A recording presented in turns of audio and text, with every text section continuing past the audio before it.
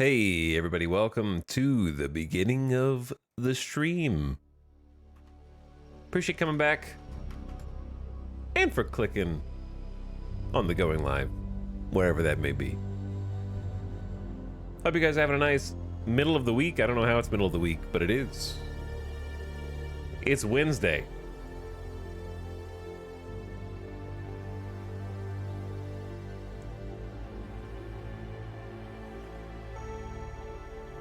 What's up, Tay Tay? Hello, Soup Master. Howdy, Burnt Heat Giso, Doomnito. Welcome back, Abstract. And Crather, and Azareth, and Omega Draken. Hello, Chillin, Seeker Warrior, Doctor Recommended. Nataruk is waving. Basically, Blake, welcome back. Hello, Calandra. Hi, Inferior Donut. Hello, Platypus. Electroraptor and a scared Soup Master. I started to play FTL again after like 10 years. A space game my PC can actually run. FTL is a classic for a reason. It is an all-timer. A game that many have tried to recreate in various ways, and I think largely unsuccessfully. I never played a game that was like an FTL-like. And I was like, yeah, that's better. I think it's already pretty much perfect the way it is.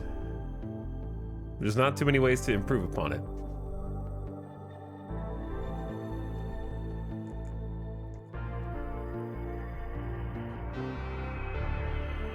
In fact, there was one recently that I don't even know if it's out yet. The ones that have tried to kind of use the formula have tried to take FTL and turn it into more of like a 3D art style, like graphics, which is, you know, not really what FTL needs. I think that there is room for a game in the genre of spaceship sort of strategy where you're just commanding a crew. I think that there's definitely room for more games like that, but I don't think anyone has figured out how to do it right.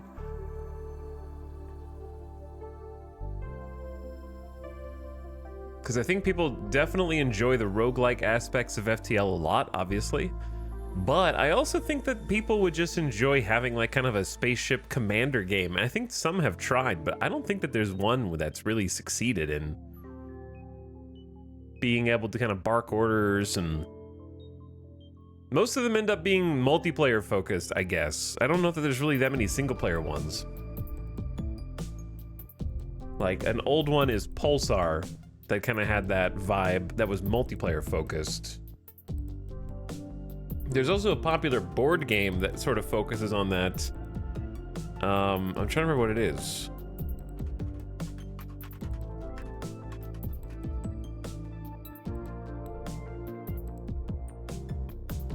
I mean, I guess there's a few of them. The one that I'm thinking of is like has an audio accompaniment that you Space Alert. Yeah, Space Alert is the one that I'm thinking of. That was a fairly popular board game that focuses on the chaos of trying to kind of like fix a ship while disasters keep happening to it. Yeah, that's that Star Trek VR game a bunch of people liked. That's one. But I definitely think that there's a gap in the single-player strategy space genre for like a crew management game that's similar to FTL, but less emphasis on kind of like the roguelike aspects.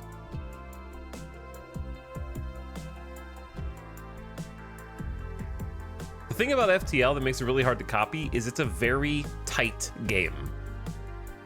It has no fat on it whatsoever. There's nothing that you could cut from FTL and say, yeah, that was excess, that was too much. It's very simplistic, but it's very straightforward, but it knows exactly what it is. It's just start to finish, I'd say like a very lean experience, yeah.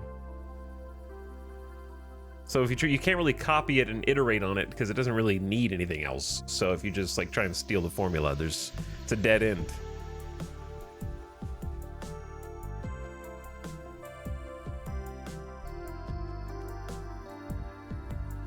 Hello, gamers. We're back for the last day of Free Fly, the last day of launch week, and Invictus. We're gonna do some space gaming. Hello, Smirnock Eyes. Thank you for the Prime sub and also first sub of the day. Very nice of you. Thanks for dropping the Prime here. Out of everywhere. Chat, how you doing? How's middle of the week treating you? Last day with my Carrack. Well, here's the thing. If you time it right, you should be able to go to Area 18 and just renew your 2-day rental. So you'll have it for an extra 2 days. You can actually stack rentals one on top of the other. So even if you've already rented the Carrack, you can just go rent it again. It'll give you a different Carrack, and you'll have that one for 2 days. So you should be able to keep it for a couple extra days, in theory, even after Invictus ends.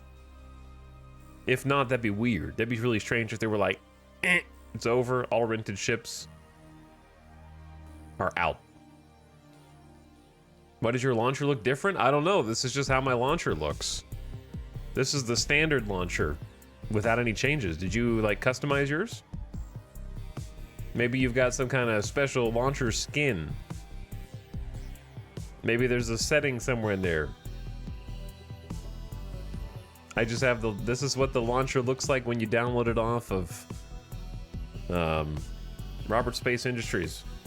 Is it Roberts Space Industries or is it Robert? Chris Robert. It's okay, it's Chris Roberts, right? So it's Roberts Space, 2 S's. I keep wanting to type in Robert Space when I'm trying to find the website again.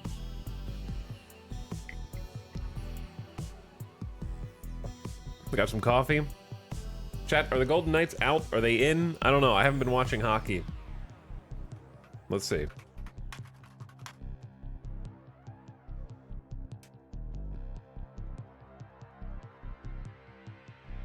Are they? What? I don't know. What's the hockey situation right now? It's all over. I'm assuming. Were they fourth in the Pacific Division? Yeah, they didn't make it. I don't think. They were 45 and 29. How does hockey playoffs even work? They clinched a playoff position and then what? What happened this year? Let me look at a bracket. So we haven't had the Stanley Cup yet, right?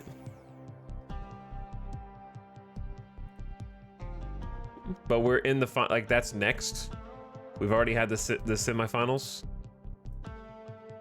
and then they got knocked out in the first round by the Dallas Stars. Right? It's the Stars.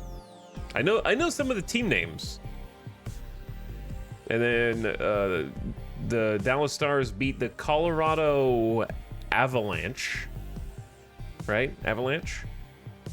I used to play hockey video games. That's the only reason I know any team names.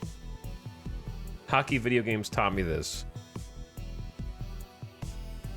And right now, we're still in the WCF versus the ECF. Western Conference Finals versus in the Eastern Conference Finals, I'm assuming.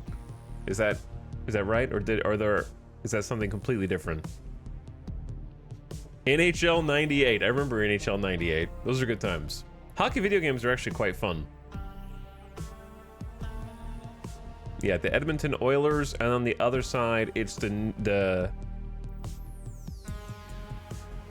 Rangers, right? That's so confusing. Having like New York Rangers in hockey and then Texas Rangers in baseball is weird to me. Rangers is just a strange name for a New York team, in my opinion. Oh, it's cute. You city boys think you're Rangers? And then Florida Panthers, which is also confusing, man. Florida Panthers. I'm gonna tell you why it's confusing. Why is the logo for the Florida Panthers actually a wildcat or a bobcat, right? Like, that's not a panther, bro. Right? That's a different cat. You put the wrong cat on your logo, in my opinion. A Florida panther is a type of cougar. That's so man. So you're telling me a Florida man just got the naming convention wrong, and then they just stuck with it, and we're like, yeah, nope, that's not a cougar. That's a Florida panther, because that's what we thought it was when we discovered it. You can't convince me that that's not what happened, and they just tripled down.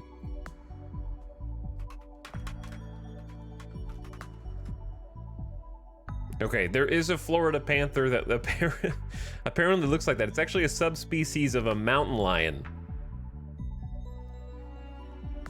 I'm gonna look at another. Why is a Florida panther called a panther?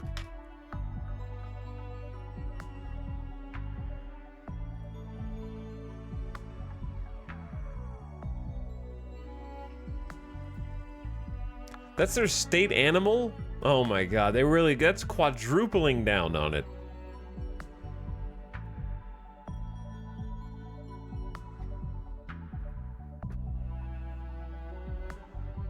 I guess technically the panthers that we think of normally are actually called black panthers, not just panthers.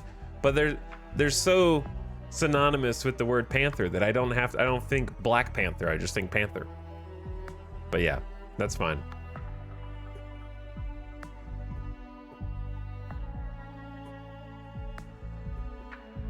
That's the beta launcher. Well, is it alpha launcher? Who knows? All right, anyway, hockey talk over. I don't know enough about hockey. I don't know the rules. All I know is you can slam people into the glass. I'm not sure at what point you can't slam someone into the glass. Like, when is it a penalty? When is checking somebody with your body in hockey not allowed? If they have their back completely to you.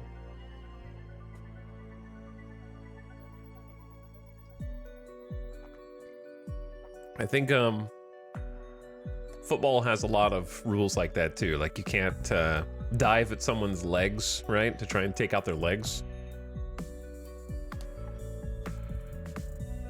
They have similar you can and can't tackle in American football. Anyways, hello random Zamba generator. What's up, Juan Yenners? Welcome back, Caveman. Yeah, Vegas is done. Vegas is done. Whether you're talking about hockey or you're not talking about hockey. Let's jump in. What's the Star Citizen goal today? I want to take some more of the free fly ships out before they're gone. I'm not going to re-up my ship rentals, probably. I wouldn't mind taking the Corsair out for some pew-pew. Maybe try some like high risk, some big bounties, and see what those are like. I also would like to take out maybe the Harbinger, drop some space nukes. I also would not mind trying, like, here, I kind of want to do just a hauling trading mission, but I'm not sure if it's worth doing that right on the eve of the cargo update. You know what I'm saying?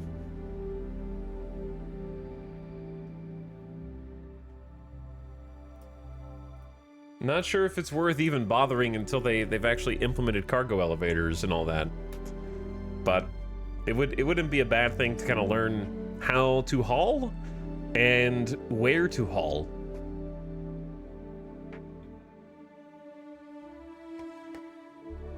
because I haven't done any of that. I also have not done... We've done a little bit of mining by hand, but I wasn't able to actually see how much money it was or wasn't worth.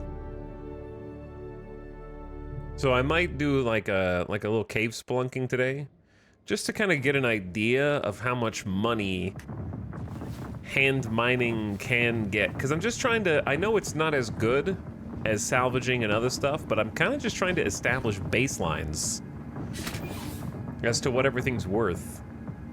Was that a floor bed? It's a little bit low in here. It doesn't, I'm not gonna tell you that it looks cozy. Oh, I didn't mean to do that. I'm going back to bed. I'm going back to bed.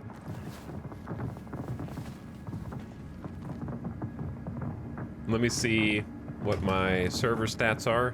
Bad. Very, oh, worse. Worse than bad. I'm out. We gotta reload. We might have to hop a few times. Maybe have to hop a few times. That was like sub 4 server FPS. Star Citizen has VR support? I don't think so. It supports sticks in HOTAS and all that. But I don't think it has VR.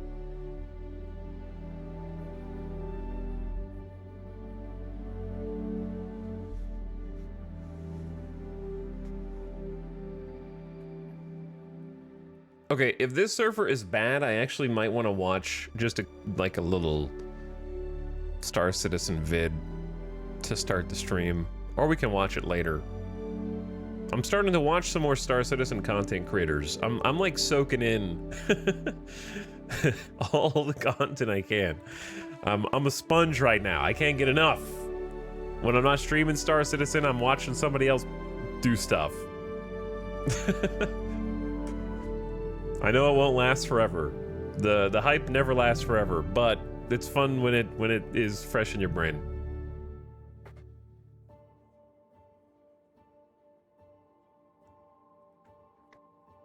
I think the only other game I could think of that I would be interested in playing off stream right now is maybe Diablo 4, just because of the Season 4 updates. However, it's just missing the hype factor. Like, I feel like I need an expansion, like a D4 expansion, to really get on that. I need the hype train factor.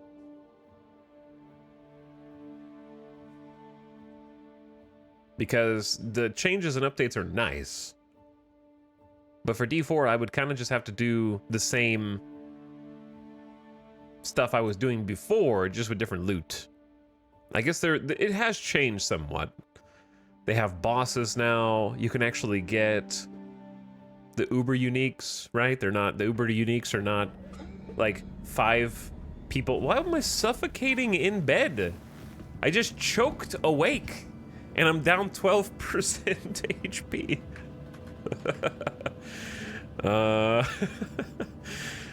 This server's fine. It's fine to good, I would say.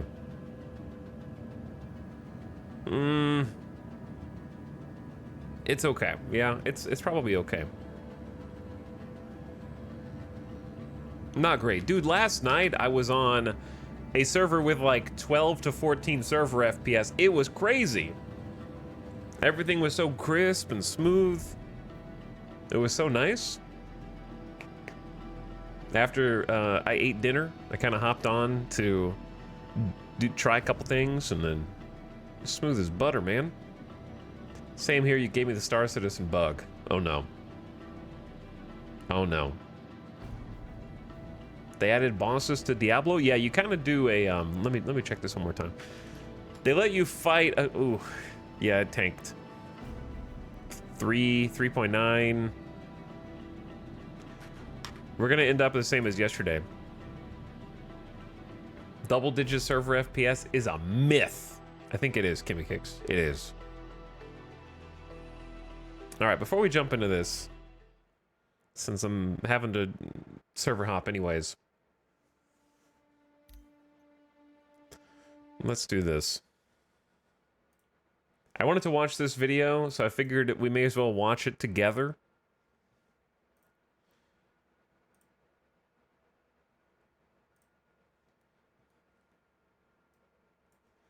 It is a content creator named Space Tomato, who's a Star Citizen content creator that I think a lot of players know, not to be confused with Twitch Tomato, the tomato on Twitch. Two different tomatoes. But it's Alpha 4.0 is Star Citizen's biggest update yet. I kind of just want to get like the summary of all this stuff because I'm interested. And I wanted to check it out. And they seem like a really, really good content creator. That's a very, very important. This is not Space Tomato. This is Chris Roberts. But I think it's the edit. It's the edit. That's a very, very important part of the 11th pillar. And the last one is server meshing. So when we get server meshing, that is, we think, the last piece of the puzzle to have the full game experience. Right now, we have about 50 players on a server. With server meshing, we'll be able to get to thousands of players playing concurrently in the same locations, star systems. They're not all going to be able to have 1,000 people dogpiling together. They won't be able to render it all at the same time, but you certainly will be able to have 1,000 people on the planet of Hurston, for instance. So the server meshing is the last key piece, because that will allow us to have a truly massively populated universe. In terms of what we would think is the experience when you guys can sit in and play the game, when we get to full persistence and server meshing, that's our marker. That's our marker. That's our marker. This was CitizenCon 2018, 2 whole years after 4.0 was announced as Star Citizen's long-term goal. And after 8 years of waiting, so many delays I refuse to count, and many missed predictions, the goal is within reach along with the single most important feature to the game's success: server meshing. The necessary step to an actual MMO, huge performance improvements across the game, and the improved performance of many other systems. But that's not all that's included. 6 new planets and 6 new moons fall under the jurisdictions of gangs and militias. Hold on, chat. What, we're on 1440? Okay, I'm just making sure that YouTube's not doing automatic quality nonsense. Ships will run on physicalized components and life gangs and militias. Ships will run on physicalized components and life support systems, and towns with localized gameplay will be added to the game.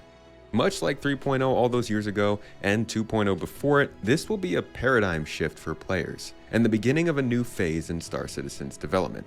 But it's a technology-focused update, and you remember what happened the last time we waited for one of those. Delays and stuff. That said, I do think we'll see it in the PTU at least this summer. I'll explain why, what's in the update that'll change the game for you, and why it's all really about the defining technology that is server meshing. This is your early preview of Star Citizen 4.0. Thank you for coming to my Tomato Talk. Tomato Talk. There's a lot of tomato creators.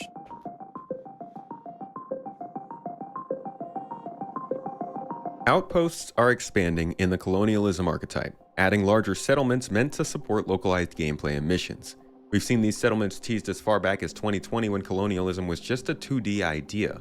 With so much time to cook, we should be seeing some fairly robust new locations in 4.0, and if CIG can add missions to match, they should offer solid new expansion for players willing to traverse the new star system. These larger outposts won't be replacing what we already know. The utilitarian-styled outposts in Stanton will likely be updated at some point, but will retain their styling to diversify star systems and locations going forward. We've covered space stations on this channel before too. The first rest stops, the evolution of their interior spaces, only to be outpaced by huge exteriors now feeling a bit disconnected. The next generation of stations arrives with the new star system. Similar utilitarian-style stop-offs as the Stanton system provides, these stations are mostly decrepit, broken down, and largely uninhabited. They will now be defined by themes and archetypes that will help players better understand what to expect and diversify the experience, similar to what we're seeing with ground locations. For the initial release, they have 26 stations planned. This may sound like a lot for a system like Pyro compared to 24 stations in Stanton, but as I said, several of these stations will be completely or partially abandoned, and many more will be dangerous or only offering services to members that are friendly to their faction. Also good to remember, the system is twice the diameter of Stanton, so everything is much more spread out. Hopefully when these systems do show up, they feel distinctly different than what we have now. So, the new system, Pyro, There's going to be in 4.0. They're going to have a bunch of like abandoned stations where are they just going to be sort of like mission areas where you have to go, somebody is squatting in the in the abandoned station and you got to go clear it out. It's just like overrun by different factions and groups and whatnot. Is that the premise? And then like some of them will be inhabited just like the regular ones. The Pyro system itself is coming in Alpha 4.0 with all this included. It'll be our first new system in 9 years, dating back to Alpha 2.0 in 2015. It brings with it 6 new planets and 6 new moons, a pulsing star that sends out destructive waves of solar energy every so often, and a host of new factions that govern the space differently than what we've known so far. This is Star Citizen's Frontier, an unclaimed system where everything goes if you know the right people and whose turf you're on. Rather than corporations, this system is run by gangs and unaffiliated groups who withhold services, guns, and shelter from enemies while treating their friends well. This system is going to be a playground for the reputation system that recently began seeing more development. It'll offer an improved experience building rep with groups to angle your way into specific missions and opportunities, and with a more lax and segmented system of laws and rules, you'll be able to experiment and take part in gameplay that may be more frowned upon in the starting system. There is a lot coming with the Pyro system that we'll go over later in the quarter. By release, we should have an even better idea of how it might actually change your gameplay. Noodles. And of course, we're going to have to talk about the factions you'll encounter there. Xenothreat is an obvious one, as this is where the attacks on Stanton have already been coming from, but we'll begin interacting with them as possible standers-by, outpost occupants, and even store clerks depending on if you align with them. The Headhunters are also in Pyro. More of a Mad Max kind of looking group that we've heard about so many times, I'll be glad when they're finally in the game. We don't know much about them other than their looks and location though, and distinctly their info at CitizenCon did not say that we could gain reputation with them. Then there's the Rough and Ready group, a faction that tends to frequent the stations of Pyro, offering services to those they are friendly with and using tattoos as a way of denoting rank and status. Through allying with them and running missions, they'll offer you exclusive tattoo designs for your character as well. Okay. Nobody's gonna see my tattoos. I'm wearing armor. I barely see my character's face.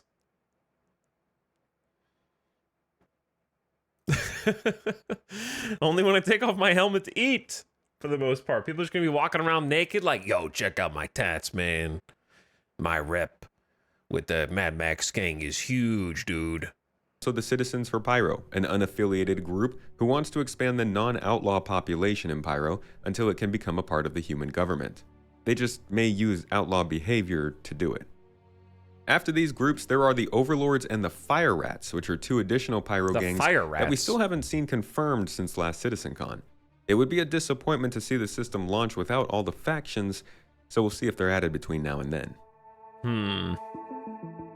Suspicious. While all of this would have been possible without server meshing, as anytime a player used the new jump point feature, the game could probably just transition you to a new server, the transition becomes a lot more seamless with the tech. This will be felt by players through the game. Yo, I am the baby inside of a Kojima trailer for Death Stranding right now. Like, the baby head's about to pop out and it's gonna be like sucking the thumb. You know what I mean? Continuing inside of jump points, as you have to steer your ship through the wormhole and into the new system or risk something happening to you. We don't really know yet. But server meshing's real strength comes from that seamless transition. The ability to move a player between 2 servers without a noticeable pause in their motion, those around them, their ship, or... Okay, the red arrow here is just pointing to, this is like the server ID. And the server ID changes when they move from one server to the next. And their server FPS is 30. servers without a noticeable pause in their motion, those around them, their ship, or even the gunshots being fired on board a ship traveling between 2 servers. So yeah, this was a test they did where the purple here is like one server and the green is another server, and they're like shooting physics objects across the 2 seamlessly. And I think in the testing they even had like bullets and damage and stuff transfer between the servers. So this is the big 4.0 feature that everybody is like anxiously waiting for. This is the milestone that held Star Citizen 4.0 back from release in 2021, 2022, and 2023. It's one of the primary reasons for such bad performance in the game. NPCs not responding much, it's likely the server's not running well. Your ship just randomly exploded, probably the server didn't load an obstacle that the game knew to be there. And on. Server performance really hurts this game, and when one star system can be split into 10 different servers instead of one, the experience and player cap should improve drastically. And while this isn't the actual pie-in-the-sky goal of dynamic server meshing, this will be likely the biggest milestone Star Citizen has ever hit to date. So I look forward to seeing how it's involved in 4.0. If you want to know more about this feature, you can check out my 2 recent videos covering the topic and the successful public player tests that happened earlier this year. And don't forget the mission and transit system refactors that are also planned to come with server meshing in 4.0. These are way more important than they may seem, as once these systems are purpose-built for their underlying infrastructure, that is, server meshing, I think we can expect them to run much better and way more consistently than they ever have before. But I do want to be clear, while this is a... This is like you're on the public tram and you're just surfing underneath the world. It's terrifying. I'm already prepping to get a new kit because my character's probably going to die. I think we can expect them to run much better and way more consistently than they ever have before. But I do want to be clear, while this is a "we've finally made it" sort of update, it's still just step 1 of server meshing. The lofty goals and game-changing performance improvements that defined this game will still be a process to achieve. 4.0 is just the first time that process has been able to actually start. I'll take it. Engineering and life support are such big topics, I won't get into them too deeply here. Stay tuned for another video on them soon, or check out my deep dives and recent gameplay on the other channels. These 2 systems though are a big part of expanding multi-crew gameplay by encouraging more non-combat oriented teamwork on ships and in vehicles, and also limiting ships in their range, crew size, and risk factor. Everything from power management to gravity control to HVAC customization will be an option with these systems. You'll be able to wait, HVAC customization? We're gonna have to like the air duct in the habitation room is currently jammed. Jimmy, we're going to need you to go get the step ladder and the duster. It is clogged right now. You need to unclog. Wait, did you order filters? It's been 3 months. Have you ordered filters? We need 30 by 20s. Decide whether you want to fight fires with an extinguisher or 20 vent by the room 30s. of oxygen, losing your own precious supply. You can choose to run your ship on the bare essentials, or you can pre-tune your ship to run overclocked as you fly around the system. You can break onto somebody else's ship and sabotage their systems from the inside, or you can knock out components. Oh no, that sounds very scary because I remember playing Starbase, man. Imagine if somebody just got on your Starbase ship and like deleted one of your little computer server terminals. Your ship is screwed. I don't think it's going to be that bad in Star Citizen by comparison, but yeah. If somebody just came in and you had like tuned your ship systems to be exactly the right way, and then they mess with it, I think it'll be more straightforward than in Starbase, because Starbase was like you had to write literal code, and if your code was gone, you'd have to write it again from scratch, which is a terrifying thought. And Ad or internet? YouTube? their systems from the inside, or you can knock out components and Hello, chat? Are we still live? Is this just the YouTube experience? YouTube moment? and they're beaten without it blowing up, and sabotage their systems from the inside, or you can knock out components and It's just this one section? I can like skip past it. What? It's like my DVD has a scratch on it. blowing up. This is another part of the more group-focused gameplay that is finding its way into Star Citizen as higher player counts and larger ships begin to become a reality. On top of that, in the long term, ships won't explode when they're beaten. They will simply be disabled through engineering components, allowing people to either call for help or be boarded. Dating back as early as 2013 in concept, engineering is part game balance, part multi-crew catalyst, and all about focusing on the most important part of the game, the ships. That being said, you'll eventually find it in stations, outposts, and cities as well, just not in 4.0. Also keep in mind this is not going to have as big an impact on smaller ships as you may think, so don't panic. For a while now, we've known charge. I'm actually pretty excited about the whole engineering side of things. Hypothetically, I think that the one thing people are going to run into is the more complex ships become to run. The majority of players are probably playing solo. Like I've been playing mostly solo, right? And I think that everybody wants to be in a larger ship. And I know they're going to eventually have one day AI crew. Again, I'll believe that when I see it. But for the shorter term, it is going to kind of make people be more restricted to smaller ships, I would say. Like the more complex ships become and the more people are required to fly them, the more people will just kind of be in smaller ships, which isn't a bad thing, right? Small ships aren't inherently bad. It's just hopping in a cockpit and not being able to move around is a little bit less interesting long-term, potentially. You'll feel a little bit more stuck unless you've got people to back you up, which I think is a cool idea. But I'm curious how to balance that with fun. I got to change the oil in my spaceship. I think it comes down to, like he said, it's not going to be as big of a change for small ships. So it's almost like big ships are getting more complex and they're getting more gameplay, but your small ship is not getting more gameplay proportionally. Does that make sense? Like, you still have the same amount of gameplay, but bigger ships will get engineering gameplay.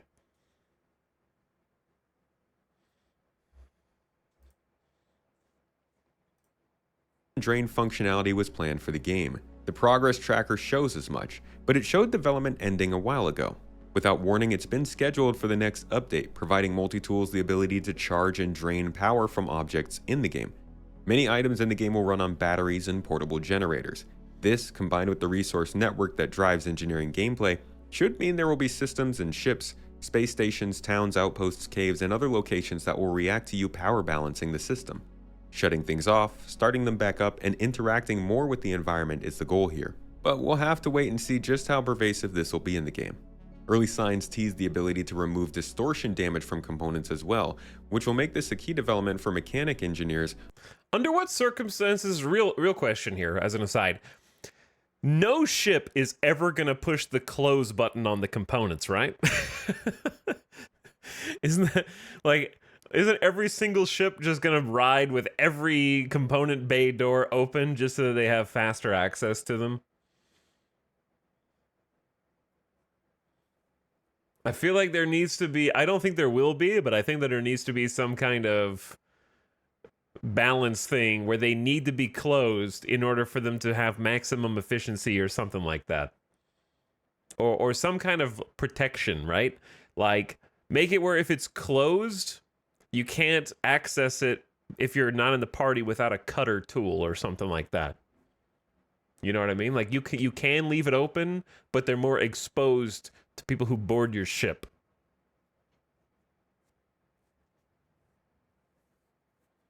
So that they have to work for it harder if it's... Or it takes more damage in a fight if it's open and unprotected. I don't know, something, because it is just... It's kind of cool. It's cool to have the little doors and shrouds for everything. But you're just gonna ride around with them open the whole time, which, you know, whatever. But on ships looking to keep their ship operational during battle. But it also hints at overclocking systems, which could be part of the gameplay plan for the tuner engineer, the person who wants to set up ship systems pre-flight to make sure everything runs at 110%. Overall, it's a relatively small feature with potentially big impacts. After 3.23's major UI update, we can only be hungry for more. And it looks like in 4.0, more of those CitizenCon updates we saw will grace ships in-game. This means the updated, more streamlined HUD will be applied to all ships, adding to your visibility. This will also start to make it possible for each ship manufacturer to have their own HUD design. We've seen many looks at Aegis, but we've also gotten quick looks at potential Drake HUDs that overall got me excited for the customization. Then there are the MFDs, your multi-function displays, which will now be able to be pinned, saved on a per-ship basis, customized to your heart's content, and streamed onto your helmet view so you don't have to keep looking at the screens. In addition, using these cool. MFDs, So like your ship and your target will just be on the HUD. You can like pin them to your HUD. Not NFTs, chat. MFDs, multifunction displays.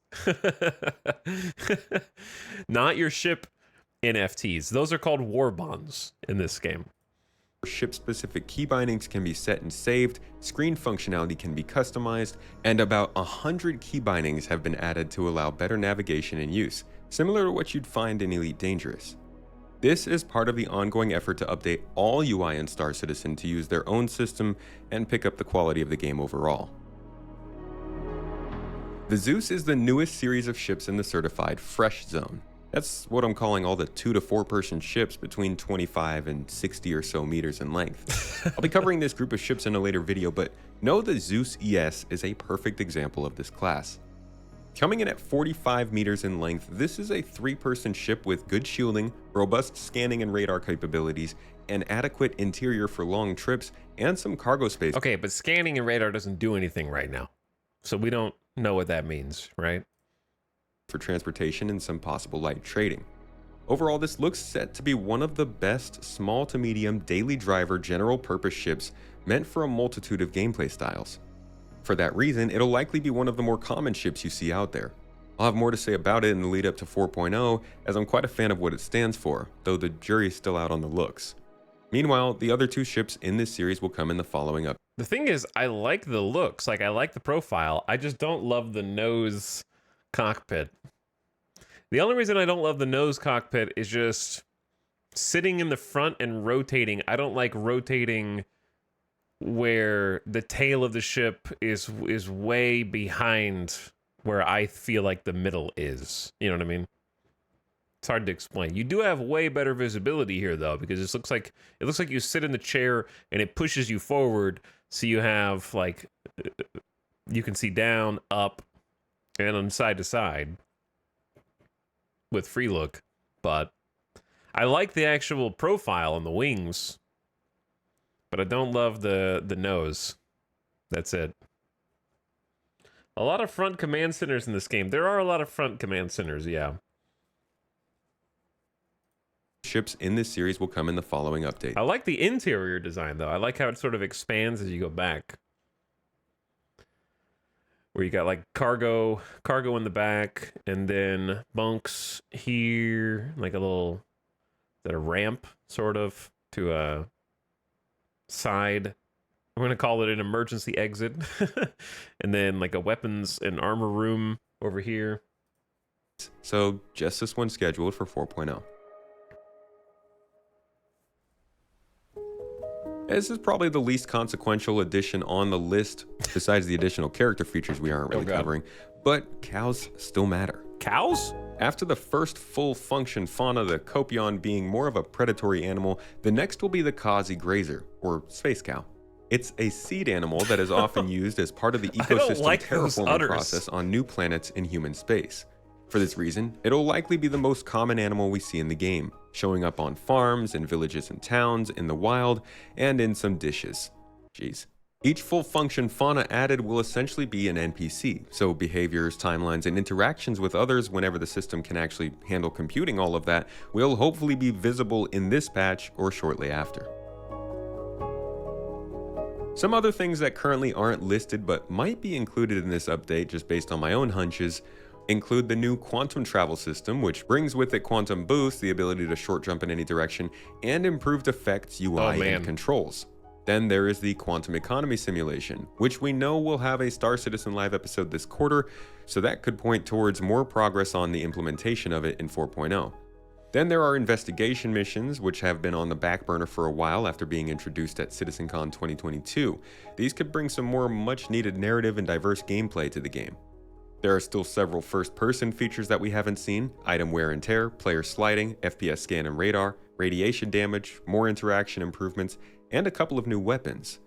There's really no knowing what else we could see in the lead up to the big update, but you can be sure that in between now and the update, things will change a bit. This is a big update. The features are fairly significant in what they can bring to the game for all players, but the only guarantee here is server meshing. After 8 years of waiting from the announcement, a huge milestone has been reached, and Star Citizen's development will inevitably take a new direction just as it did after 3.0.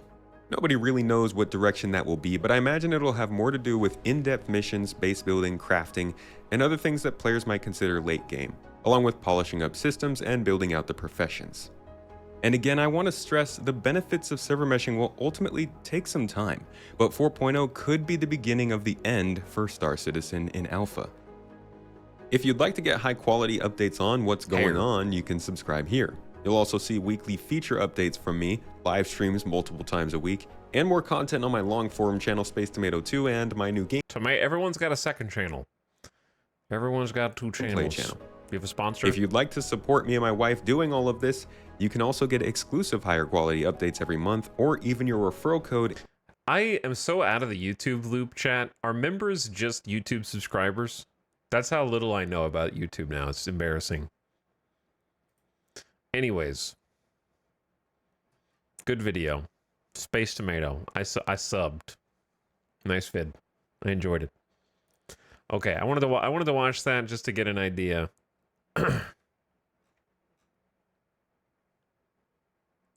Just to get an idea of what is on the table.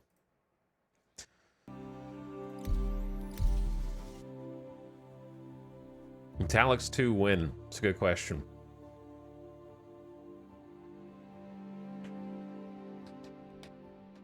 No bell? I don't know if I've ever hit the bell. I stopped doing stuff on YouTube before the bell became a thing.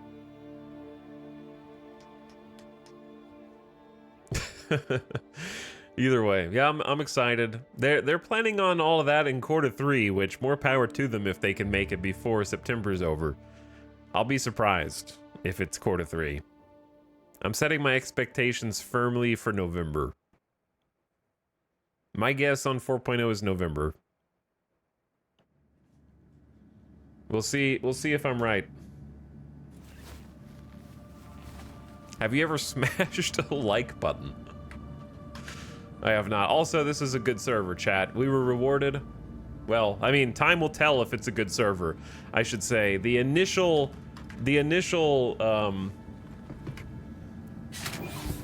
Yep, the door opened fast. The door opened fast. That's a good sign. If your door doesn't open like responsively, that's how you can tell it's kind of not a good server. Is Starfield out yet? Nope. It ain't out yet.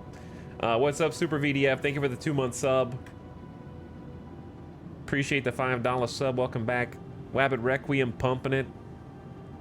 Hello, Wabbit. You must have subbed just before we were talking about that video. ZZ Smooth for 11 months. Hey, ZZ Smooth.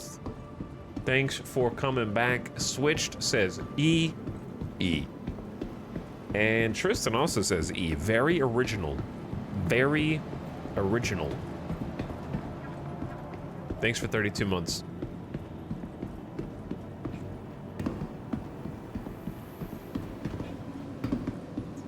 Why are you highlighting that message, Bribe? You trying to get attention?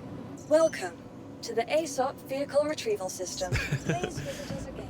Is the roadmap roundup a dev thing, or is that a user thing?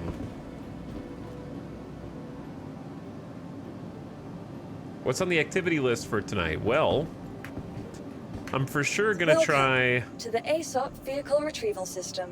I want to try like just get some action in at the beginning. So why do I have 3 Auroras? To the ASOP Vehicle Retrieval. Please visit us again. I have 3 Auroras right now.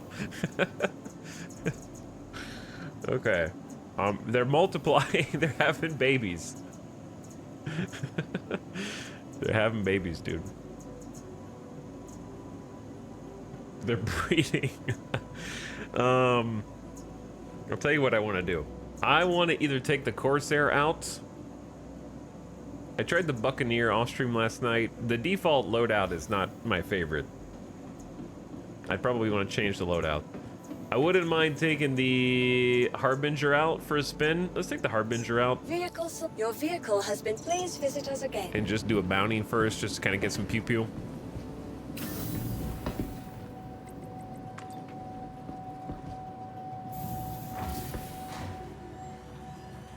I'm watching you so I can figure out how to make money in this game. I'm not going to be too focused on making money today, but that'll change. My question, I can definitely tell you some ways to make money while the free fly is here.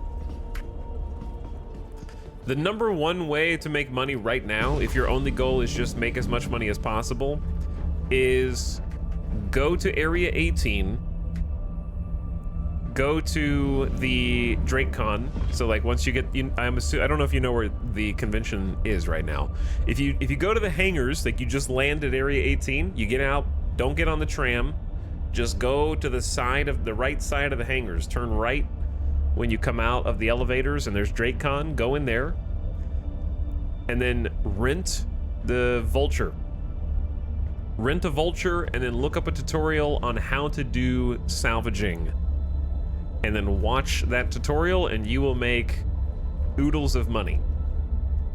You will just make so much money. By the way, chat, I did sell the rest of the RMC last night because I didn't get to do it on stream because there was no demand.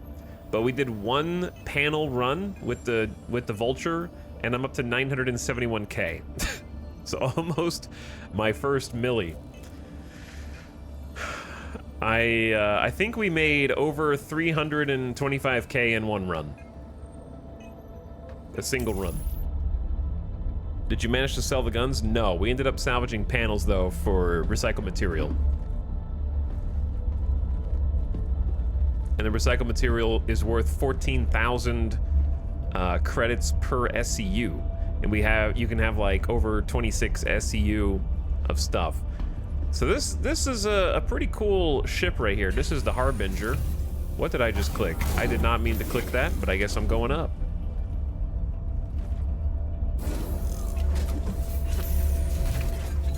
I'm going up. This is a cool ship. I think I definitely long-term want to get at least one of the Vanguards. I don't know if I want to get the Warden or the Harbinger. Let's take the Harbinger out for a little trip. I'm in the wrong chair.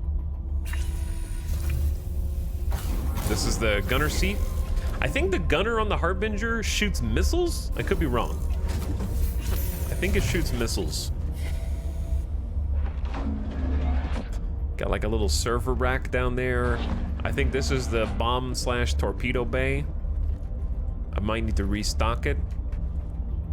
Got a munitions locker.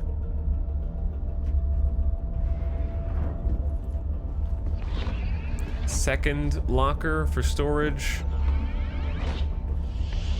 A bathroom. 2 bunks, so you can have 2 people living out of this thing. 1 on turrets. 1 pilot. You got shield gens and power plants. Good to go in here.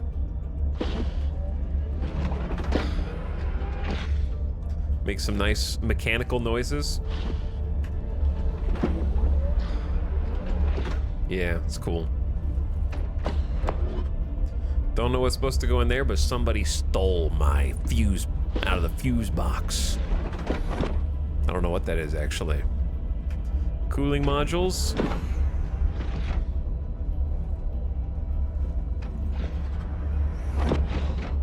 Sick.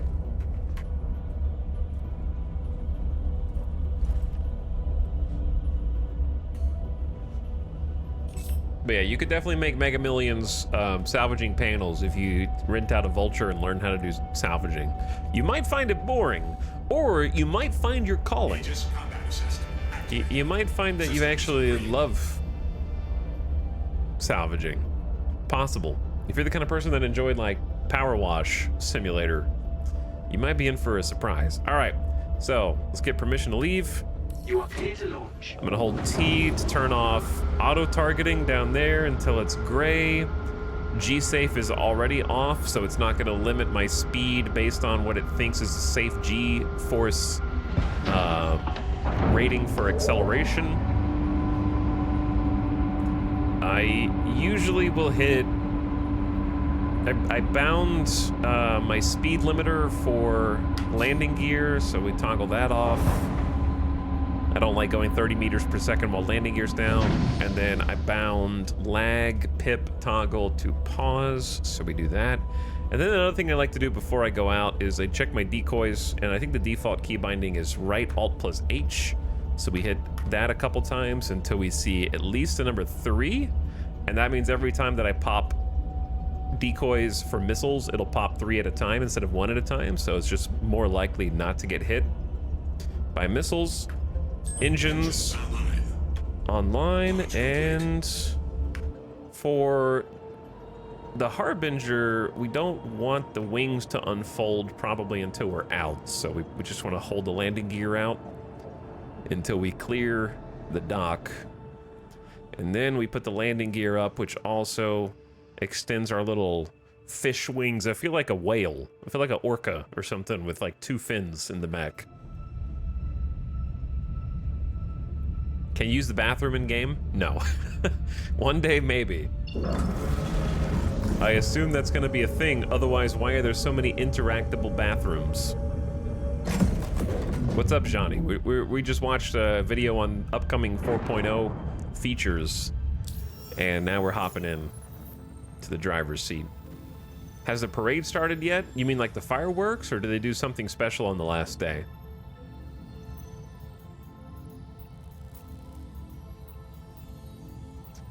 Let's see, do they even have suspect apprehension cert? Does that mean, yeah, that means that there's an actual player bounty. August 700. Let's see. That means that there is a criminal in my space, though my contracts aren't working. Classic. Thank you, and please visit again. Classic, there it is. That means there's a player criminal out there, chat. Let's see where this crim is. Where are you hiding? They are outside of Yella right now. Oh, they're just in Grimhex. Yeah. So, they're just chilling in Grimhex. Classic. Classic criminal behavior. So, a lot of criminals will be around Grimhex, which is a station outside of Yella that you can sell contraband to. It's generally a criminal station. It's like a mining station, but it's the crime station, effectively. So you could sit there and camp that person out. If you take an actual player bounty, you can see where they are anytime they're within comms range, right? Chat, what are the rules for that? Is it if only if they open their comms, or can you see them anywhere in comms range? There's a couple like specific rules on that. Because I know that you get wall hacks on them in specific places, like you can just see exactly where they are. But then in certain places you can't, like out when they're outside of comms range. But I don't know the exact rules. I'm not gonna go just wait around and hunt them, because I just don't feel like sitting inside Grimhex until they decide to leave.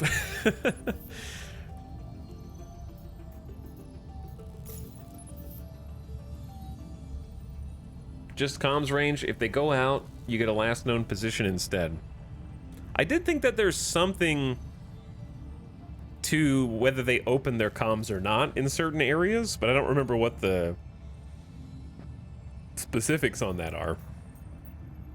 All right, I'm just gonna try an AI high-risk target,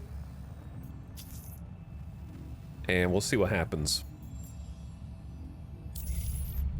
We just unlocked AI high-risk targets, and then there's extreme risk targets or something like that is the highest tier, and then extreme risk targets can also have decent like drops, if I'm not mistaken, right? Like they can have loot that you might actually want in addition to just destroying the bounty itself.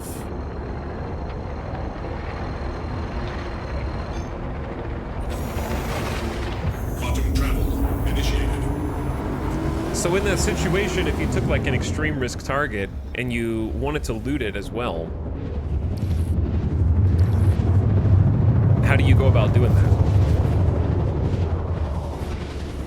Do you just soft death it, or do you try and sneak onto their ship, or what? Or you just blow it up and hope that it doesn't crash land on the ground when you take out the extreme risk target? I guess ideally you're in space and not in atmosphere. What's up, Lashley? Thanks for 34 months. Welcome to the stream. We're doing one of our first high-risk bounties.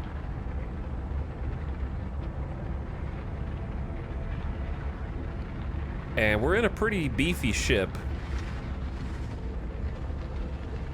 I could probably try and do like the quantum hop over there.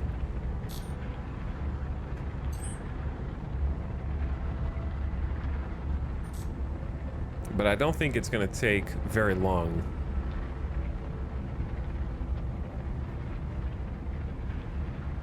Hard death destroys some cargo. Yeah, I know that. It destroys most cargo, I believe. It's RNG, if I'm not mistaken. Like, the amount of cargo that is left, they roll a dice to see how much is actually left inside the ship. But anyway, thanks again, Lashley. 3, 4, that's a 3 next to a 4, over. What you up to? Harbinger is a bomber, if I'm not mistaken. It's like a, it's a missile boat. Oh, yeah. And we don't have our gunner seat filled, but we have a gun on top, I think with missile pods, if I'm not mistaken. I hope that we'll be able to drop a pin and quantum to that pin. They mentioned that there were going to be there's going to be the ability to like short range quantum is like in the works, so you don't have to do this sort of.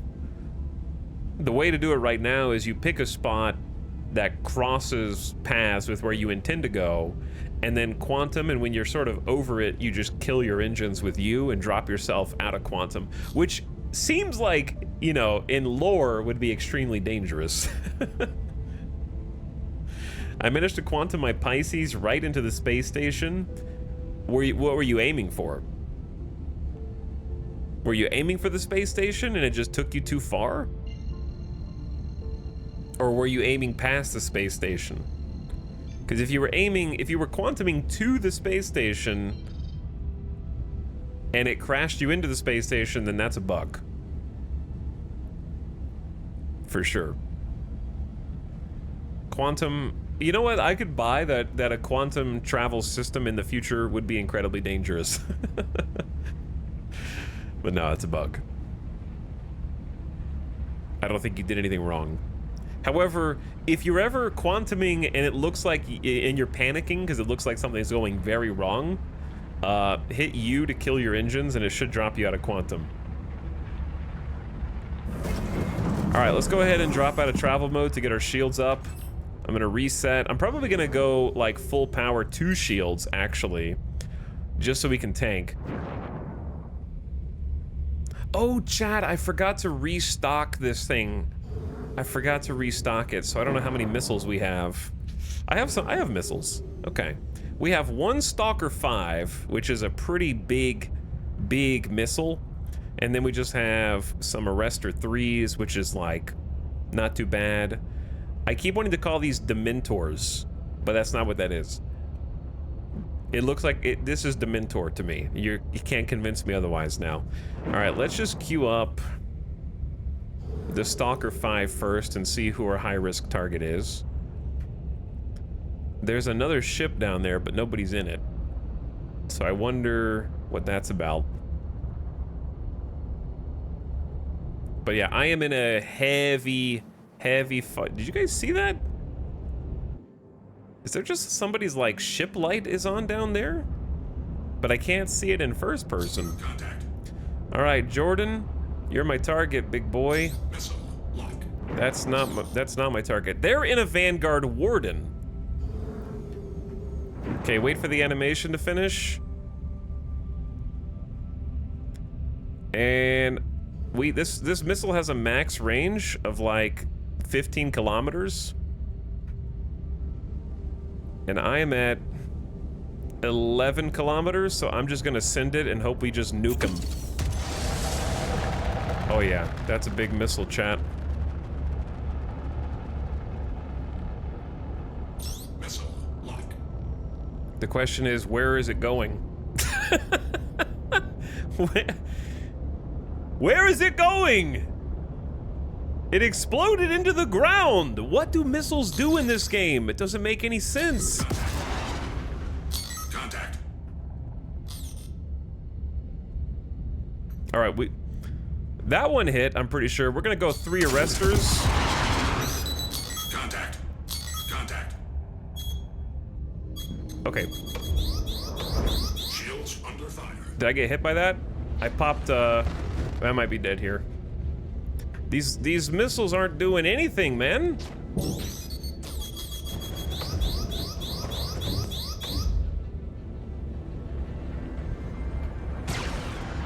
All right, we got problems, chat. It's time to go.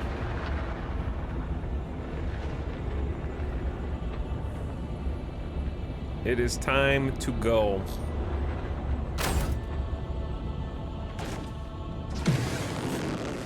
Contact. Contact. I don't think we're gonna make it here, dude. Maybe my best bet is to fly low. My shields are down. I'm turning red.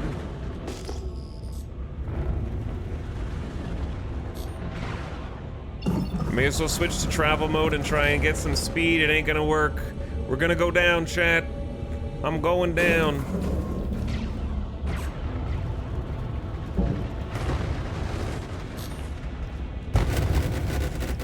I'm getting peppered.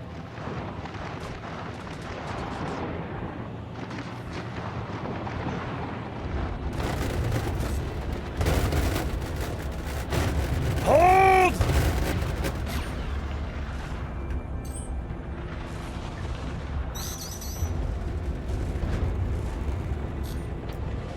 Weapon systems destroyed. We're missing the...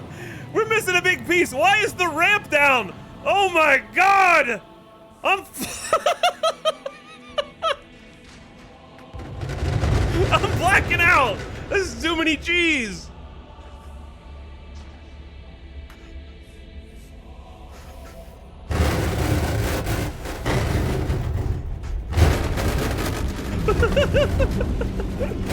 Hold on! Hold! No! Don't! Why did you get into the secondary seat, bro? What are you thinking, man?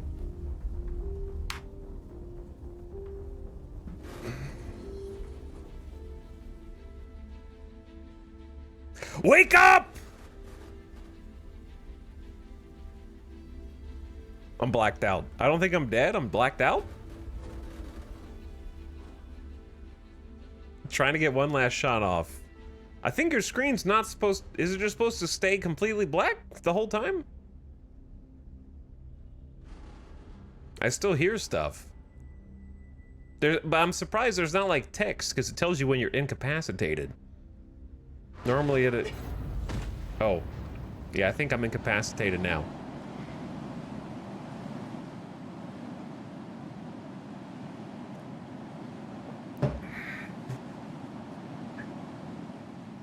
We hit the ground. So high-risk bounties are harder when your torpedoes don't hit. And I saw some dum-dum in chat be like, it works better when you're closer. Dude, that had a max range of 15 kilometers. I fired at 11, which is 66% of the way there. And the ship ain't moving that I'm firing at, okay? Slow torpedoes that are size 5 do not work better when you're closer because they are fat and not maneuverable. They are big and slow. They aim at the cross section. And the cross section's big because it's the same size as my ship. It was a Warden. Listen, I have fired a lot of missiles, chat, and I'm just telling you, they're bugged. That's all you need to know. And if you look it up online, you will find 100 other people confirming that missiles sometimes just don't do shit, and sometimes they just fire at the ground for no reason. I promise you, a single Google search is all that will require. Attention, emergency staff. Got an accident inbound. It's a pretty big one, so team stand by. Welcome to Kelto RX, where fast and reliable medical treatment is always what the doctor wants. Be sure to stop by our pharmacy to get the quality medicines that you need at a price you're gonna love. Feeling better? What better way to celebrate than with a frosty? I never thought I'd get my ETAL in my Star Citizen, and I'm here for it. You got it.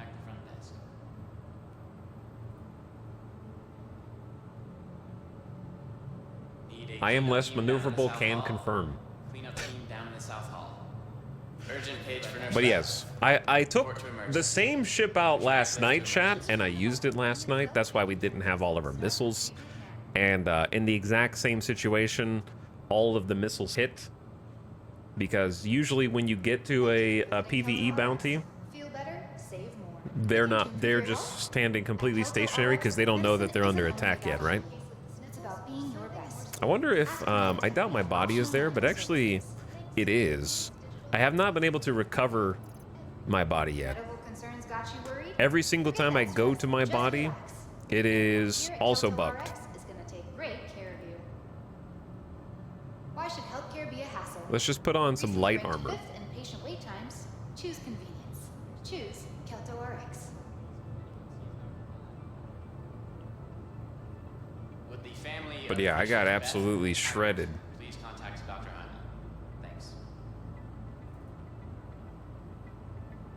If anyone sees a patient Light wearing blue torso. pants, a red striped shirt, red and white hat, and glasses, would you please contact the front desk to let us know where you spotted them? Light pants. Urgent page for nurse. It's pretty much all I need. I don't really need that much else.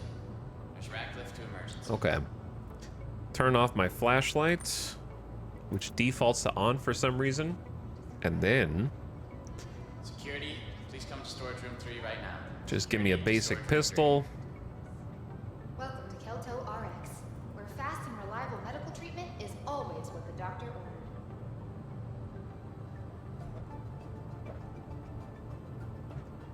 Do you get all your stuff back? If you get your body and can loot it, then you can. But I don't really need my stuff. The stuff I'm wearing is very replaceable with a single mercenary mission. Just relax. Everyone here at Kelto RX is gonna take great care of you. Okay, what am I, the people talking on comms constantly are distracting. We need a multi-tool RN with Ashcroft, a please tractor. contact front desk. RN Ashcroft, contact the front desk. Attention, emergency staff. And then I think that's pretty much it other than a couple of heals.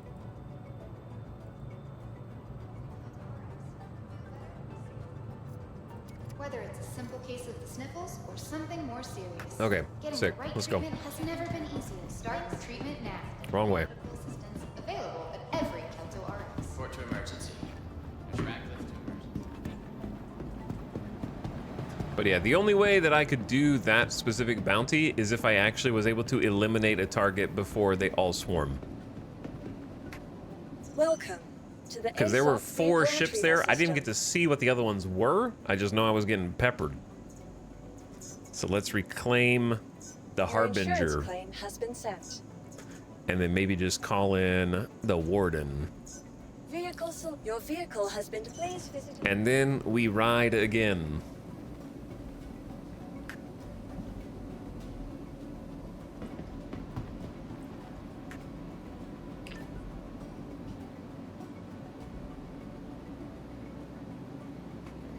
You look like goth Spider-Man.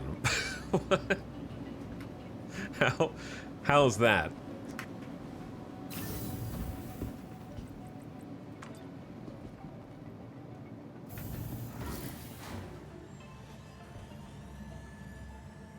I don't love the default Warden loadout without being able to change it.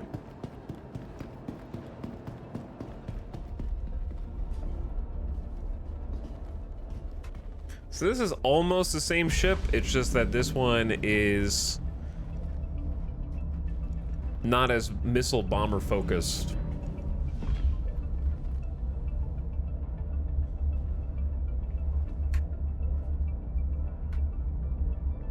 Go. Get in.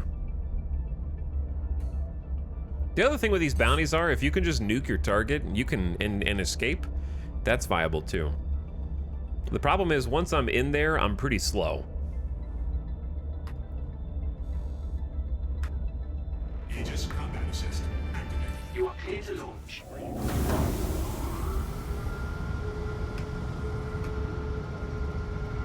All right, let's get decoy set up. I think I got tagged by a missile early in the fight as well, which wasn't helping me because I didn't deploy my flares fast enough. And that's something that I'm still sort of learning by doing, is at what point is it optimal to flares? So I'm kind of like experimenting with that. I waited too long.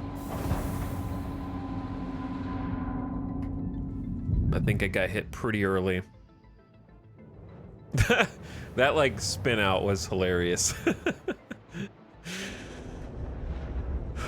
The rotations on that were faster than any astronaut has ever had to endure for training purposes. I feel like I wouldn't have passed out, I would have just instantly died spinning at that velocity.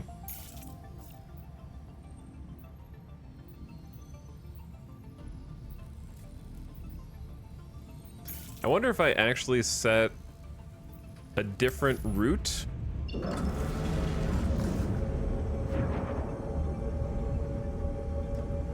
Hopefully we go around the planet the way that I think we will, but we might or might not. Let's see. Your brain would have just turned to soup. Yeah. No, we're going the wrong way. Initiated. Aegis combat assist activated. Systems green. Okay, I was just experimenting.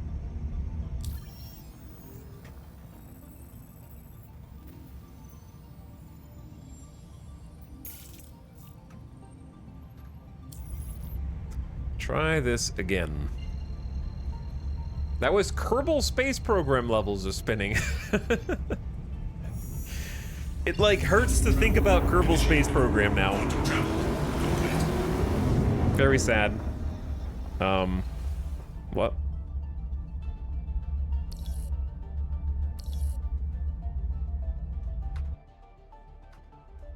My ship?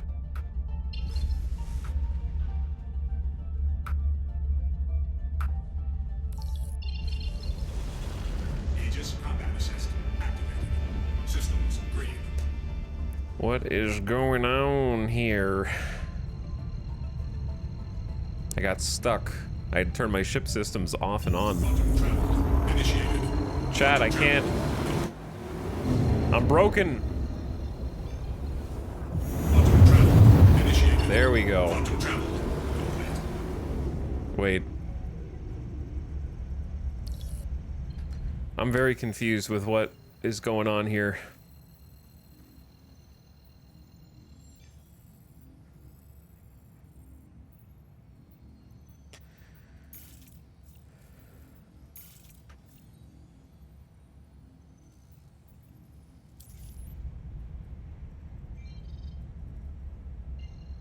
Power cycle the bomber. Well, this one's not as much a bomber. It does have some missiles on it. Initiated. I feel like I teleported without actually seeing the animation for stuff. I don't know how I ended up here specifically.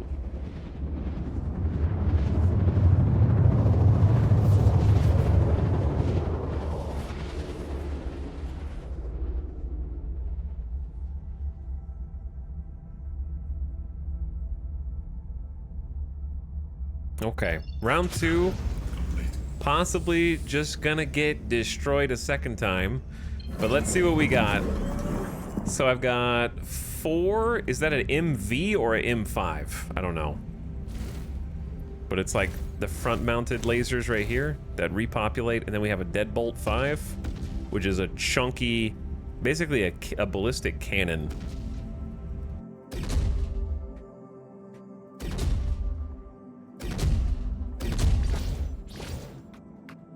And then we have some missiles.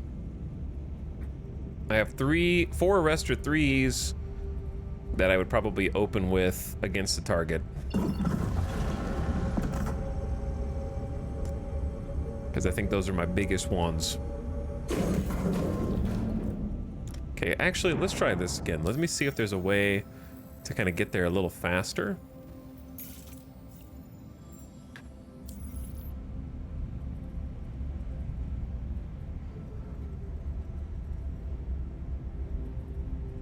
Or if this is just gonna be more time for the same thing.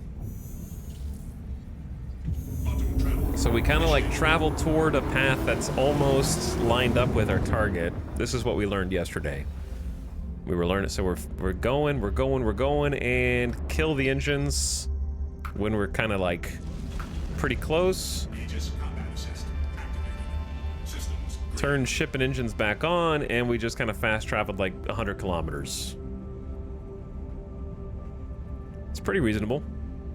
That arrow right there, that's my dead body, which might or might not even be lootable. I'm more concerned with just fighting again. This is a high-risk target, and I might not have the skills or the firepower or both to take him out.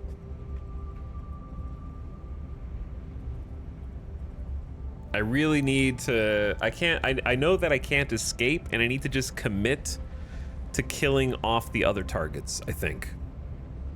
Because they were peppering me. I was impressed with how much damage we tanked.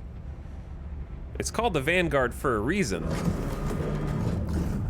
All right, let me go ahead and just queue up my missiles. We're gonna do all 4 Arrestor 3s in a single dump fire. All 4 of them. All right, all power to shields, just so that we can try and tank even more.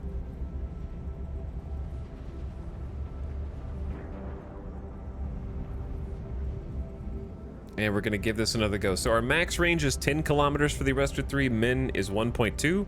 I'm gonna aim for like the halfway point between those, because once they start accelerating rapidly toward you, they can all, the problem with missiles as well is the closer you get to them, they'll actually turn toward you, start going toward you, and the missiles can be shot down. So if you happen to shoot them, and then the enemy is starting to like open fire, you know, they can actually pop those missiles in the air.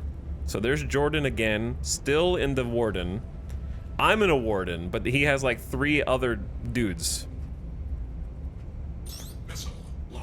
So don't listen to the audio. Once the animation finishes, that's our lock. How high can I look? That's about as high as we can look. Contact. I like shooting them up, so the missiles kind of go up and then come down on top of them. So about 6 kilometers. 5.8. All right, I'm about halfway.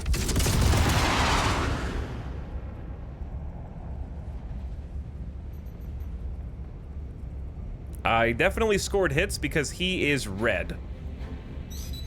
Missile lock.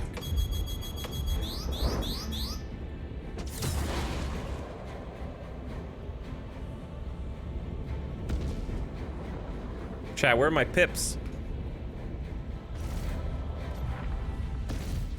We tagged him with some missiles. His shields are down.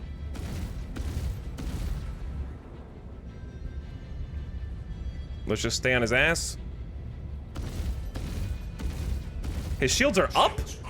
Why? How are his shields up and full again? They were. We just looked at them.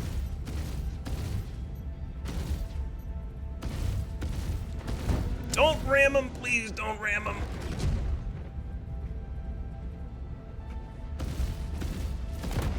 All right, target neutralized. His wings are gone. He's crashing. Let's choose a different target. We got an Asperia Glaive, we got an Anvil Valkyrie, and we got a Buck. Let's go for the Buck first. There's another AI that's fighting?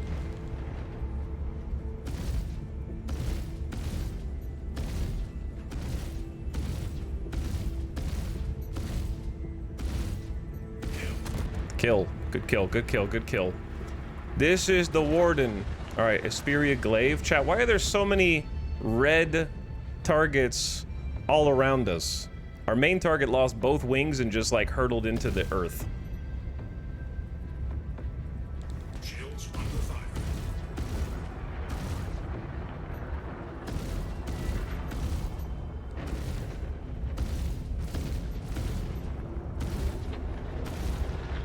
All right, we got this Asperia down soon. Kill. Nice kill, nice kill. Keep it up. All right, somebody's hitting us. The Valkyrie, maybe?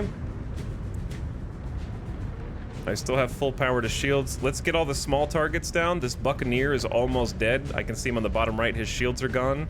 Whoa, easy. I see the shots going over my shoulder. He just crashed into the ground. Okay, the Buccaneer. That's the Buccaneer's poof right there, hitting the ground. There's a Cutlass Black here. Contact. Shields under fire.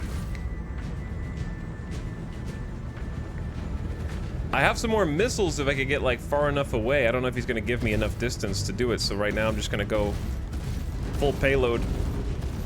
Ooh, they've got a gunner too. They've got a gunner too.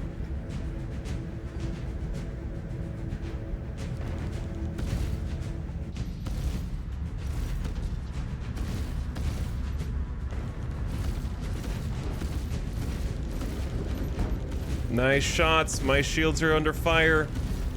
We can out DPS them. Yeah! Cut in half! Alright, this Valkyrie is pissing me off. There's another target here too. There's another Cutlass! I might be in trouble. Missile lock. Come on, come on, come on, come on, come on, come on. Pop some missiles off, give them something to think about. All of them seem to have missed. Or they're coming back. Boom! They came back for another pass.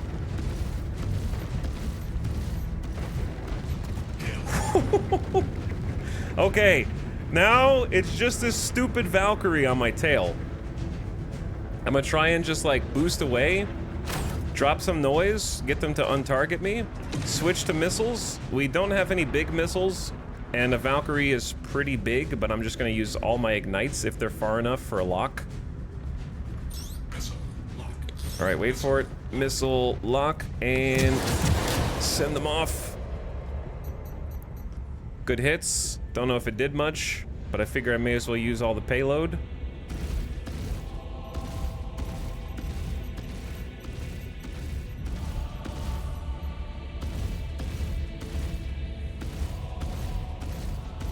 Valkyrie dead. Huge explosion. That's what I'm talking about. 1v7? What was that, Chad? How many AI was that? The Warden is pretty good. Warden is kind of good, man.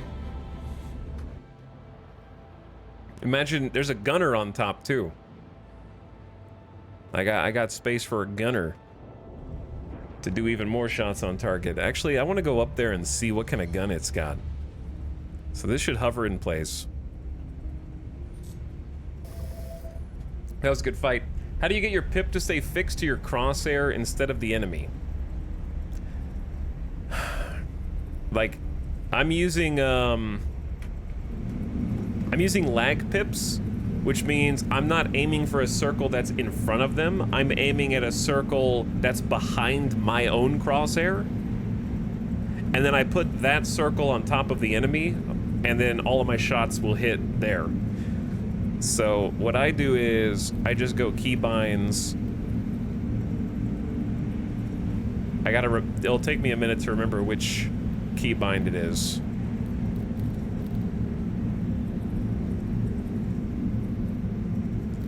I know it when I see it.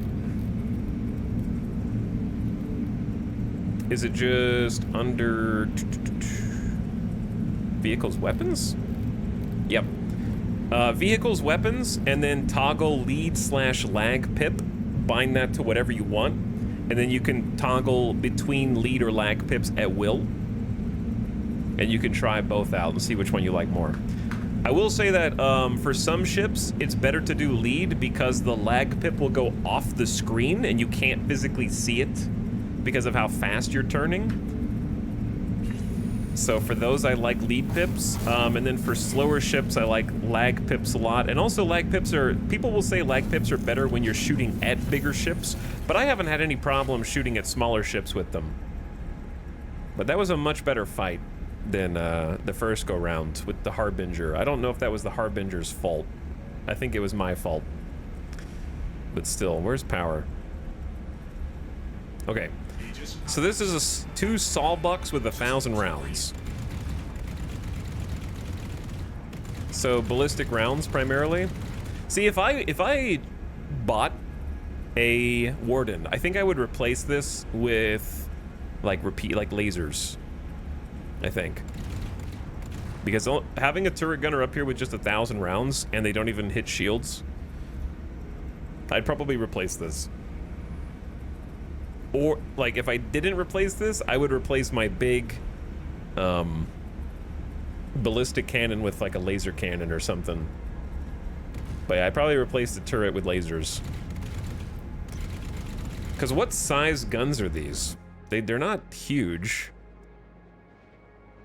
Like, the gun on the front of the Warden, that's my main gun. That's why it's chunking them for so much damage, because it's massive.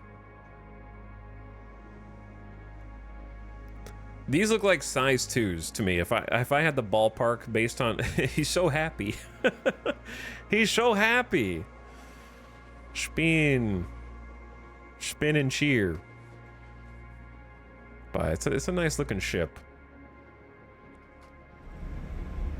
So if you hold C, it'll recenter. And then if you hold F, power off, hop out. Because, yeah, the Sawbuck, it seems like you'd have to go restock fairly frequently, which, to be fair, I do have to restock my missile payload because the missiles seem very useful to me.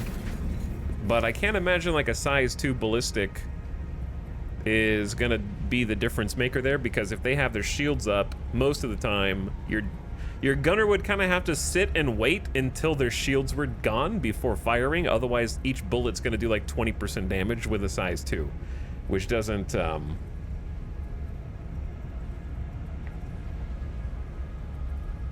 seem like it would move the needle.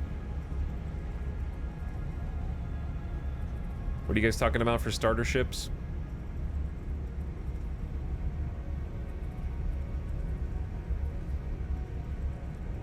I was looking at my hangar and forgot I had the Avenger Titan Holiday Starter Pack.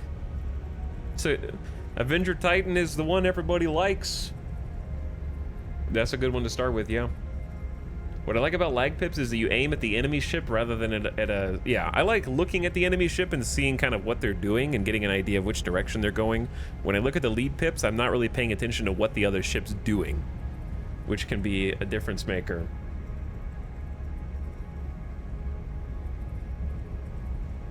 Sorry we got off on the wrong foot. I'm enjoying your streams a lot. I try to be hella helpful around new players. Yeah, the thing is, I appreciate that, but also here, I don't really like random sort of, two things. Most of the time, I only want back seating when I ask for it. And the second thing is, you should worry less about being right all the time, and don't come off as a know-it-all, and we'll be good. Because as long as I'm having fun, then I'm playing the game right, I would say. So I don't take issue with people who are just trying to be helpful, and like another chatter says, I definitely don't hold grudges, unless you're banned. In which case, you know, you would just be banned. But obviously, The banning is for much more serious offenses. I understand, but if you want some credentials, just look at my profile. See, no, that's the wrong way to go about it. I don't care about your credentials at all. Zero. I care literally zero.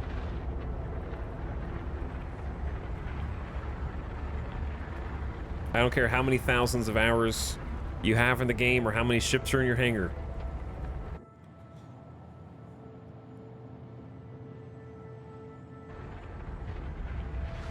I have the most fun in Star Citizen when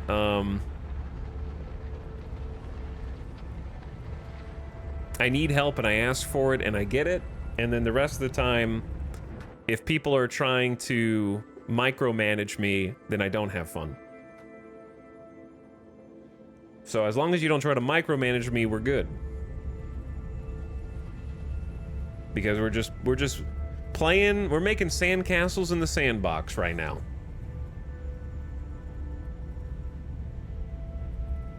Ballistic Burrow, thanks for the 3-month sub. These asteroids are not gonna mine themselves. Appreciate the 32 months, dude. And Socks and Lawn, thank you for the 19th month as well. And for dropping the tier 1 sub. That was a very fun fight. That was a very fun fight. So sometimes it's good to just, let's go find the body if we can. My body should still be there. Now that the skies above are clear, I wonder if yeah, it's still there. The arrow is. We'll see if the body is physically there. Or if it sometimes when you fall from a great height, your corpse sort of like clips through the ground. And can become unreachable. In my case, what has happened is when my body falls from a great height, it just becomes unlootable, which coincidentally, chat, I have learned the workaround for how to loot a body that becomes unlootable.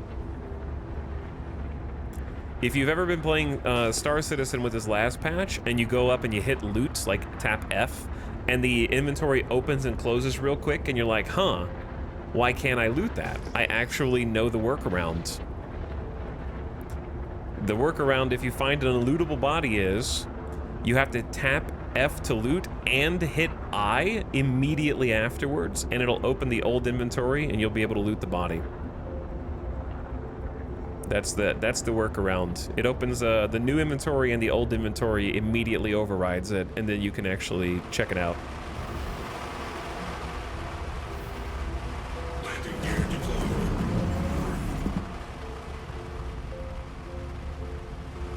All right, I want shields back.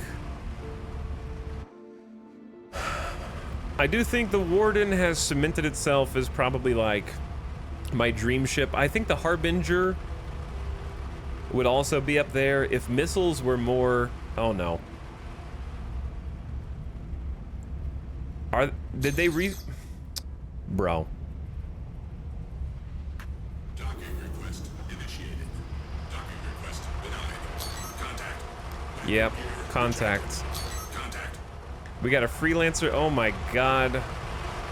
Again? They respawned? Chat, I might be in over my head here, dude. There's a Cuddy Black, a Reclaimer, a Freelancer miss. I think we just go.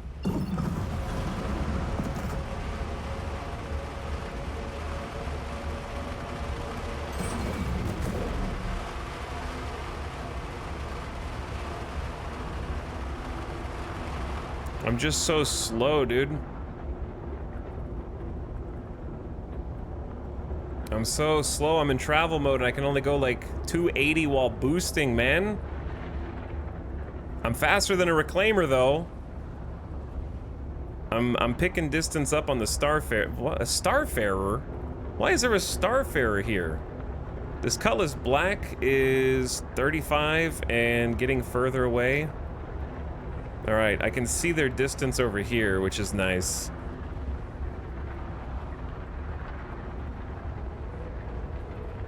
And the higher up I get, the faster I'll go in travel mode. The Industrial Pirate Crew. Yeah, Starfarer is 11 kilometers away. Cutlass is 6.8. The Reclaimer's 15. I should have stayed there. They may not have respawned if I had just stayed there and tried to loot my body.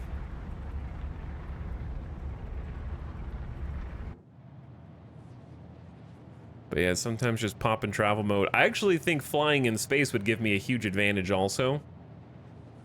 If they wanted to follow me up here, we would have much less air resistance.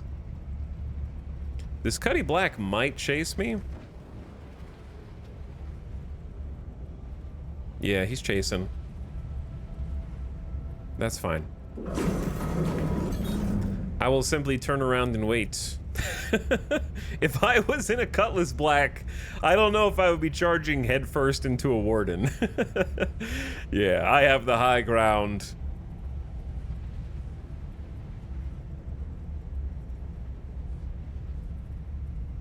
I wonder if I could, like, pick up a bounty that's also right here. You know what I mean? And get paid for this.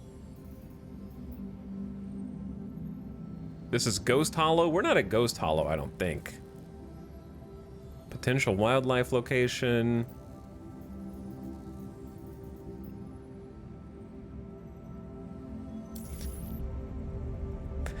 I'm not gonna kill you for money. I'm gonna kill you for the love of the game.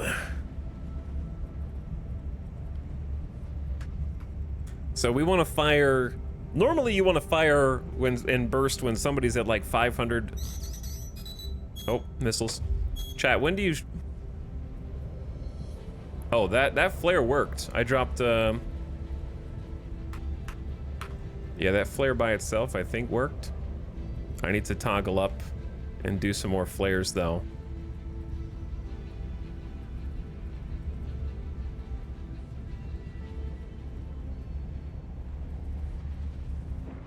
All right, but yeah, with this Warden, I kind of want to shoot a little earlier than 500 because my burst is a little different here.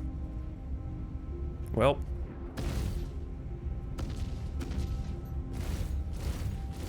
Oh, you're screwed, dude. Your shields are already almost gone.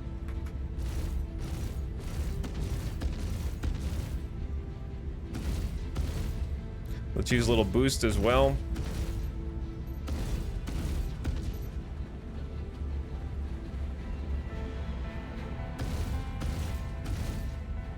Yeah, he's not feeling so good.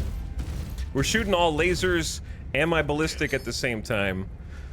He never stood a chance.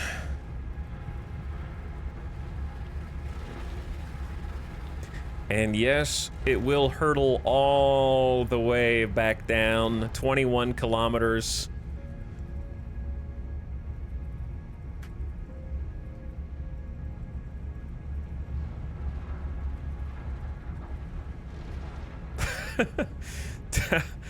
You could sit here and accompany it to its untimely demise.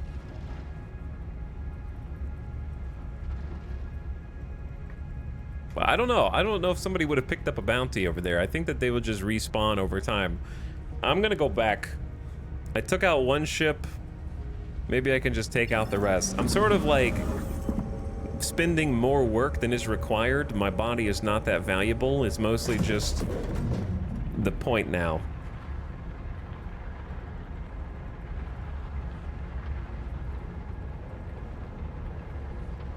I got a chip on my shoulder.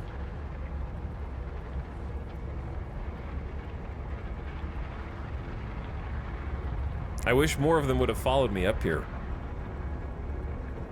because I definitely have the advantage in a more zero-G environment. Strafing is very much my playstyle. I like holding WA, WD, and then like giving it some boost, kind of just rotating around the target at high speed. Can't really do that in atmosphere. I want to make sure my shields are up just in case these other nerds pop up on radar. How's the addiction going? We just cleared like, I think 7 ships in a high-risk bounty where the bounty was like 4 ships, but then a few other ships appeared. And I died the first time, and now I'm trying to recover my body, but the AI is kind of corpse camping me. But yeah, we've had some good combat. I've been testing out the Warden more. In fact, I think I see the ships behind me and to the right now. I led them away. Oh yeah, no, yeah, they're never mind, they're right there.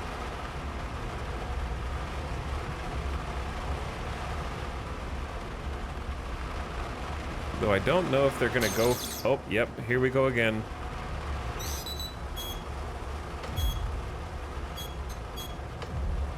Okay, I popped some flares.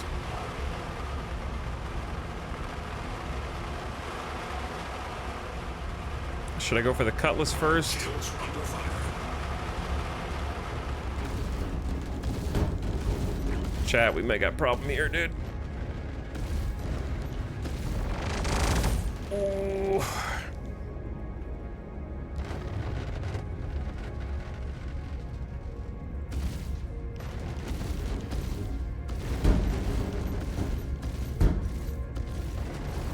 I need to take out this Cutlass. Ugh! Why are you hovering in place? It ain't working, chat. I'm gonna go down again. There's gonna be 2 bodies here.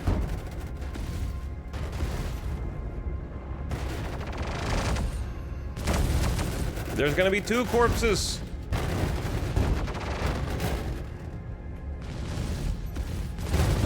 We're too close. I can't shake him.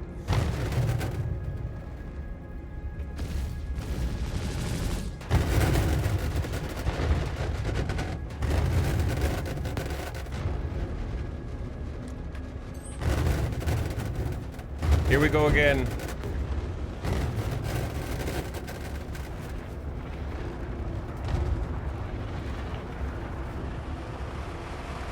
Let's try and rebuild our shields.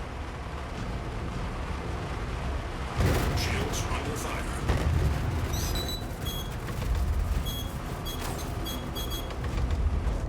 Flares out. Contact.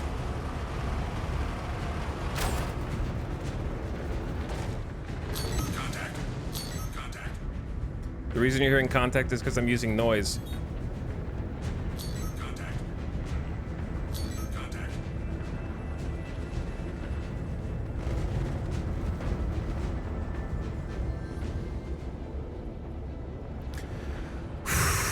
Okay, we're a little roasted and toasted right now.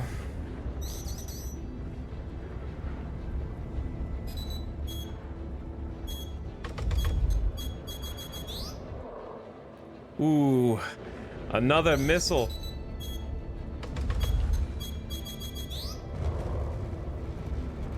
Chat, they're letting me have it, bro.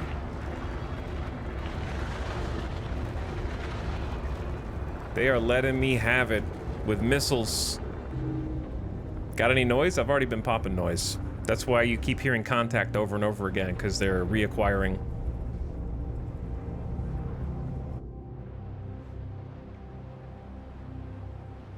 Yeah, I'm missing some tail fins here.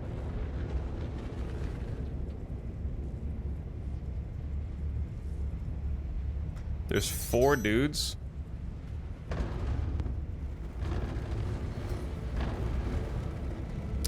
I think we're a little toasty right now.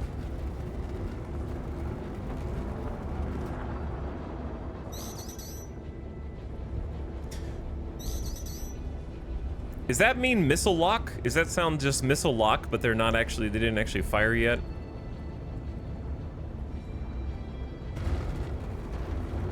Holy moly, they hate you. All right, let's see who else is here. It's the Cutlass Black, 2 Cutlass Blacks, and then their missile boat friends. We're never gonna get that body back.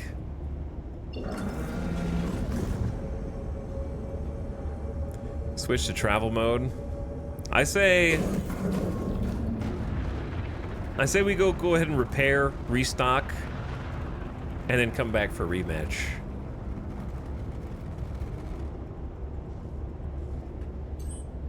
Switch all power to engines. so that we can get some more boost here.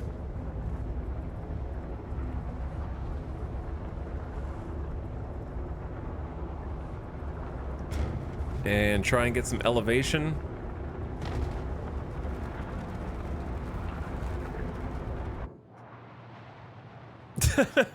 We're lucky to be alive, honestly. Yeah, I think that that's testament to the Warden's strength.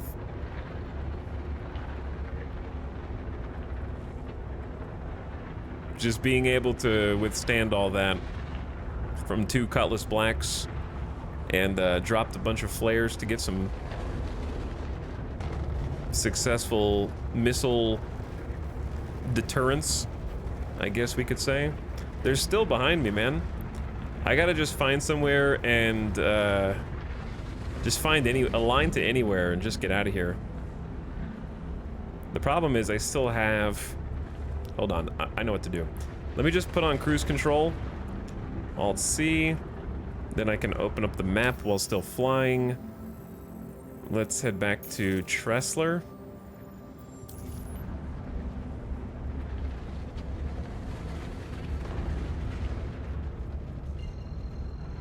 And we will just get out of here, lick our wounds, live to fight another day.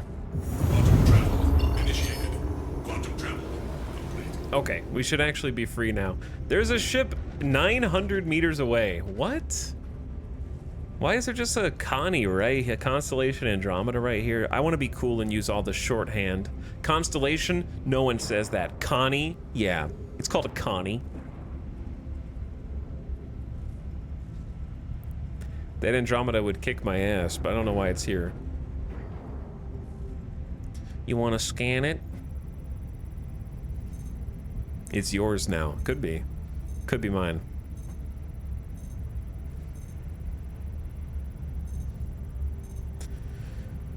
I don't think they have anything.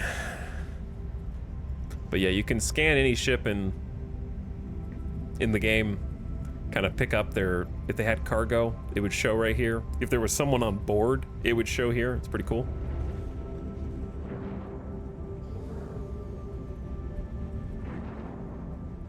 Okay, where though is my target?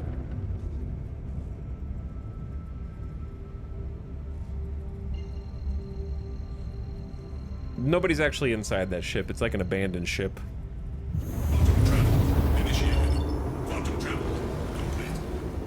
I love how we got all the systems flashing red because we almost exploded.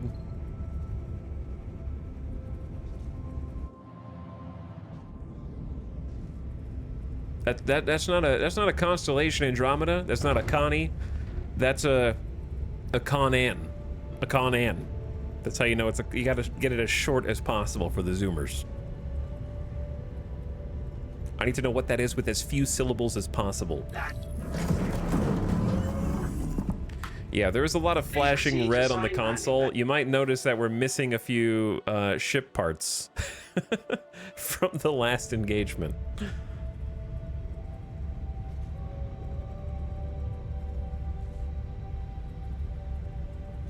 My favorite ship, the Conan. The Conan. It's a mean ship. It's a brawler.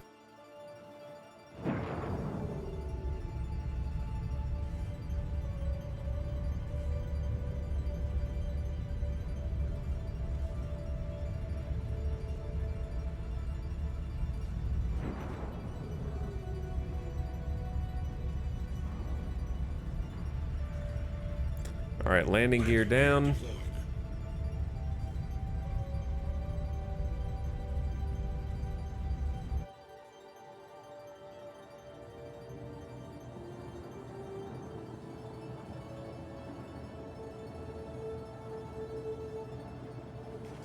And we made it. We made it. We have landing gear? Yeah, I mean, the landing gear's tucked away behind armor. Of course I've got landing gear. Oof. For a rental, whatever. Just pay the man.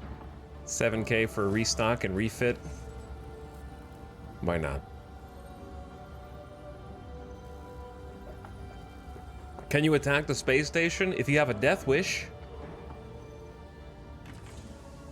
But yeah, you can't because you're in an armistice zone. The space station can definitely attack you. Put it like that. What's your favorite moment in the game so far? That's a hard question. I'm a simple man. I think I still just enjoy the no loading screens aspect. That's not a moment. I know it's not a moment. But just not having the loading screens factor in, just being able to go from station to cockpit to planet to ground and back, I think is still my favorite part.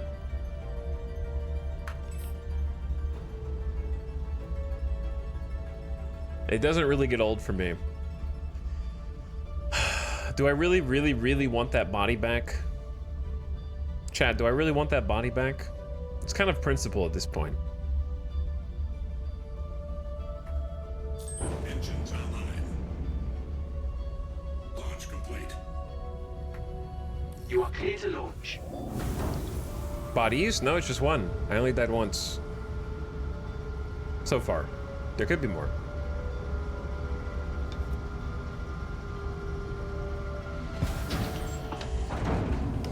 That are yet to come.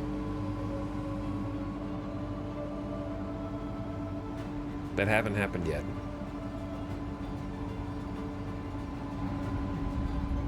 What was on the body? My pride. Honor.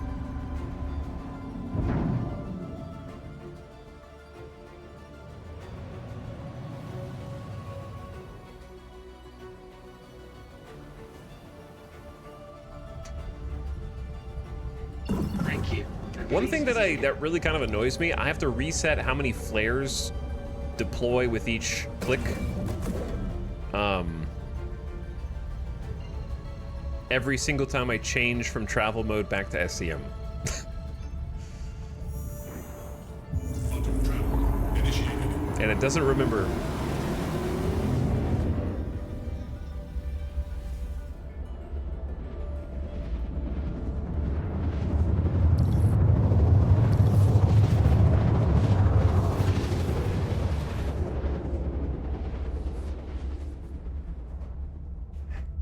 What can be more valuable than additional combat experience? I say. Quantum travel complete.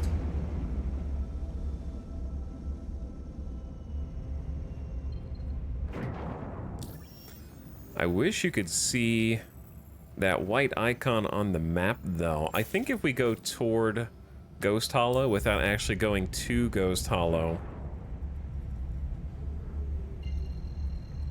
we can line it up. I'd rather just hold down H to charge up the launcher. I just like single tap spamming it, personally.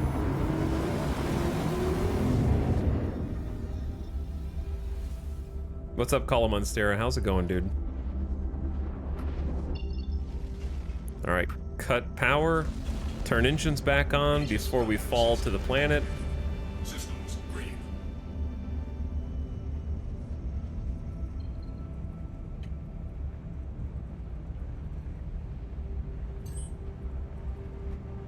And then let's give this one last rodeo.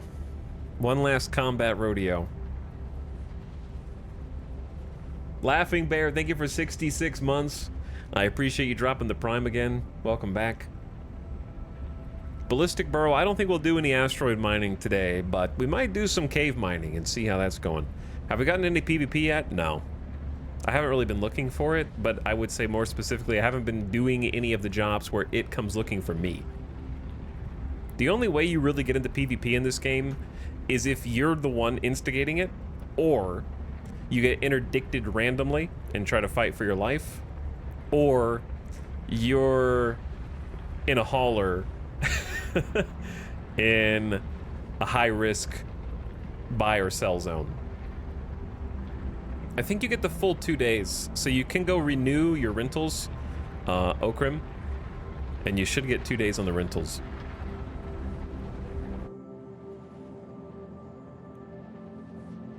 So you should be able to have your cake and eat it too there, even when the event ends.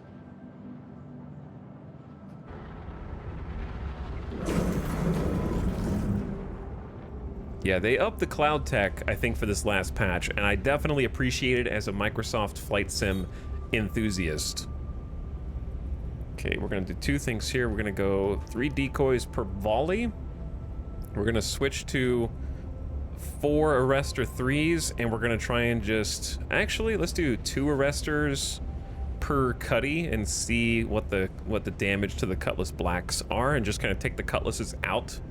Assuming they don't respawn, like they might spawn with a different group when I leave. If I leave and come back, there might be different dudes there.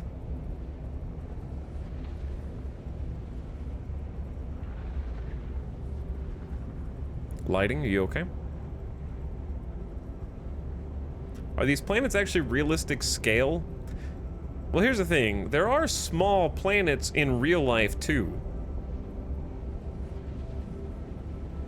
But I think I'd have to look and see what the actual physical diameter of them are. They are very big. I don't know how they compare to Earth. But yeah, there are small planets also, you know. And these, I think, are made-up planets. Oh, here they are. Wasn't really paying attention. Don't really want to hit the Reclaimer first. The Valkyrie's also not really my first choice. Where are the Cutlasses? I don't think that it's like Earth size. For sure. But they're still really big. And they're walkable. Chat is reporting different scales right now. Missile lock. Where's my body? All right, well, they already targeted me. Missile lock.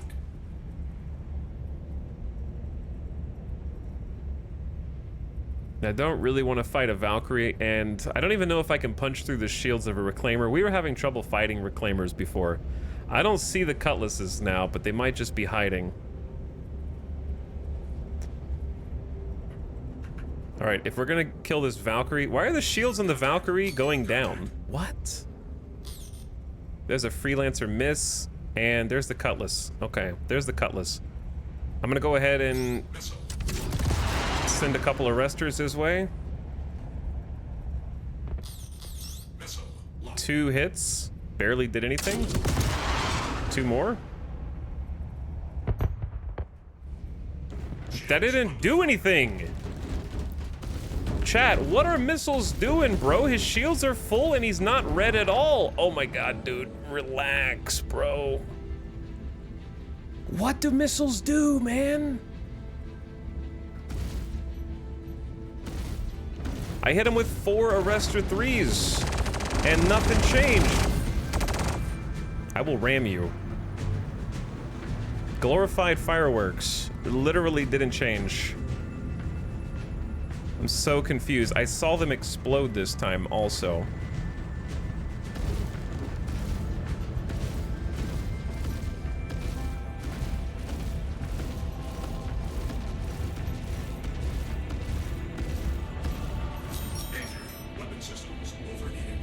Weapon systems need to recharge. I think the Cutlass might be dead.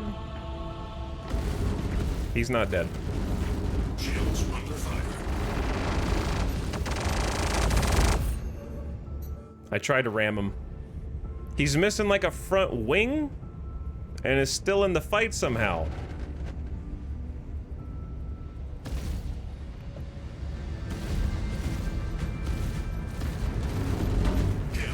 Thank you, Jesus.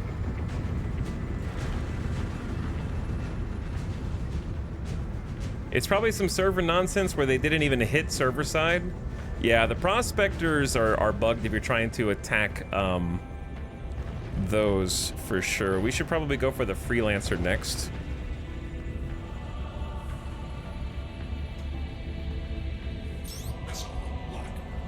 Wait for the animation, wait for the animation.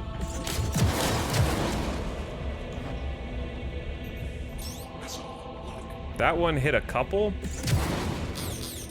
Shields under fire.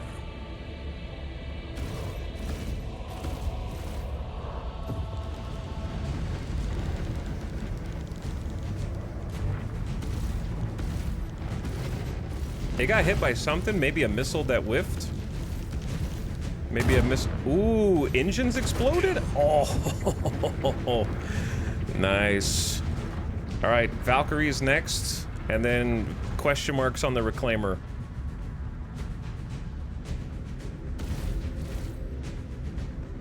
Valkyrie's gonna be a little tanky. It's just a troop transport, so it shouldn't be able to do that much damage, but my shields are getting peppered. Bro, why are you just gonna, like, sit right in front of me like a doofus?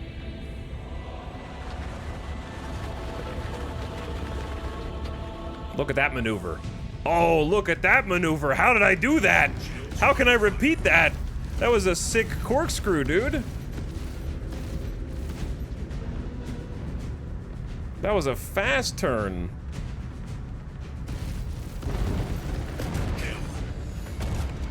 Nice explosion. All right, I'm out of missiles. No, I have a few missiles, but Ignite 2s are just going to tickle a Reclaimer. That looked like a Star Fox 64 return to map action. It did, yeah. I gotta figure out how to repeat that. Missile lock.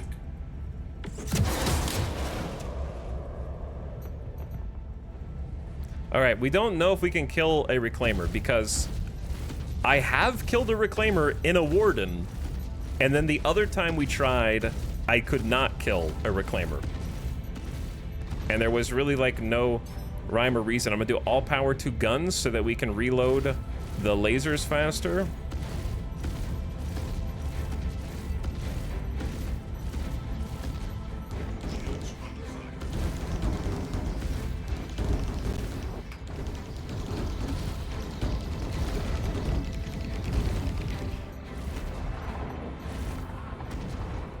So there's something funky.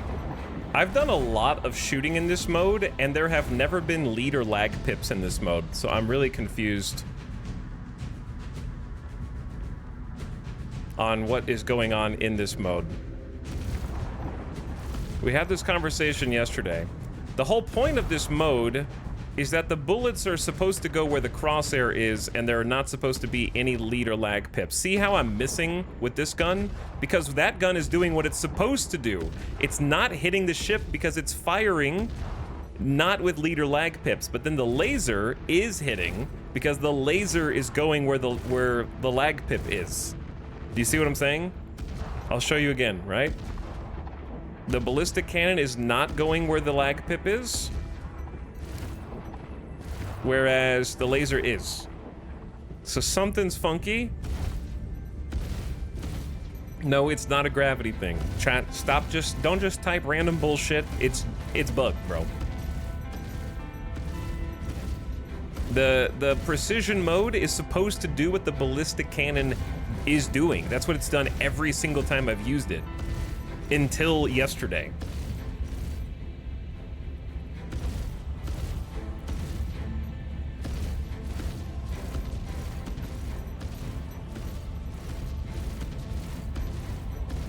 Also, I can't even get through the shields. Which is strange because I have gotten through the shields before on a Reclaimer in a Warden. With just default weapons with the rental.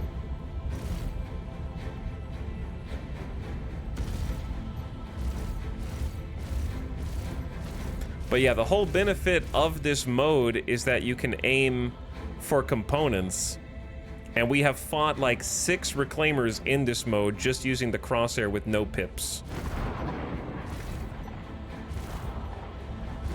Reclaimer, what are you doing, bro? Is he upside down?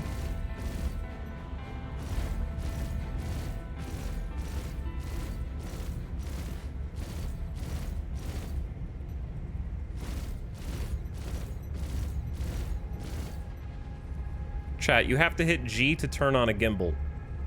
Did you know that? This is gimbal. Okay. This is no gimbal. All of my weapons are locked forward.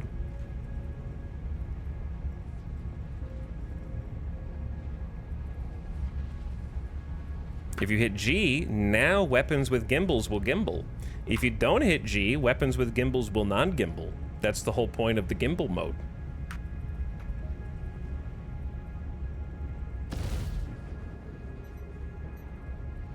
The reason that the target is moving is because I am strafing side to side. So it's showing me where my shots are going to hit, because I am moving in relation to where I am shooting. I thought bro was crashing and now he's like back up.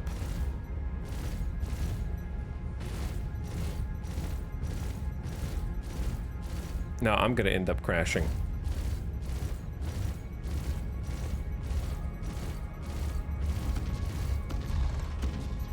We're just content rotating around each other right now.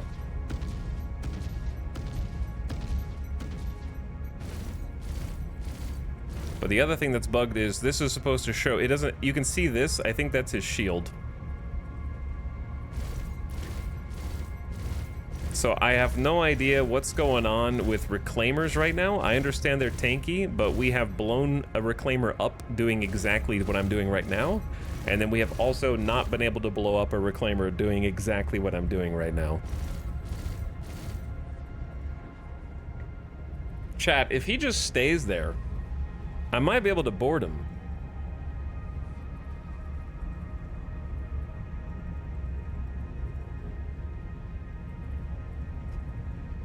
Though he is very sideways. Oh. He's not gonna stay there though.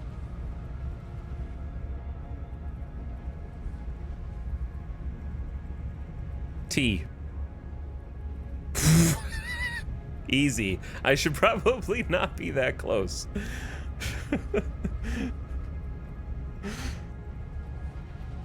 He's gonna like recoil and then do something dangerous. You know how much of my streaming Star Citizen has been spent just shooting for like 45 minutes at a reclaimer? A lot. Oh my god, please just stay, dude.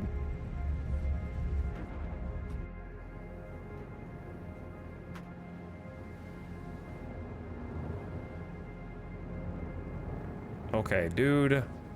Just park. I feel like I'm out there watching... I'm on like a boat near the Arctic. I'm watching blue whales surface out of the water right now. I'm going, oh! And then we've been waiting like all day, you know, like 9 hours waiting for it to show up. And we got to see it. Docking request initiated. Docking request denied. Get down here. Landing gear retracted.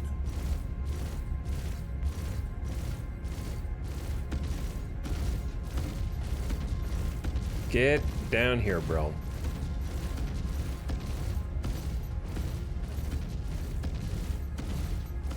I don't think I'm even able to go punch through his shields. My ballistic weapon can do damage, but only at 20% rate, and I only have 80 more shots left. Which is probably not enough. Why does he keep doing this, like, T-pose?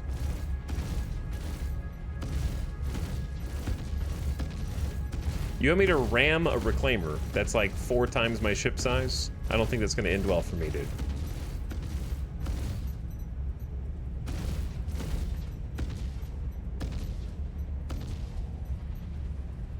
So when I press gimbaled mode, Ammo low. why does it only let me shoot one weapon?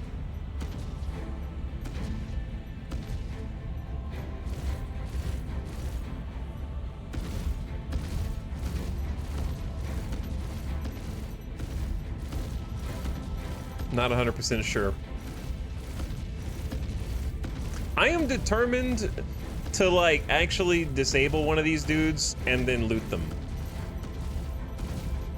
One day, but may not be this day.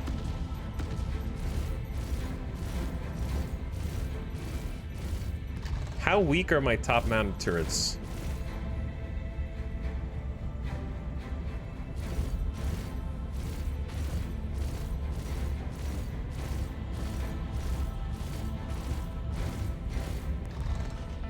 Is he gonna ram me?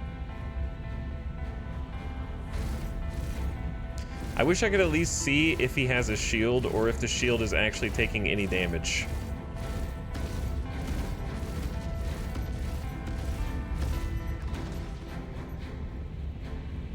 or if his ship is taking any damage.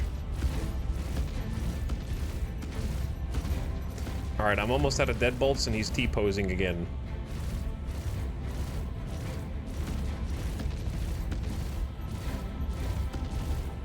Ammo depleted. Ammo depleted.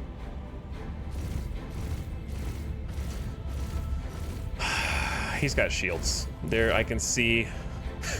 I can see it poking through. And my deadbolt's out of ammo. Oddly enough, this encounter is making me want to buy the game. Why? Because I can't kill this ship? I'm too weak! I'm too weak, chat! Alright, you know what? I'm actually just curious here. I want to see how weak our pea shooters are up top.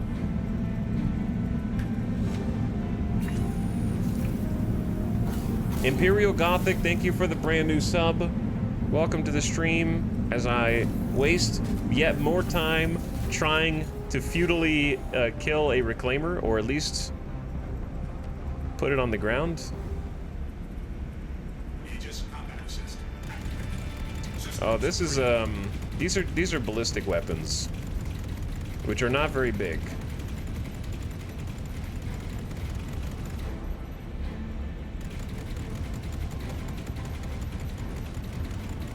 So I am probably technically doing damage, but not a lot. Like 20, if he has full shields, which he does. Wait, this turret can't look straight up? It's got a massive blind spot. Massive blind spot. Am I gonna get rammed by the reclaimer? Please don't. Please.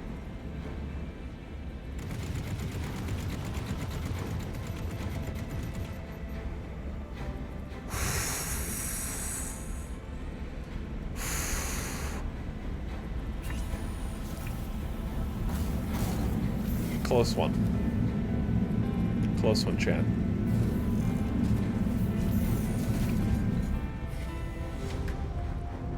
Wait, was that the sound of victory? Did he just slam into the ground? Contact.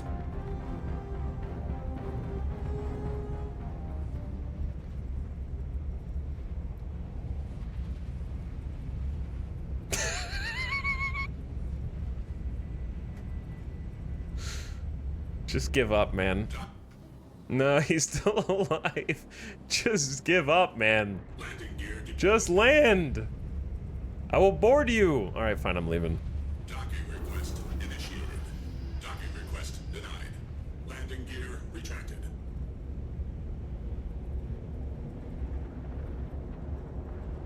Sorry to be a pest, but you come with the 25% off sale. On what? They do like on Redbubble? Are they doing another sale? Yeah, just I'm not gonna bother with it anymore. If it's discounted and you want to grab it, then grab it. You know, I'm not gonna mess with the prices anymore. I probably need to like, I'll take the shirt down in like a few weeks probably. Like maybe a couple weeks or something.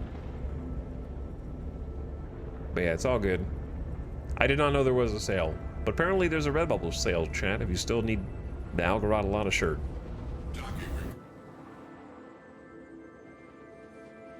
If you still wanted to check it out.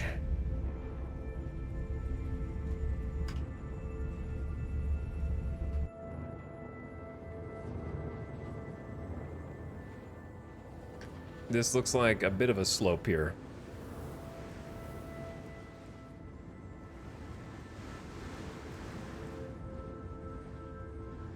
I think I'm at least in the vicinity. Hopefully my brakes work well. Engines offline. And let's hope that the bro doesn't follow me all the way over here and then ram into my ship.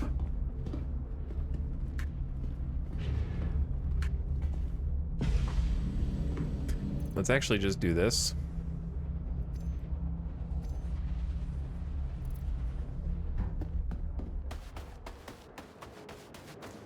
He's coming.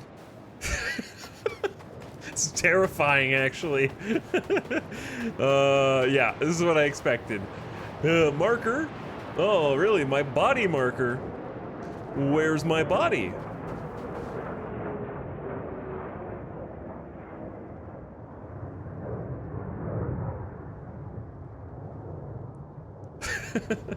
Cue the Jaws theme. So, my corpse is gone, chat. But perhaps this is like a prophecy being fulfilled. Maybe now that I'm standing on my corpse moment, I will create the corpse. You know what I'm saying? Like, he'll land here, I'll die, and then the cycle will be fulfilled. What are you doing?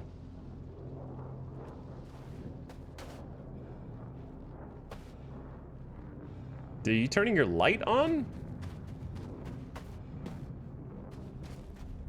A fixed point in time.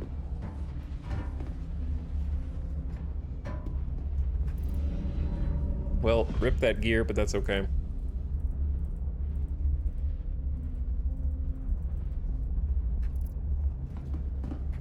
I got just what you need. The only thing I hate about the Vanguard is those two door buttons right next to each other.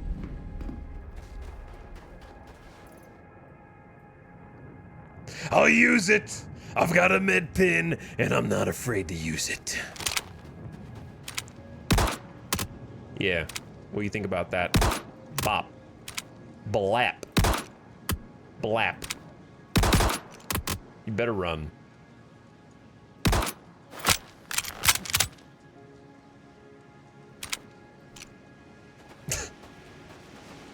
So majestic.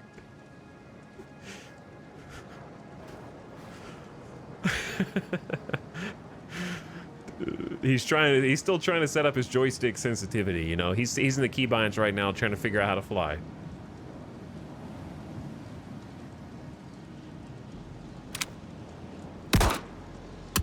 The bullet travel time, though, kind of impressive.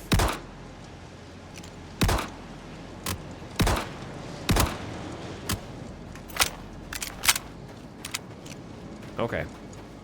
Goodbye, stinky reclaimer. Thanks for playing.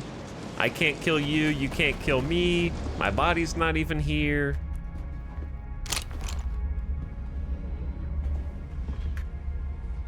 Off we go.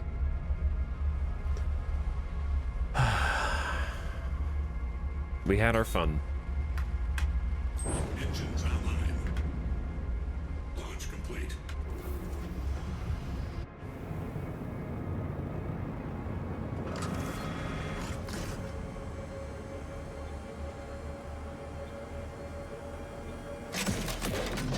Is this game worth it? Worth what? It's been free for like 2 weeks, man. You just missed out. You could have downloaded it for free. All you needed was some bandwidth. Now you got less than 24 hours to play for free. So yeah, for free, I'd say it's totally worth it. Maybe you can catch them on the next one, though.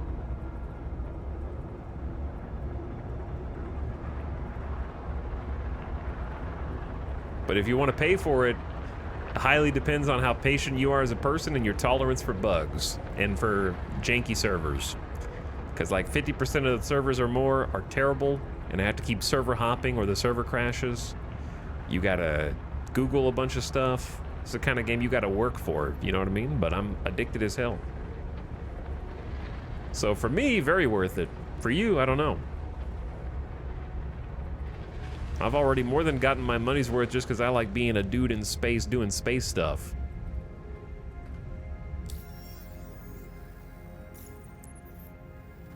But it highly depends on what you want out of it. If you expect quests and it to have you a lot of like content for you to do, probably not. If you like making your own content, then you like sandbox games, then you probably will like it. But again, you gotta have a high bug tolerance.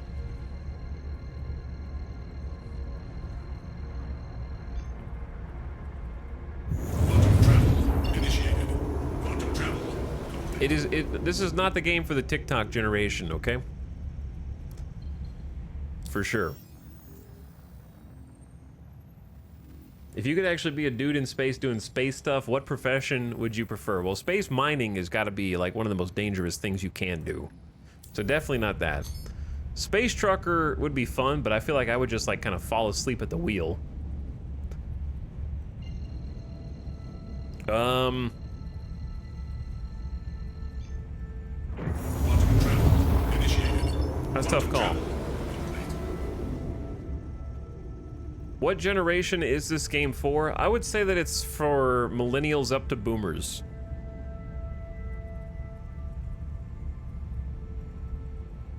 Boomers because they will buy into the hype and believe everything that is promised to be in this game. And millennials because they are used to pain and suffering. And living in a world that is actively working against them, which I think is the Star Citizen experience.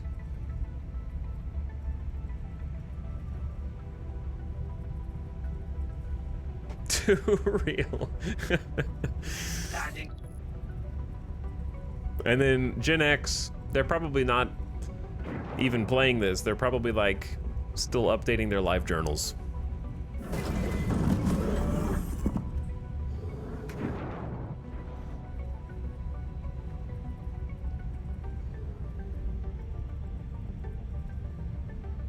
Gen X erased again. The problem with like Gen X, they're kind of like a half generation. They're close. They're almost close enough to boomers to be boomers, and they're almost close enough to millennials to be millennials. But the difference is millennials are the internet generation, right? We were there. We grew up with, we were literally born into the internet, right? Please proceed to assigned landing bay. And as a result, we are the best adapters.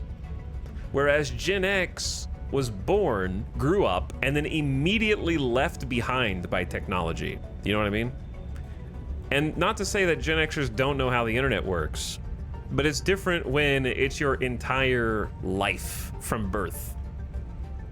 And Zoomers have that too, to some degree. It's just different. Zoomers are being molded by like the new internet experience. Landing gear. And then after that, what's after that? Is it Alpha or something? Those guys are just screwed, man. They got iPads in the crib. It's over. It is over.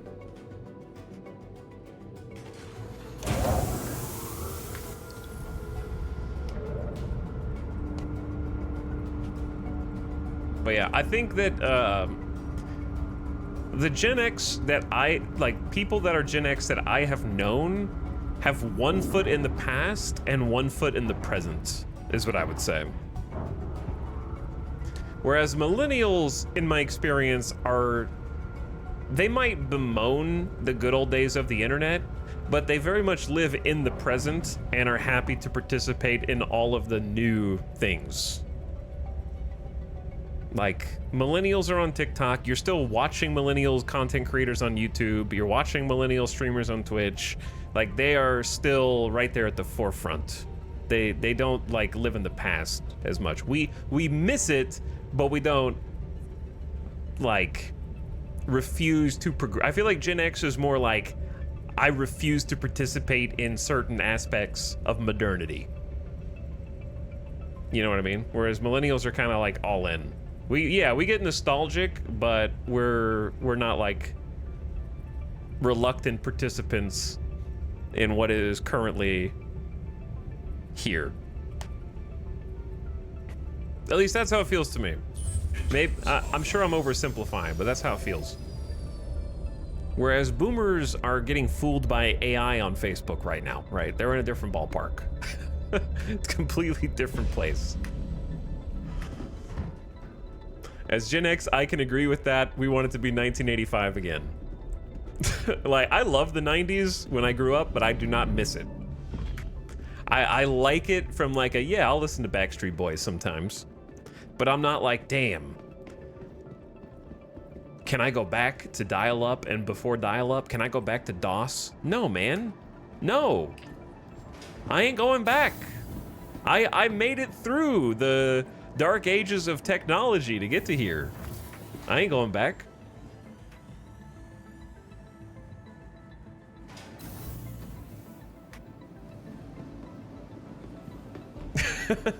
What year do millennials start? I think it varies depending on who you ask. To the ASOP vehicle retrieval But it's pretty much system. 80s, I believe. Like the oldest millennial is probably like early 80s. Or like mid 80s. Early mid. The latest millennial is like I would say like, if I had the ballpark, I would say like 92 to 95. Like 95 is pushing it. But I would say like 95 is maybe the oldest. Like if you were in Children of Men and you were born in like 1995, you are the last baby. You know? You're right on the precipice of Zoomer territory.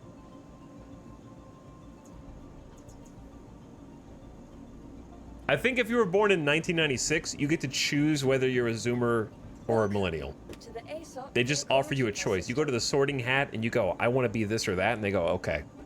You just pick whichever one you identify To with. the ASOP vehicle retrieval system. Please visit us again. Children of Men was such a good movie. It was, yeah. It really was. All right, we've had enough all-action combat all the time, and we've wasted enough time trying to kill... Why are they... All the civilians are scared of me every single time. My account is actually cursed. I never pull out multi-tool. I never pull out weapon.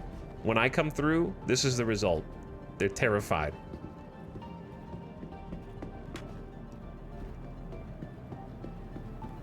Also, I forgot I need a full kit. Let's redo this.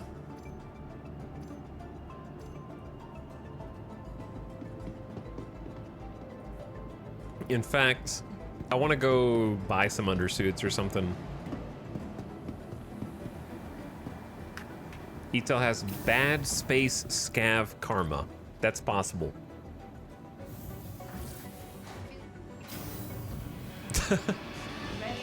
Yeah, the little Nerf gun that I took down in Babbage, they put that on my permanent record. Probably. Chat, I say we do some cave spelunking again. Hold on. I'm already here. Let's do some cave spelunking again. I wish this place sold better backpacks. They're all, like, ugly. We got the Master Chief backpack, and then we got, like, snow camo, and then we have first day at school camo.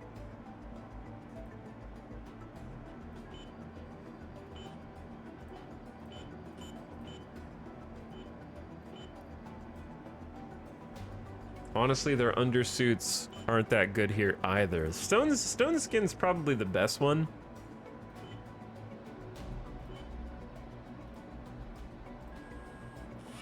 I'll buy 2 of those because I like the looks of them.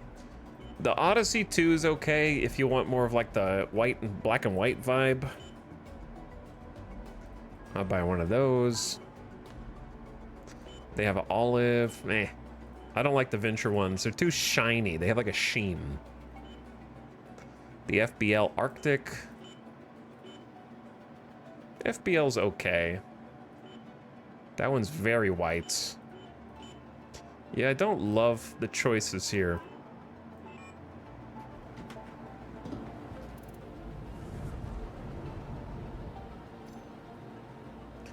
Let's get some Novikov. Prepared against the elements. Temperature rating down to negative 225 C. Has a lot of storage space, especially if we got the backpack. Go on a little mining expedition, maybe?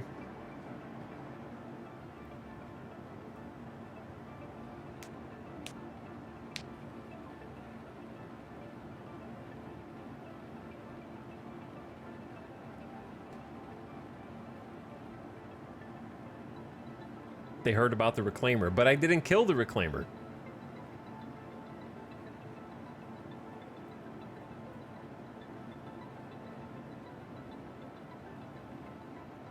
Okay, what do I need?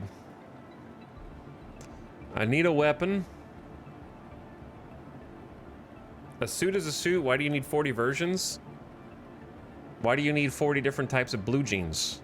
Why do you need 40 different types of khakis? Pants are pants. Like, do you, like the moon, do you open your closet each day and you're just a TV cartoon character who wears the same Family Guy or Homer Simpson outfit every single day, day in and day out? You have one pant, one shirt, one shoes, one socks,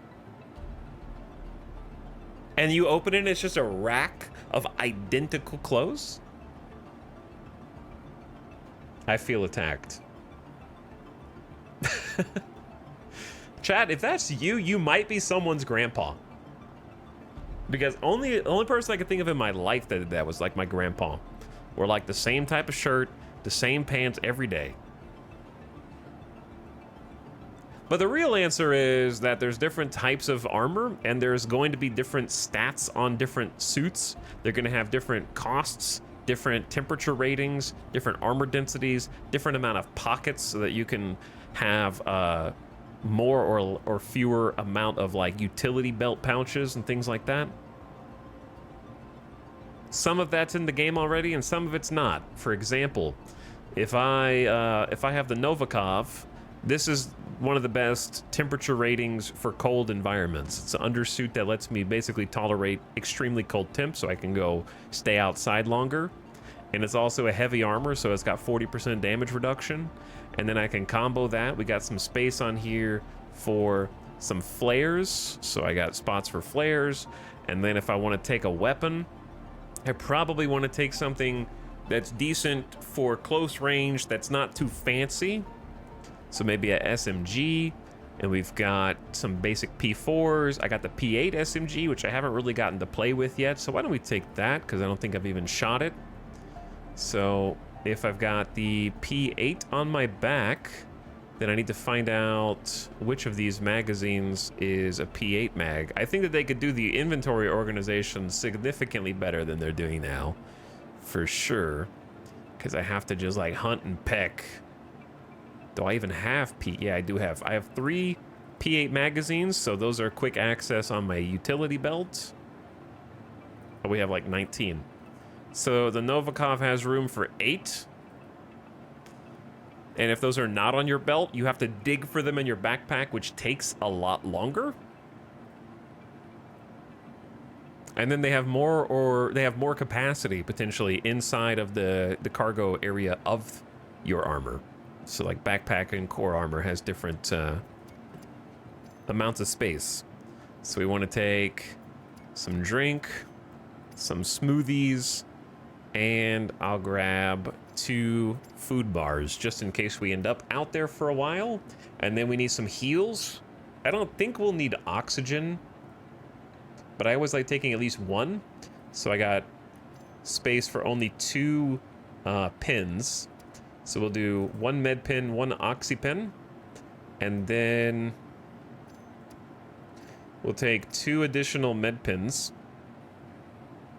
at the bare minimum, and 1 additional oxy. Those can just stay in my backpack. All right, then I'm gonna grab my trusty multi-tool that'll go on my hip. And then that has a tractor beam on it, but I want to do maybe some hand mining because we never got to see how much or little money that made. And then why not bring a lifeguard attachment just as a backup? I haven't really gotten to play with that. And then perhaps we have an ammo refill for it. Perfect. I think you need the ammo refill, and then we should be golden. I think we're good to go.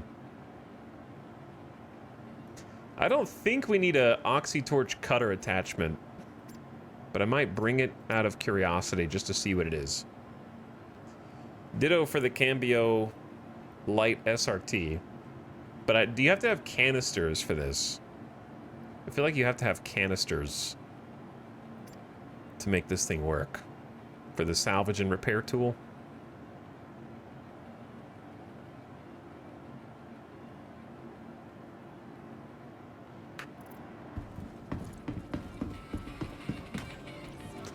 All right, and we are set. What are you waiting for? Come, visit Orison, the city in the clouds.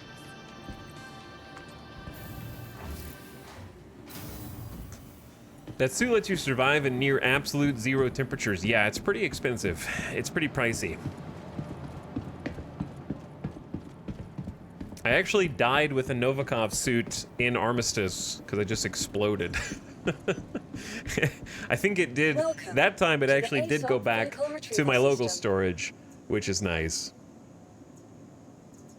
All right, you know what? If we're gonna go in a cave, I need to bring something that's small enough to go potentially down into a cave, but also big enough that it has a little bit of storage on it.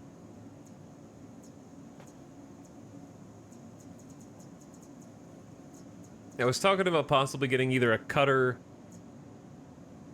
or a Pisces. Why don't we just go ahead and take the Pisces Expedition out for a spin and give it a little, like this, give it a little love to the starter ship.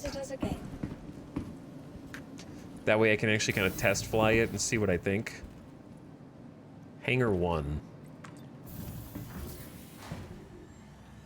Looking very Death Stranding in this outfit, yes. Very Death Stranding. The only thing that's annoying me is this. Apparently it's just gonna stay there on my HUD forever.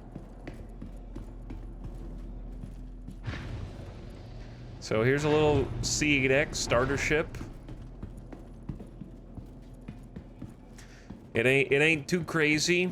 I think it's just got 4 size 1 weapons on it, little pea shooters. They'll get you through the early bounties. And we have a little cargo hold in here, a couple jump seats for friends to sit in without falling out to high G turns and maneuvers. And I'm curious, can you drop these on when you're not on your ship? Because I think what I'm gonna do is try and bring some store all SCU containers. Though I think you might have to be on the ship to do it, which could cause problems. We'll see.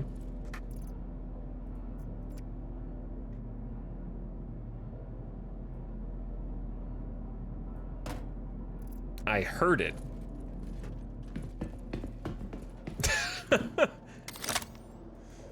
I see. Huh. Well, we have a secondary problem.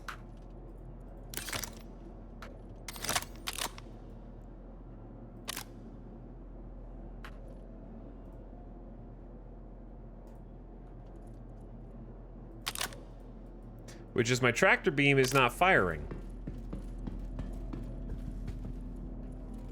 It's a dead tractor. It's got, if it says 0 down here, then for whatever reason, it's dead. And I don't know why.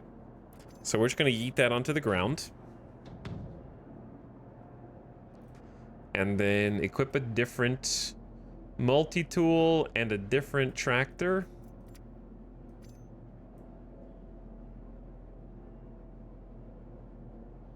Why did you hold that?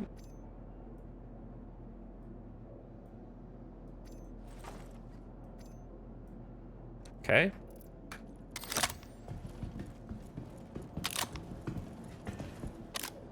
Bro.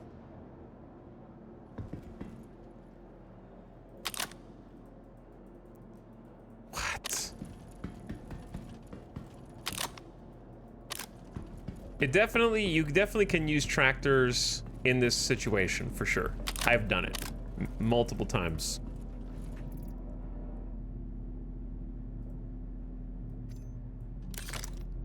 But then again, it is Star Citizen, and it wouldn't be a Star Citizen stream without this.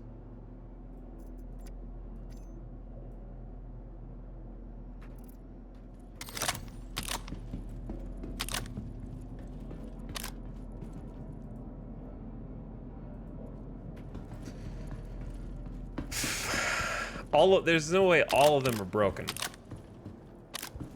Let's try switching attachments.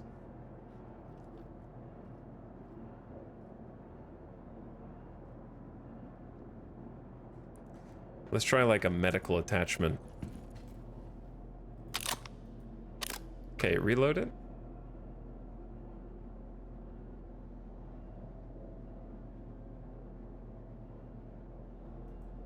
Did you do anything, bro?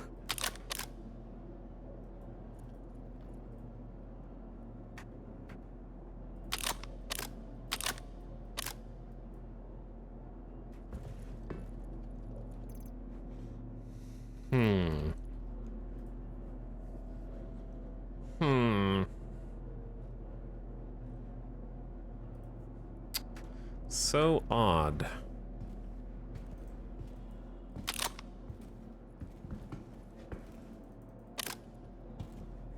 So odd.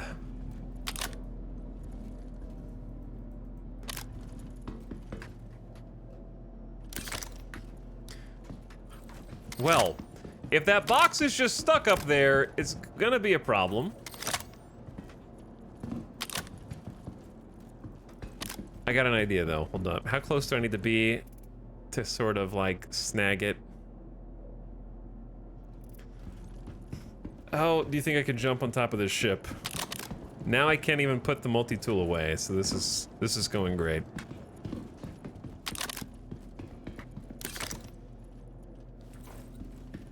Lift off and then just tilt it backward.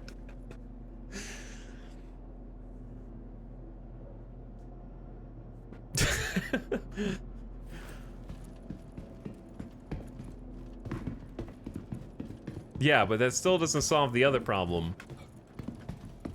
I think I am gonna have to try that. Let's see.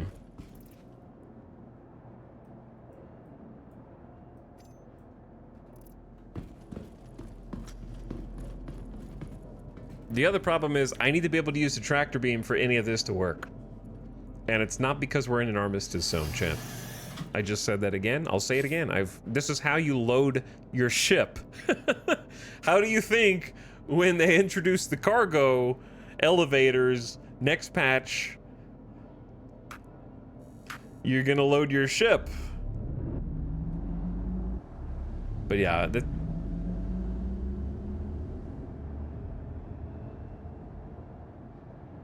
Okay.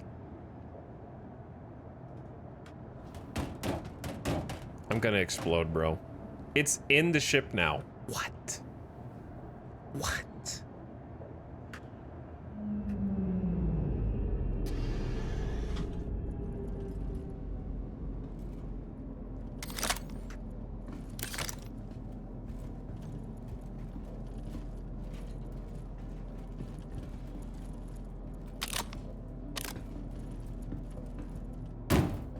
Oh god, chat, I need to check my server, hold up.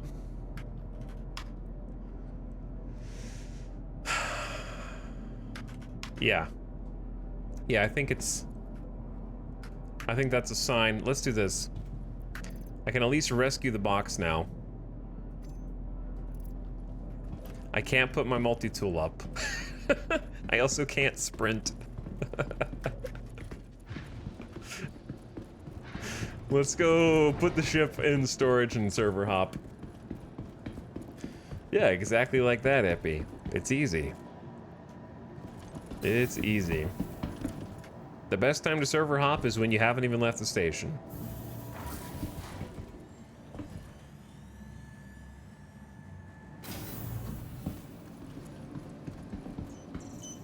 Why am I also shorter now? Welcome to the ASOP vehicle retrieval It's like system. I was stuck in like a crouch pose? Like a half crouch, like in Tarkov? Okay. Please visit Yeah, I'm actually like shorter now.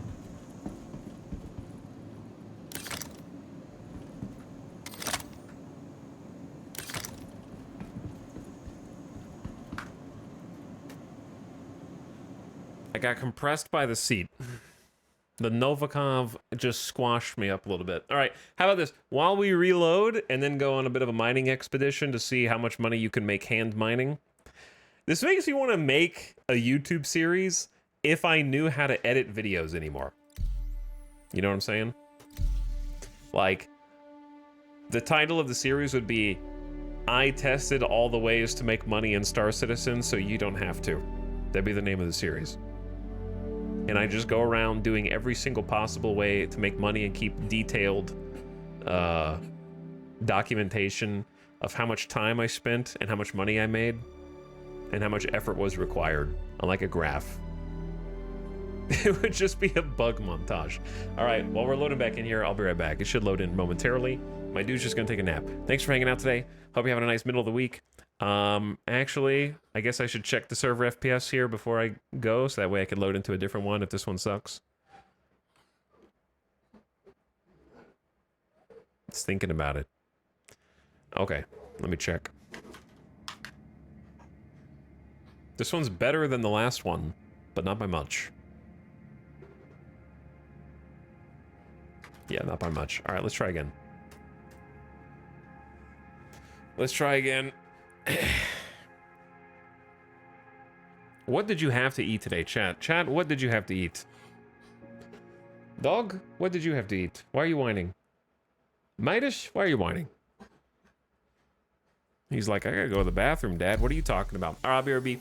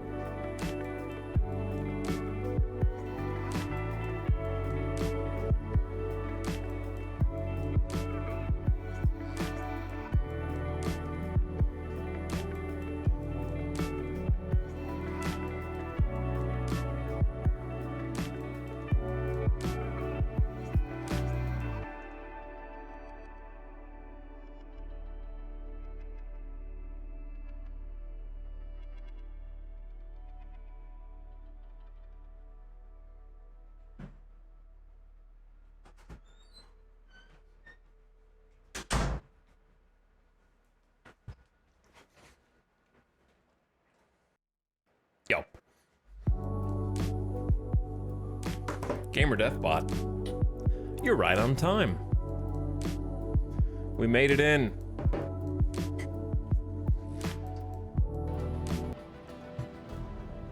So, how long was the load? How long was the loading? Let's see if the server's even good. Oh, I got bad news. 4, 4.2, 4.5. Would you believe me if I told you I'm on a 15 FPS server? I would believe you because I was on one last night after I ate dinner for a few minutes when I was trying to sell the scrap material that we made yesterday salvaging. Which I wouldn't mind doing a little bit more salvaging, but it's not at the top of my to-do list.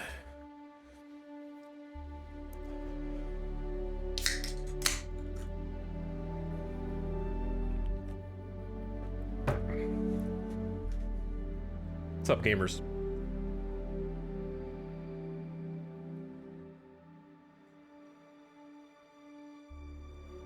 Hello, every chicken. Welcome to the stream. Sorry I went AFK right after you got here.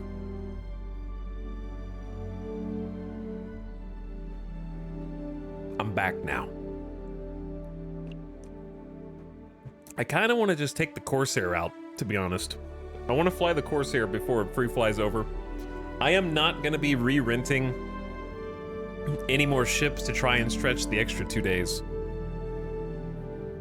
This is it for me, as far as like the ship. Today is it for the ship rentals.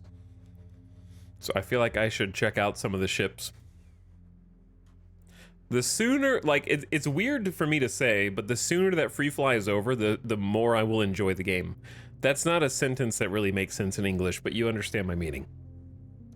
Is this a Diet Coke? Yeah, so I had a pack of Diet Coke Skiso, and then I got the Coke Zeros, right? So I'm not just gonna leave the Diet Cokes there indefinitely. Like, they have to be, I'm not gonna throw them in the trash. Somebody's gotta drink them.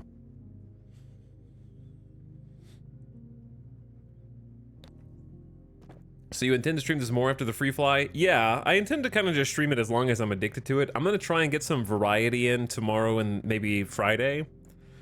So we can kind of check something else out, maybe. If I can muscle my brain into being okay with that. I'm definitely in a just wants to be in Star Citizen 24/7 right now mode. But I'm planning on streaming it more. Like I said, unless I just get bored, right? Which I won't know that I'm bored until I'm bored. But I know I will know. Ooh, this is a good server. Oh yeah, this is a good one. Hopefully it stays that way. Sometimes what's been happening to me is I'll join a server. No, this one's a bad one. Wait, it might be a bad one. You tricked me. I had like 10 server FPS, and then the win went down to 0.03, hung there. Now it's at 0.07. The server's down to 2.9, 1.7 server FPS. It's exploding. Get out. Before you get locked into a server repurpose, whatever it's called. What's it called when they, it's not the meshing. What's the one called where it like catches the server and tries to put it on a different server? I have not had a good experience with that, by the way. I would say over 50% of the time when a server crashes and then transfers to a different server, the imprint, I think is what it's called, the next server crashes pretty shortly afterward in like an endless cycle.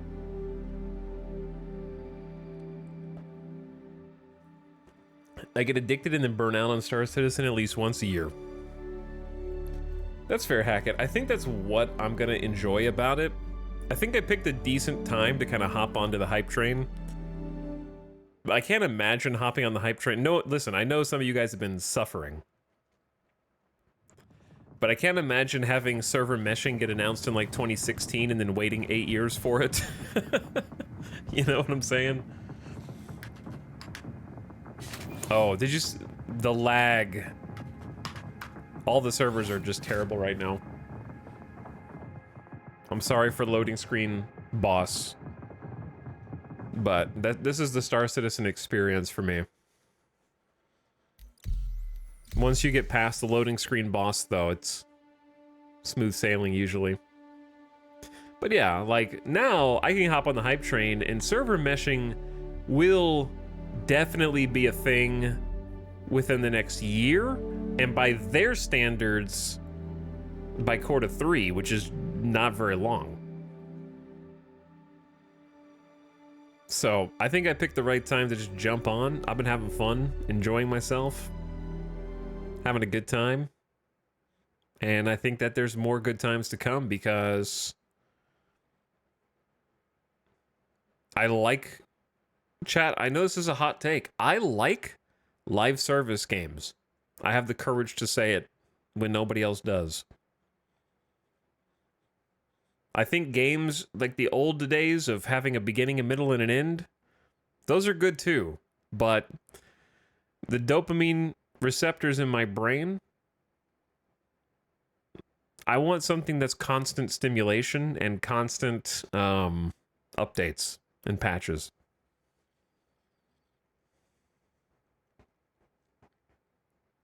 I'm an old Star Citizen player. Currently, it's more fun to watch you play than play myself.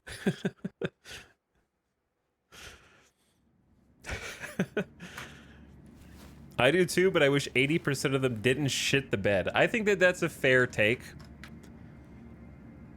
That is a fair take, chat. I'm not even being picky. These servers are like sub 4 server FPS, which I would say is almost unplayable. Like, I promise you I'm not being picky on this. If I get anything that's like 6 or higher, I'll keep that.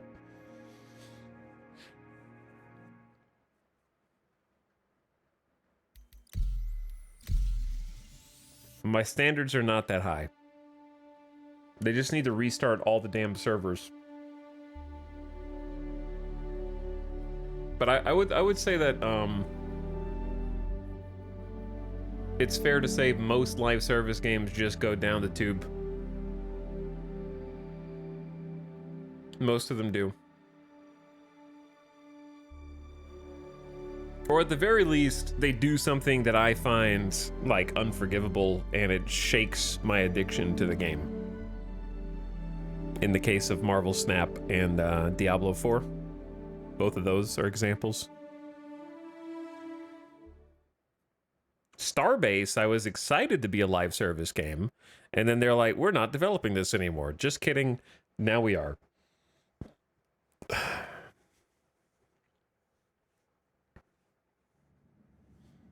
I feel like this is going to be the Achilles heel for me. I will not go on a shooting mission where the mission can poop itself and I lose up to an hour of progress. You'll definitely lose progress in the current state of Star Citizen, but you'll also guaranteed lose progress when 4.0 comes out and they wipe your ships anyways.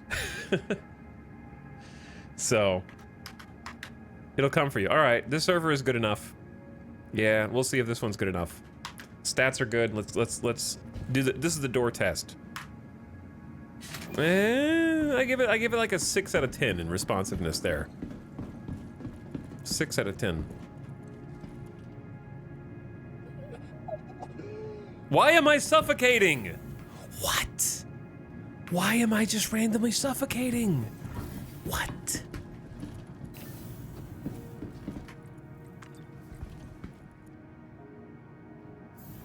You just had an asthma attack. I just lost 8% HP.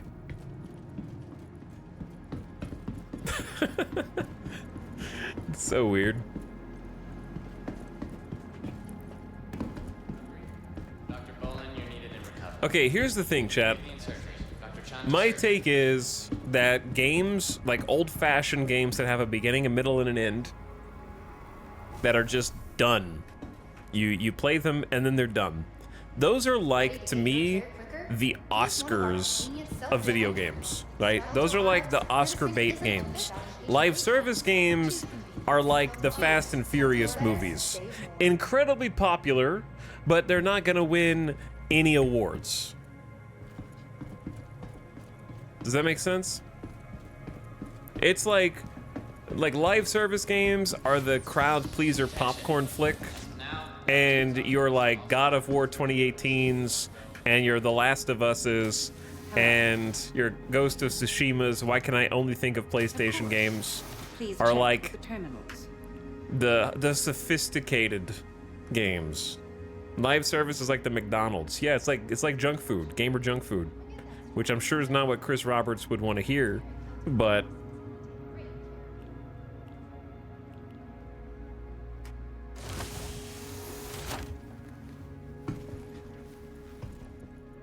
I rarely ever play old-fashioned games. See, I play a lot of old-fashioned games, but then I kind of like eat the meal and I'm still hungry afterward. Whereas sandbox games for me are borderline endless content. Like, here, you want an even stranger comparison? Live service games are like trying to have a staring contest with my dog. He will always win that contest. Like, live service games, if I try and stare down a live service game, I'm gonna be finished with it before it is finished with me. Whereas regular traditional 10 out of 10 masterpiece single player games, I will be finished, like the game will end before I'm done with it. Every time. Welcome to the ASOP Vehicle Retrieval System. Like, the credits will roll and I'll be like, I still want more. I want more. Whereas live service games are like, yeah, you can play as long as you have endurance to play. Good luck with that. You know what? I have completely changed my mind since we decided to go mining. I want to actually say screw that. Let's take the Corsair out. Your vehicle has been delivered. Please visit us again. Goodbye.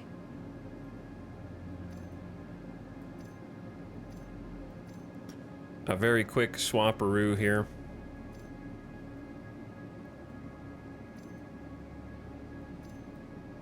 Wait, I'm putting all this in my backpack, which is not a great idea.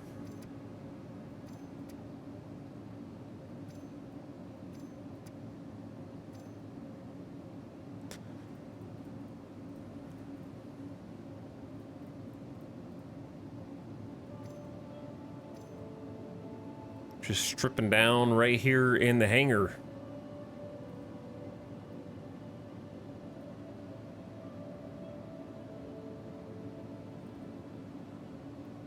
Okay, give me dust up plus, dude, where are the rest of the pants?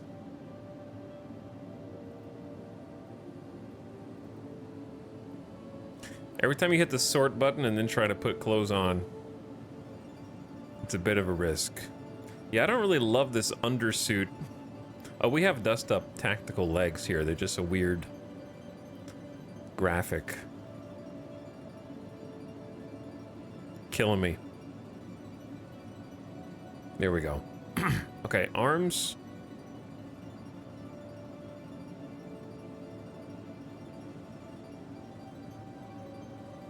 Better. Wait, I still have a gun and a backpack on this? Is this... I must have put that in there and it was like still attached. And I've got S71 magazines. And an S71. Okay, I can make that work. Where are the rest of the S71 magazines, though?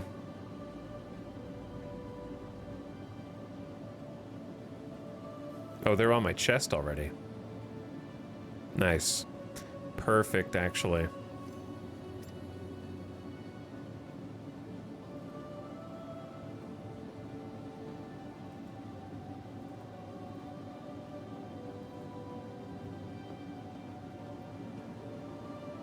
Tractor beam, medical.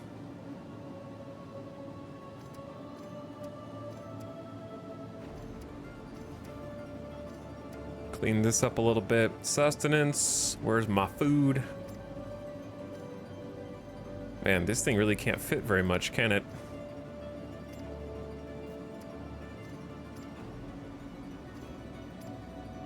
Okay, perfect. I love the Corsair. Yeah, the Corsair is pretty sick. I think this is sort of my, like, dream ship in terms of what I want to work up toward. Because it seems like it would be good with multiple crew, but multiple crew is also not 100% necessary for it to still do its thing. Like, if you have 1 or 2 extra people on the Corsair and you got side turrets firing off, then yeah, you're gaming. But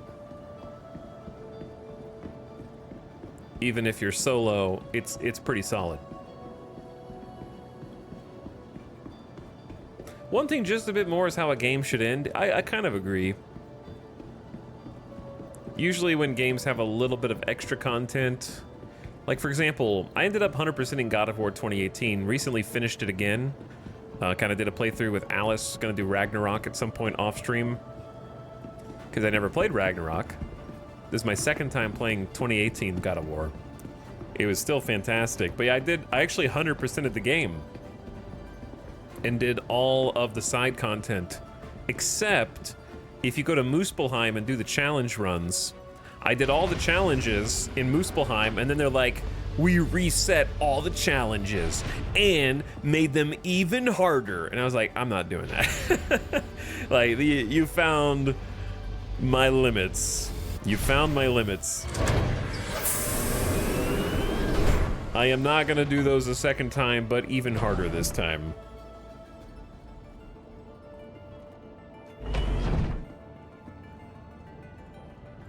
So I technically did 100% the game because the game says you 100%ed it, but I also technically didn't finish the last Muspelheim challenges. This ship is so cool. Oh yeah, this ship's incredible.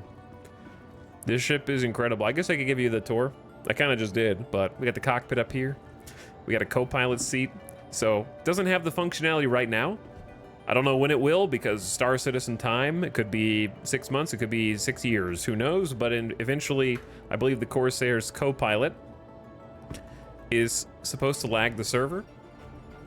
Okay, it's supposed to go down into a secondary chamber here, where they can actually pilot the ship. Right now, I don't know if this co-pilot seat literally does anything except give you a cool view. But you're supposed to be able to be like, actual co-pilot who is steering here. So I don't know how long that's going to take. I also would question if this is what the co-pilot is doing, what is the pilot doing? I'm not 100% sure. Maybe just using weapons on gimbals? I don't know if these side weapons are on gimbals. But what is the pilot doing if the co-pilot is doing this?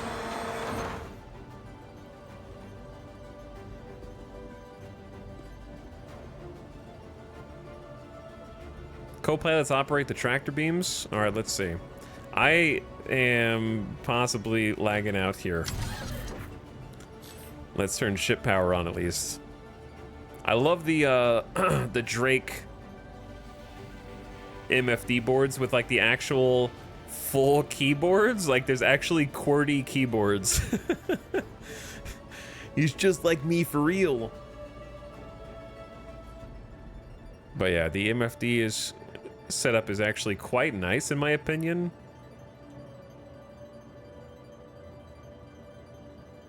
We got scan mode, coupled flight, G-safe limiters, ESP, which I have turned to 0 anyways, cruise control, proximity flight assist, which I don't even know what that is. Open the exterior, lower the back ramp independently, which is cool. Engines, power, wing extend or retract, exterior lights on. So if we turn the exterior lights on, the Drake actually has exterior lights all the way around it, including below it, which most other ships do not. So for the time being, the Corsair is one of the easiest ships to land from third-person view because it actually does have rear exterior lights that face downward, which is quite nice. A small feature, but I think a good feature nonetheless.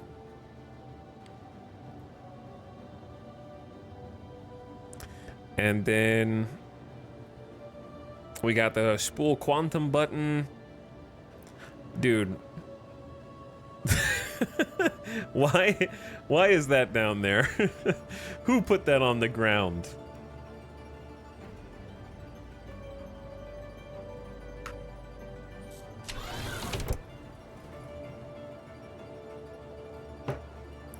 The monitors are very retro future alien looking. I can see that. I would say that Drake does have kind of a retro future design. All right, let's check the co-pilot. Did we do this yesterday? I genuinely don't remember. So we can power on the co-pilot's station and then use the remote turret. So yeah, okay, the co-pilot at the very least can use the remote tractor beam. This is not a tractor beam though, is it? Is this not just like an actual turret? That's an actual turret, not a tractor. We did do this the other day. We did do this. We have 2 Badger repeaters. Which if we hit Q will do more first-person shooter style movement instead of the click drag. But yeah, there's 2 Badger repeaters on top by default.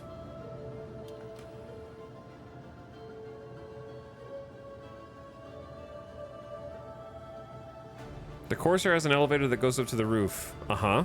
We've been up there. Are you just writing random bits of information about the Corsair? Be honest. I'm gonna be a chatter for a second. The Corsair has bedrooms for the crew. That's true. The Corsair has light switches. That's also true. But yeah, we got the 2 ball turrets on the side, which I'm not gonna go out because they might scrape the side. So you can actually have 1 person in the pilot's chair, 3 people on turrets? It's for a max of like 4 total crew worth of firepower. Why am I getting warned to vacate the area? Please don't take over control of my vehicle. Got the bathroom here with the fold-out toilet and the drippy shower head. It'll drip on you while you are sitting on the toilet, which is very unfortunate.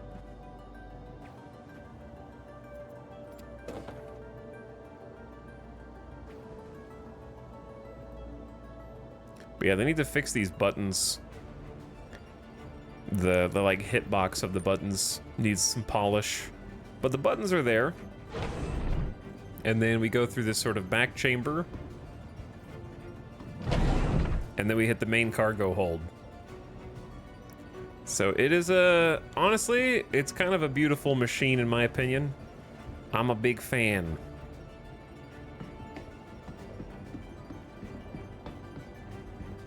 Got some pretty respectable cargo space. It's got some really respectable weapons. And I think is a potentially amazing all-arounder. We got weapons lockers, armor lockers for getting kitted and geared. And then on this side, it's just power. Which I don't know if these have any shrouds or if they just stay open. I guess they just stay open.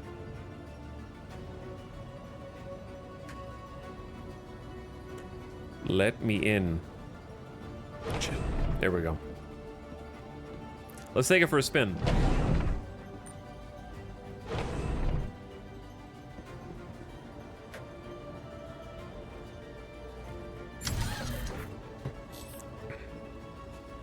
Don't forget about our nice little desk fan here. Keep us cool in the pilot's chair.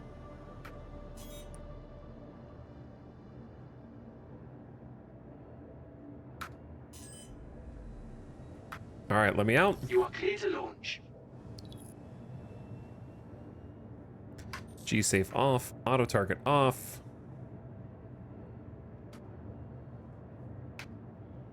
I'm clear for launch. Did you hear that, chat?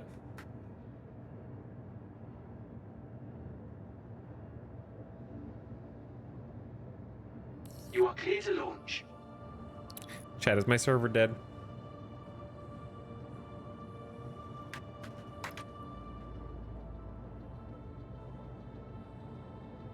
Bro.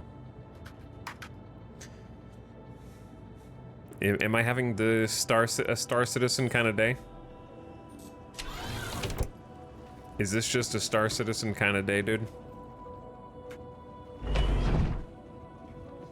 Hello, and thank you for contacting EDL Landing Assist. Door stuck. Okay, I Please didn't. proceed to assigned landing bay. What? They said you were clear for lunch.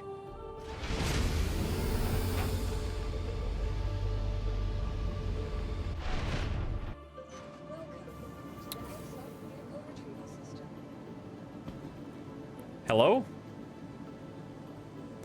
How did I get here?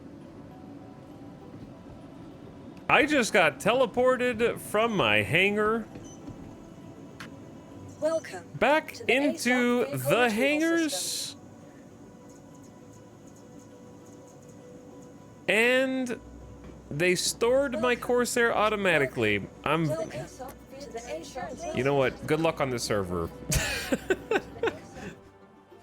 Good luck.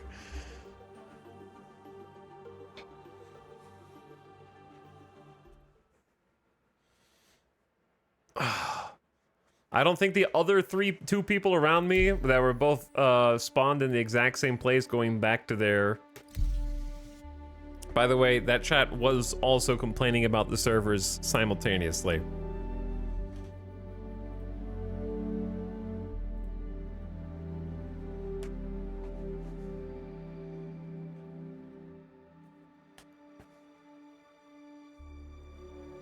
When I was looking at the game and the map, I saw that planets can be owned by different factions. I don't think that's a thing yet.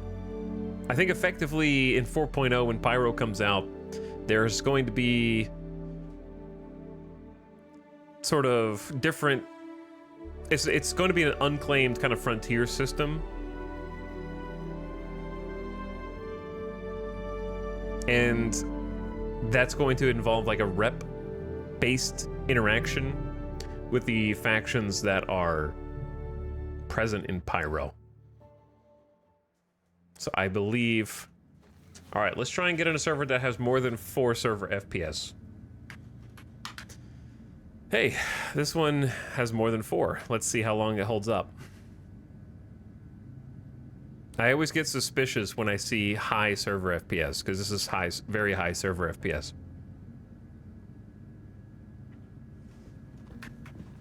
Let's see. Yep, instantly responsive.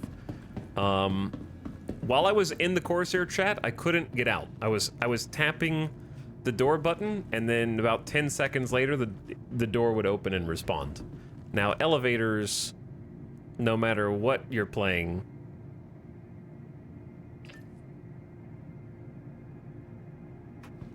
what do I... Oh, chat, the in-game chat is not having a good time.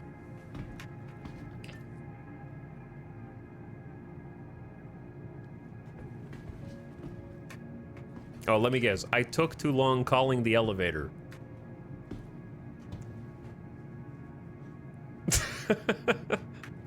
And so it has rejected me. The win on the server is normal.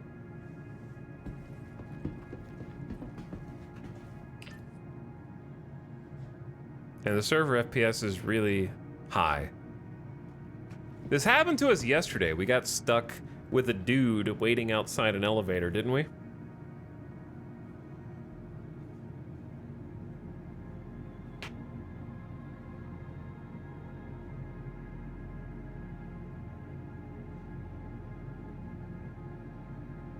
Yeah, I'm in hostage in the Habs right now. I'm held hostage.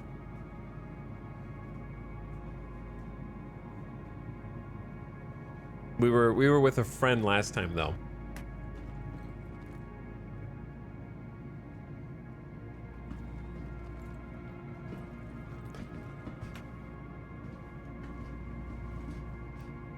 What's funny is the interaction button is disappearing.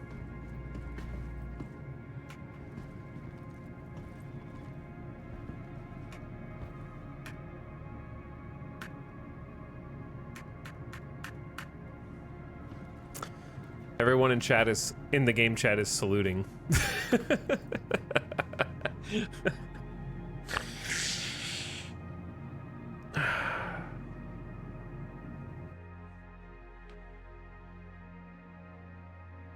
It's been one of those days, chat. It's one of those days. I really don't think that free fly is the issue, but we'll see after free fly is over.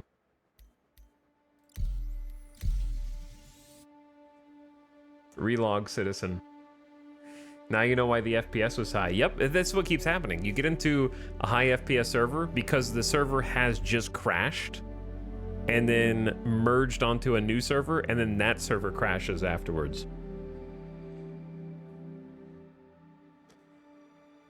Yeah, I feel like the servers will get better after free fly is kind of copium.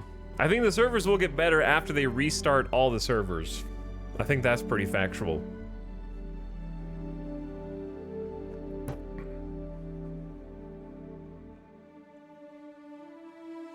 What's up, Roxbox? Thank you for the 3-month sub. I appreciate it. Thank you for the really sub. Back for 3. What up, dude?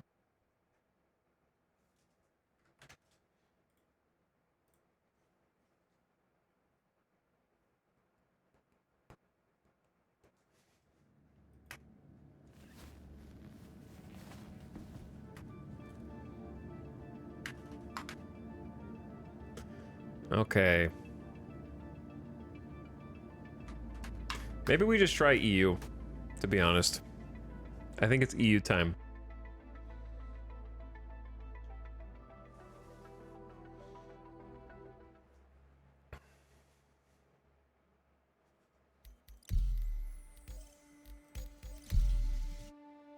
Let's try going somewhere else. That doggo is snoozing. He's kind of awake. He's just wiggling around. He's just moving a little bit.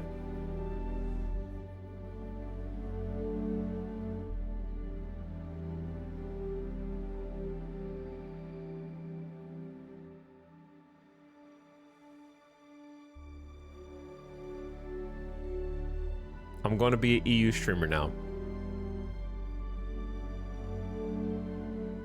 Core Healer, thanks for 42 months.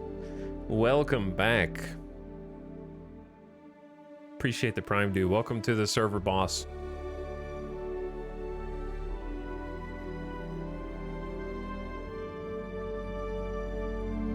Welcome to the loading, boss. I'm curious if anybody else in chat's been playing today, if this has also been your experience. It was a bit smoother yesterday. Well, actually, no, that's not true. We had problems for the first, like, 2 to 3 hours of the stream, and then the remainder of the stream was, like, smooth sailing. It's the first few hours, like, each day.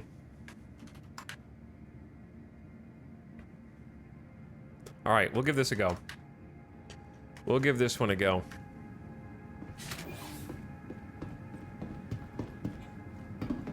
I ran into a ton of server errors during the day in a East Coast.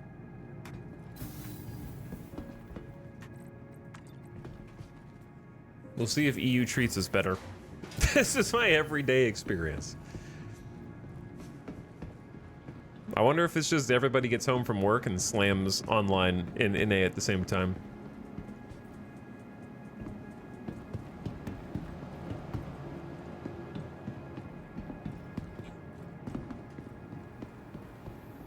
Possibly. That being said, they desperately do need to just like straight up restart all the servers. Give them a fresh coat of paint. Vehicle select. Your vehicle has been please visit. Okay, let's go.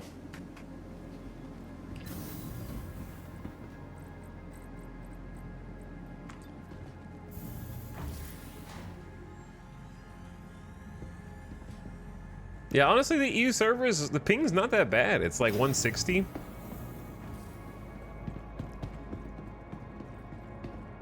But I promise you the ping is less noticeable. It's like 160, 170, I would say. Seems better already. It does seem better already. Yeah, the ping is much less noticeable than the, like, if the server is bad. Like a functional server,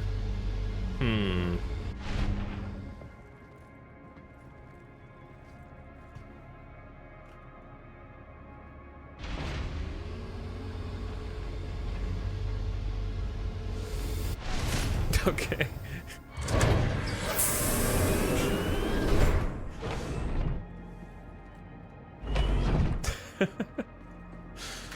Advanced technology.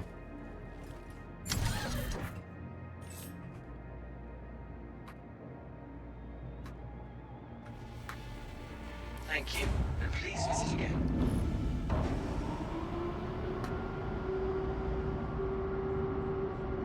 Well, the doors are opening.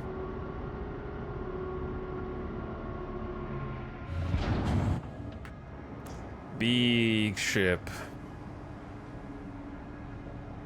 So if you put your landing gear up, that doesn't just automatically expand the wings, right? We're gonna find out. Okay, tuck the landing legs away. Because this is the kind of ship that's quite easy to scrape along the edges on accident. Who has got their spotlight on my landing bay? Maybe it's just the sun? It's just the sun.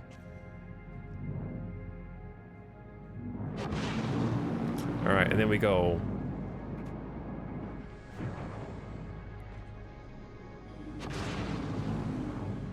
Oh yeah. Sick. Yeah, I think Corsair is gonna be my goal.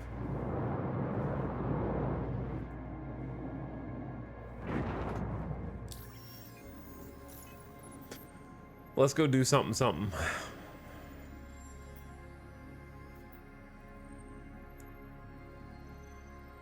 Let's go do a little something, chat.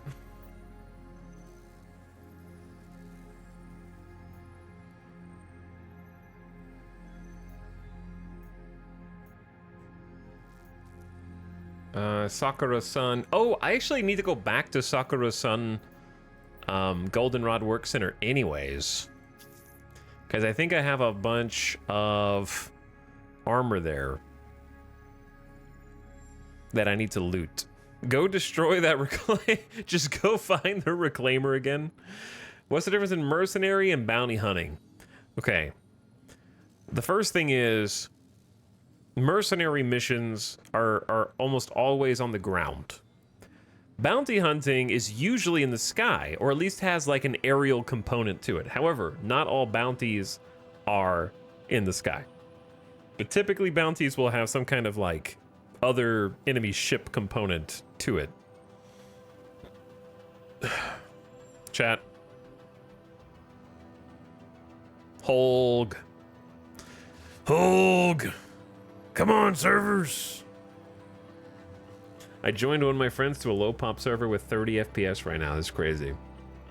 How many space bucks to buy this? I think it's like 6.5 million, if I'm not mistaken.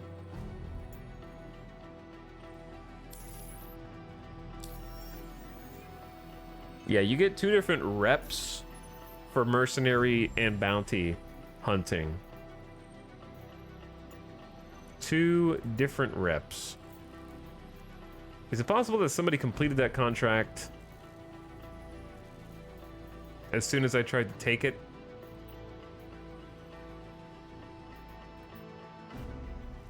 Because there was like a 30K contract and now it's not there.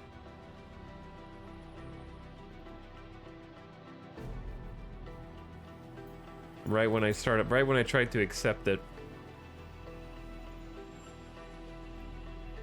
You should start thinking of another game to play tonight. You should start thinking of another stream to watch tonight, Jeff. Nobody's making you be here. You're choosing to.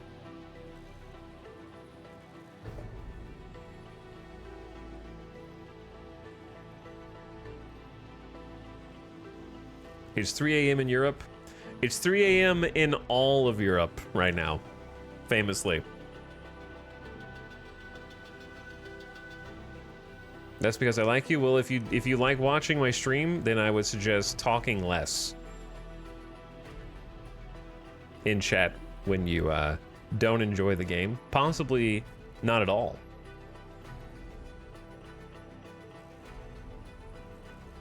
Because it'll make for a more pleasant chat experience.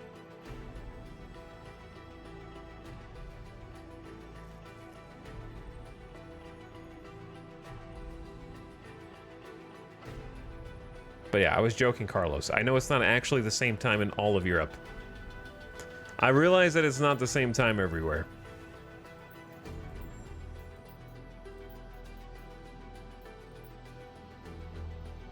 I say let's just take the 21K. It's not as big of a payout, but it goes to the same place. Assuming that it actually gets accepted.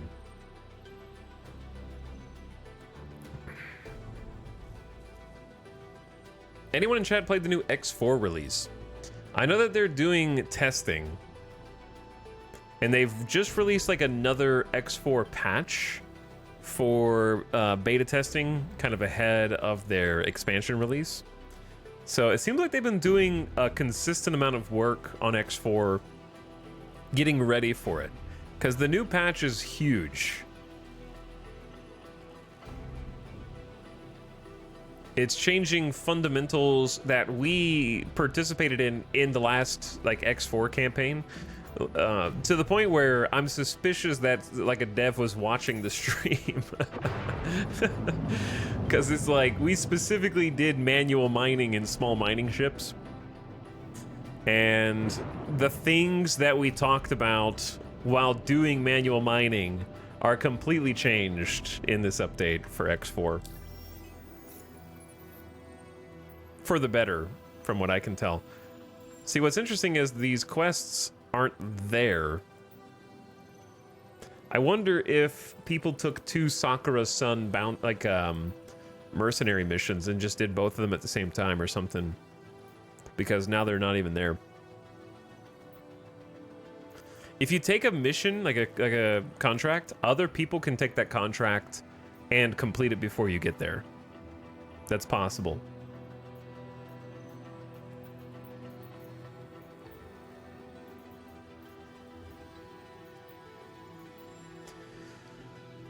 So, I don't want to do boarding. What do I want to do? I wanted to go to Sakura. Sakura Sun facility. I'm scared of this 55K one. Chat, do the 55K contraband missions, I'm assuming they have turrets on site that shoot you.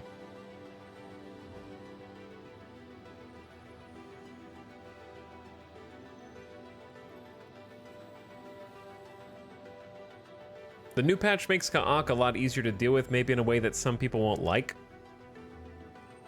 What changed on that front, I guess? I haven't had an illegal occupants mission actually. Let's see. I think I tried one of these and it didn't work. Then again, none of the missions that I'm accepting right now are working, so it's just one of those days. It's just one of those days, chat. At least we have each other.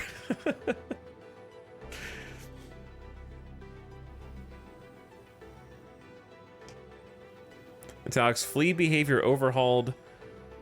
Fighters out of system in general are much slower. I do remember them zipping around the map and being extremely fast. Let me try this.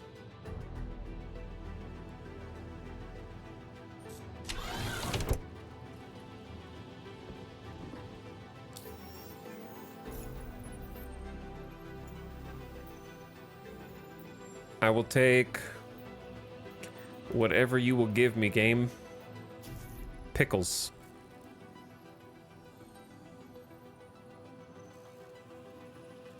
I just want to see if this loads or not. Let's just leave it here for a second.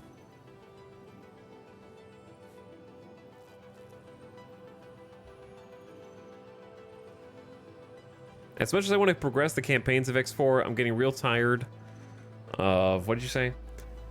Bring 3,000 of item A, 6,000 of item B, and 9,000 of item C. Are you talking about like story missions or just the general sandbox of like you have to keep making more everything?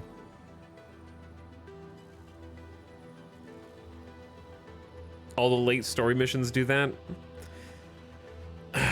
I think that X4 would really benefit from a full dev cycle that focused not on an expansion in the traditional sense, but on the sandbox. The core gameplay loop. I know that I'm beating the dead horse,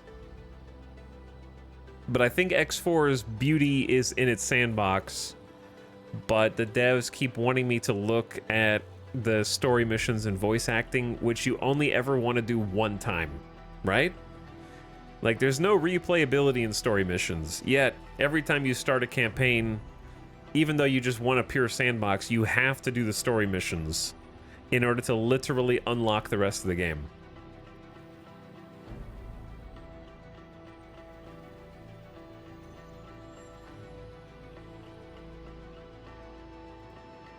Alright, I got an idea.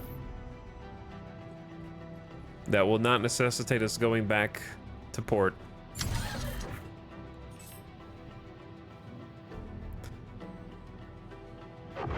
Even the in-game chat is struggling. They just said server's in bad shape, but this isn't the only server suffering right now. I jumped to every region, and this one was the best. It's not good.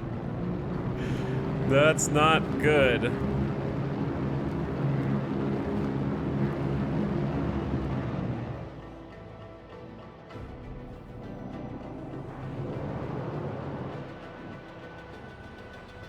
But yeah, here's my idea. My idea is just so I don't have to go back to port, we just go hop away.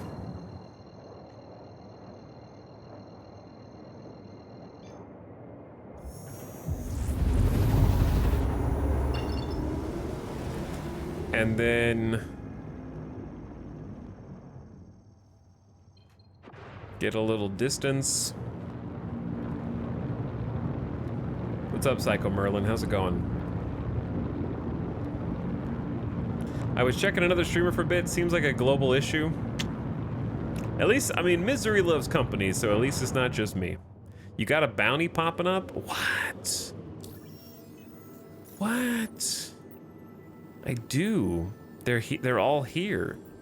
Okay, well, I may have accepted too many missions then. I think this one might be bugged anyway. Let's go to the first one and see what happens when we get there. Our patience might pay off.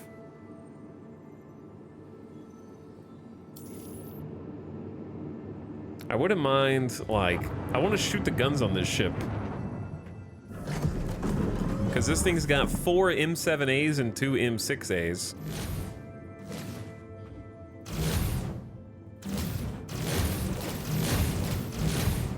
Those are some large lasers.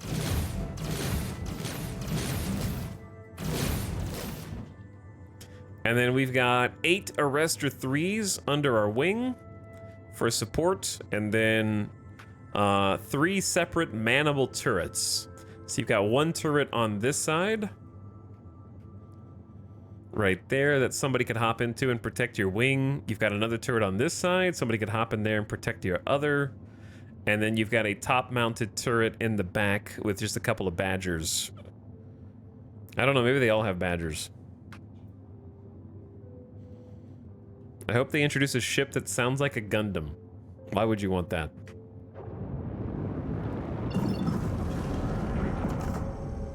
You want it, you don't want it to look like a Gundam, you just want it to sound like a Gundam?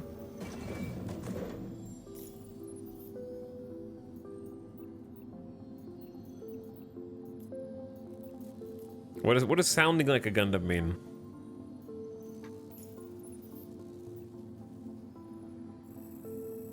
Second question, where's my mission, dude? Like, they're in the mission log, but there's no...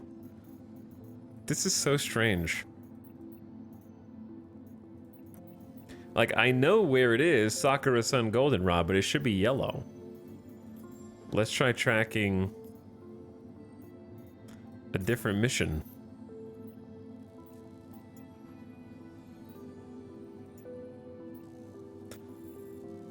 I feel like if I go there, there's not going to be anything there, is what I think.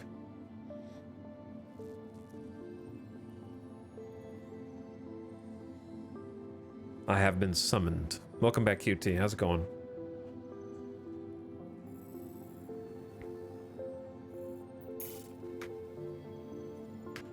I'll travel there anyways.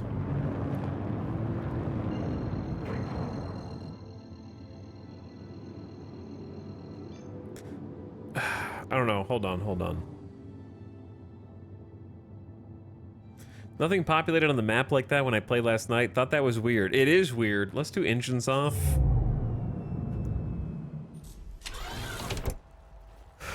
And then let's try bed logging. That's what I'm gonna try. I guess I could sleep wherever I want. I choose this room. Oh, not sit, you stinky. You need to lie down.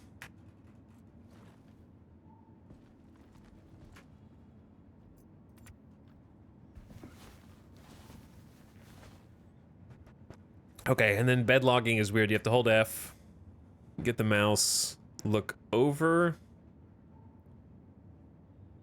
You have to look for like the get up and then right click that, and there should be a log off option. But in this case, oh, wait, here it is. Boom, it's the close get up option, not the far one. You have to find this, with holding F, then right click it, then log out appears.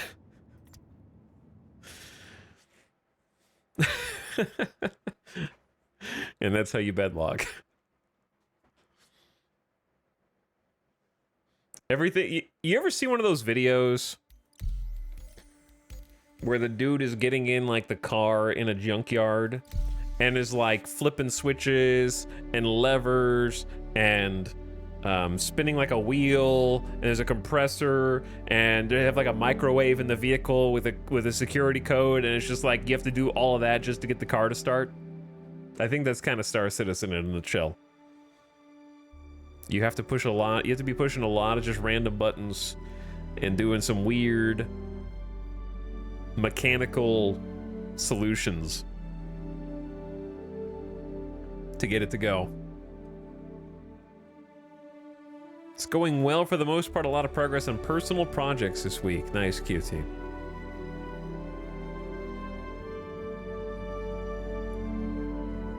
Each button you press, there's an unnecessarily long animation for sitting. I like all the stupidly long animations. I'm definitely in the minority there, I think. I wish they were synced a little bit better in some cases, but yeah, I'm a fan.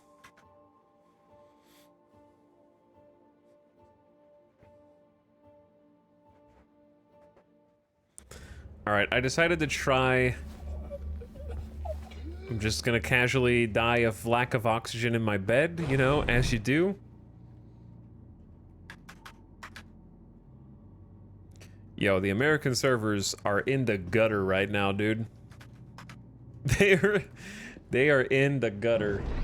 It's bad. Like, they are well below average.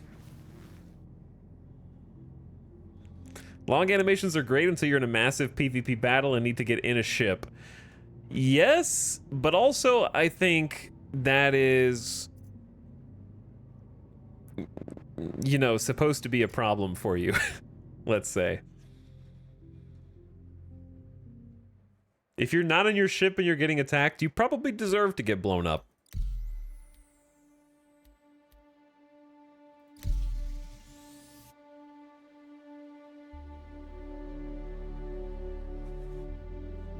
But yeah, I do think that would be nice if there were some like rushed animations for certain things, but because it doesn't, you're right, it doesn't make sense to be taking your time gingerly climbing in or out. But I don't know how to balance that. They clearly want certain things to take a very long time because they want you to have to decide. They want you to decide to be in a ball turret before it becomes a big problem.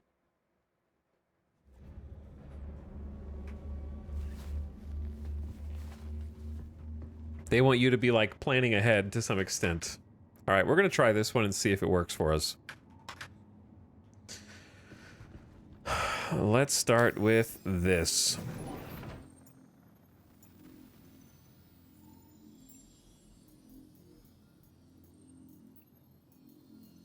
I don't like taking call to arms first. What about bounties?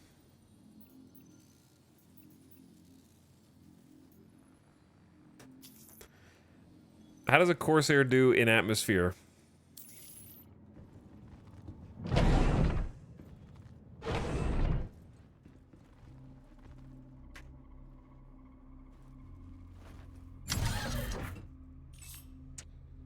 What do you do when the switch screen is off? Does it show your IP or something?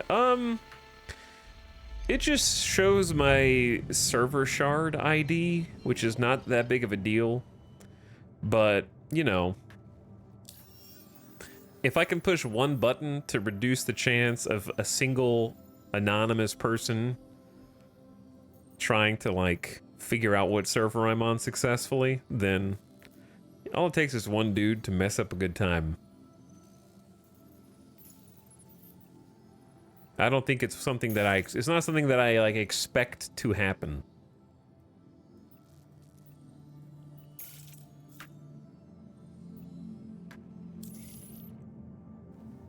Okay, auto target off.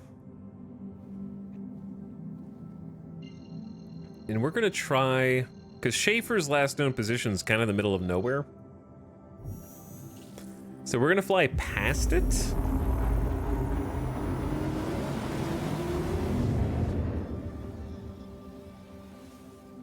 And then kill the engines when we're kind of like overhead.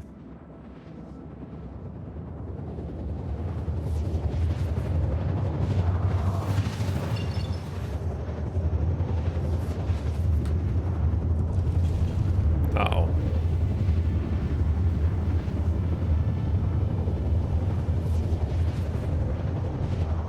Chat. Hold on. We're in permanent quantum sound effect land.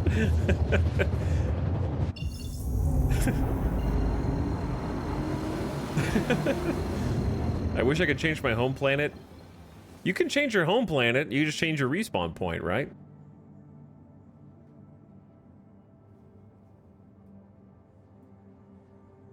Dude. What did I do? Okay, calibrated.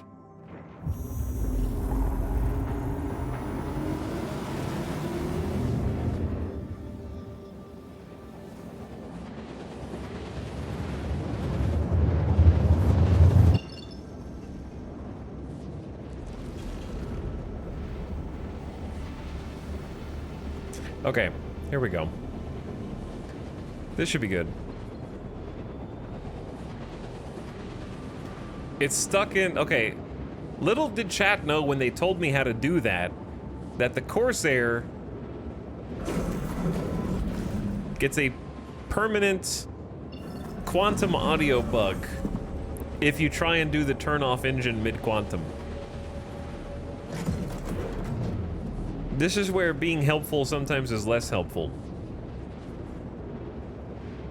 I wonder if you get out of the seat, if that changes it.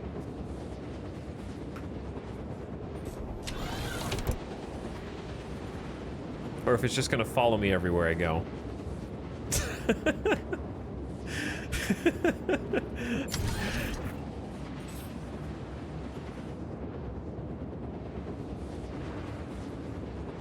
That's so funny.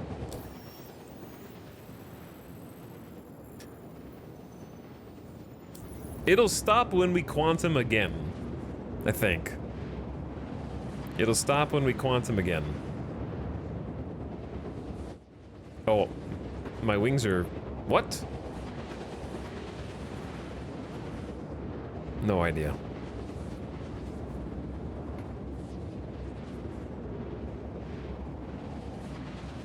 Held together with duct tape and glue. You know what I'm saying?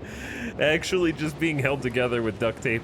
And I don't mean the ship, though the Corsair is probably being held together with duct tape and glue as well. But like the servers, the game itself is just being held together with, like, I don't even know if I would say it's duct tape. It's probably more like, it's not even packing tape. It's like office tape, like you would find on just a cubicle desk.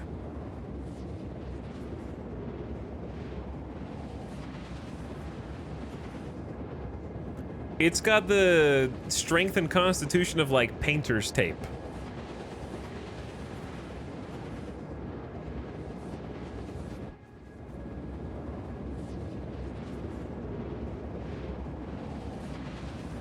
Honestly, I'm gonna go back to what I said yesterday.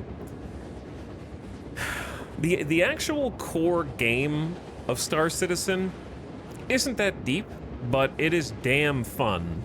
The problem is the servers exist, or maybe they don't.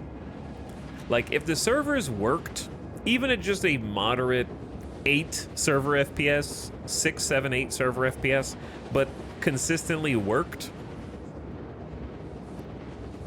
you could have a lot more. Like, I would say the server boss is definitely the one thing that's like keep holding the game down the lowest. Would be the way that I put that. Because yeah, it's not the most complex game out there, but it is still very addicting and fun. The grind is. And if the servers just worked somewhat consistently at just like an average pace, it would be 10 times better. I don't, Chad, I'm not on the copium free fly will fix everything train. I'll believe it when I see it. I think they need to restart the servers, like all of them. Have you gone to prison yet? I have, yeah. I'm not gonna do any crime until the oxygen bug is fixed though, because I just don't feel like messing with taking my helmet off and putting it back on every 30 seconds. I would like to actually do a bunch of unverified missions though.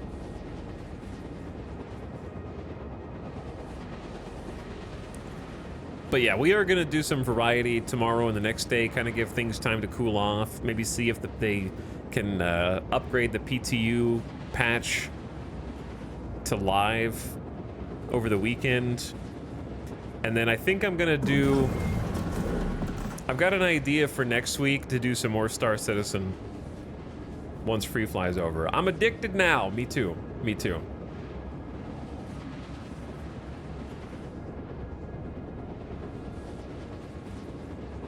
Me too. All right, let's get a couple of arresters queued up at least. Possibly more. Let's go decoys. Go ahead and set those up. Okay, I think the screen is bugged, but it should be working. We're gonna go all power to shields. We got Elmo Rider, great name. Aegis Avenger Harbinger, so we might have some missiles coming in. So let's just go ahead and queue up 4 missile volley for the arresters. Who's that? That's a Origin 400i. Isn't that a big boy?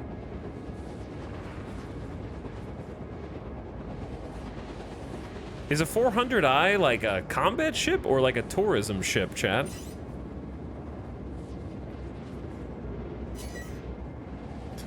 And then Shane is a Cutlass Black. Maybe we go for the Cutty Black first, because we can just get rid of it and then focus on the Harbinger. Harbinger's gonna mess me up though, dude. But I am a Corsair. I'm a big, strong lad. All right, we're gonna get closer because 10-kilometer max range. All right, we are at about 5 kilometers. I'm gonna send it.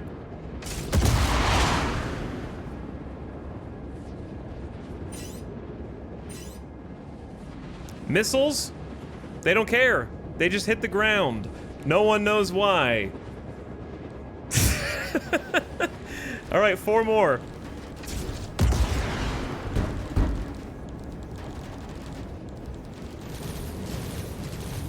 Where did those missiles go?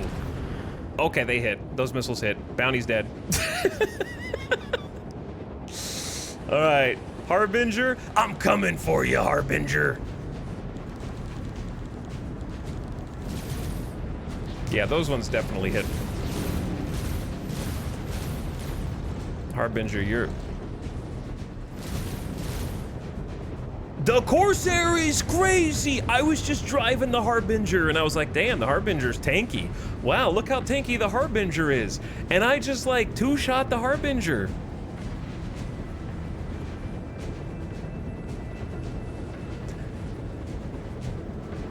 And then here is the big 400i Space Chungus. I actually don't like lag pips on this ship, so I'm gonna switch to lead pips because the low console.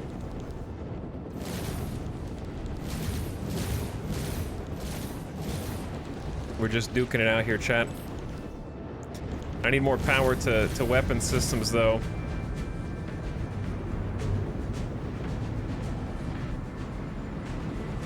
Yeah, the 400i is tanky. So I'm gonna go through. Did I use all my missiles? I did use all my missiles.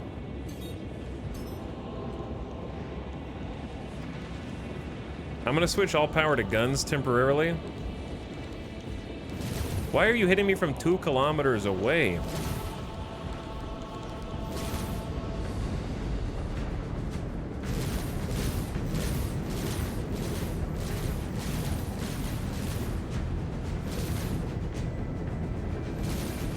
I'm so floaty. I'm not used to piloting a ship that's this big. I don't really want to ram into him either.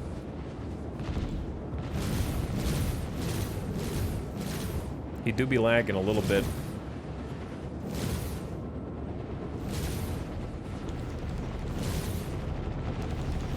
All right, just calm down. You've almost got his shields. He's working through your shields right now.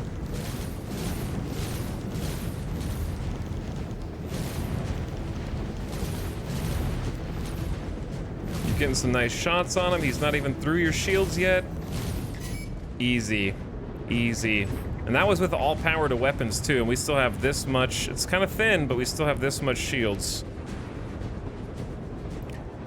Easy. Corsair's crazy, dude. That was minimum power to my shields. I was just trying to pump a couple extra rounds. The M7As are massive lasers.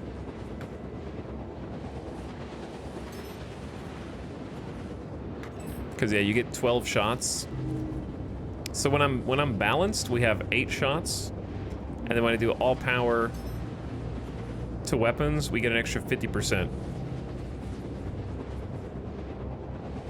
It takes a while to recharge, but yeah.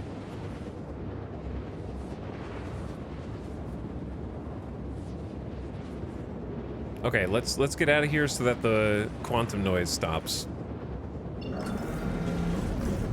I feel like that'd be a good idea.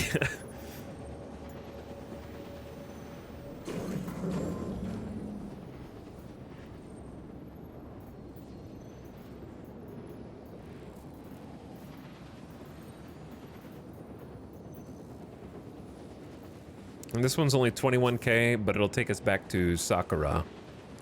Goldenrod, work centered on microtech. Wait. Contacts? Cutlass Black coming in? 5,000 meters? Where did you come from, little dude? Where did you come from? He wants a piece. I don't think he should want a piece.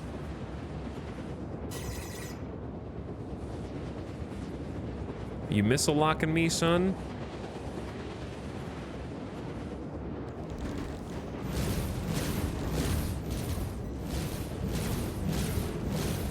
Chat, do not charge a Corsair in a Cutlass Black. Okay? Don't do it.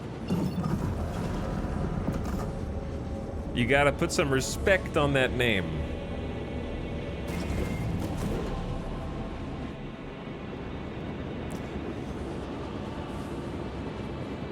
Good to know. These guns are like half the size of your ship. 5-second time to kill. Yeah, these are our size 5 weapons, right? Size 5 guns are huge.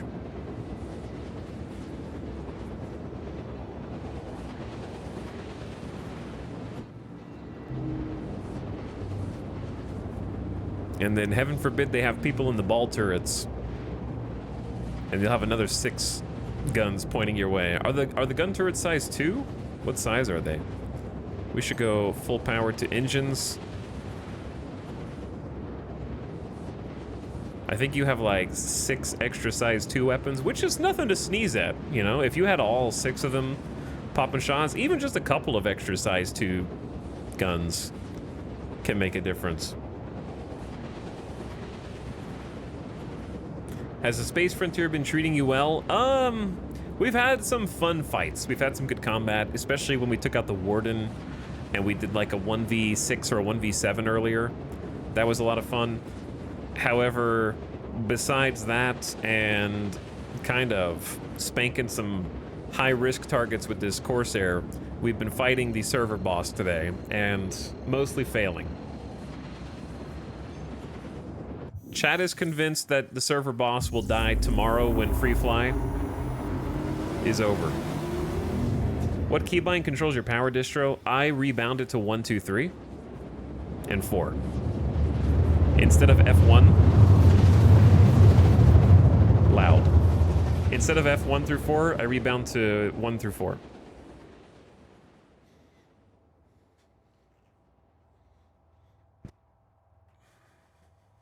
I changed a lot of keybinds for various reasons. Chat, why did we just go here? I don't know. I think I would love a Taurus. Yeah, I think a Taurus would be fun.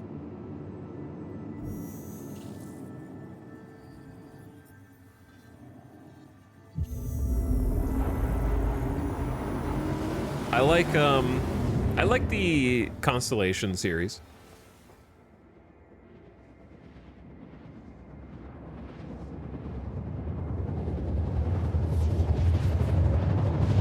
But anyways, welcome back to Dark.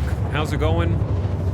We found our fair share of bugs, but I'm just trucking on. I just enjoy playing too much. I kind of am still in, ooh, bright. I just want to try out more of the Free Fly ships before the Free Fly is over. But I don't think I want to go back to Area 18 and necessarily like re-up the rentals. I'd have to have a reason to. Excited to see the Zeus? Yeah, we were watching a video earlier in the stream for the first like 30 minutes or so about the upcoming 4.0 features. They were talking about the Zeus. It looks cool. Each night after playing Star Citizen, I say, no more after tonight. I can't handle this again. But then I see you playing and I want to log in again. Yeah. I think Star Citizen teaches a valuable lesson in what each person is capable of enduring for themselves. And whether... here's another thing, right?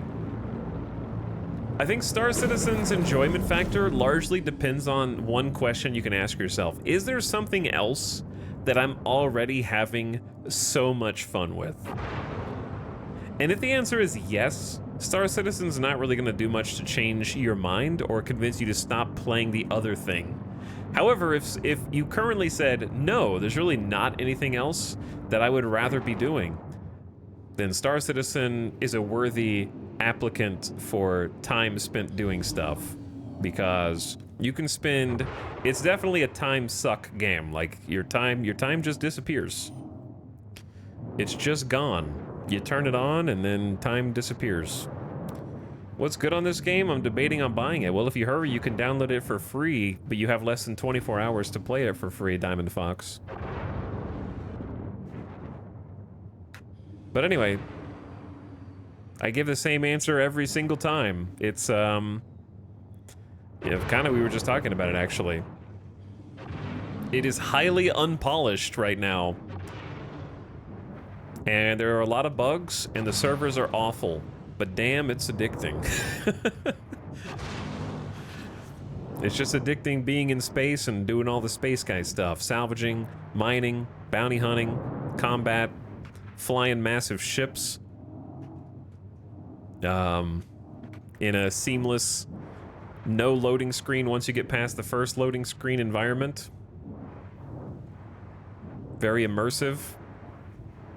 And like I said, it can eat a lot of your time. Sometimes the good way, sometimes the good way, sometimes the bad way.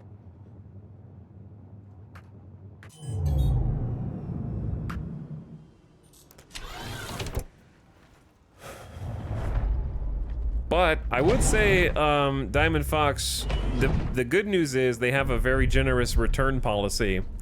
So if you wanted to just buy the game and be like, do I even have a tolerance for this? Like, okay, let me ask you this, Diamond Fox. How do you feel about watching at least a 45-minute tutorial video before you even do anything in the game? You say, that sounds awful. Probably don't buy this game.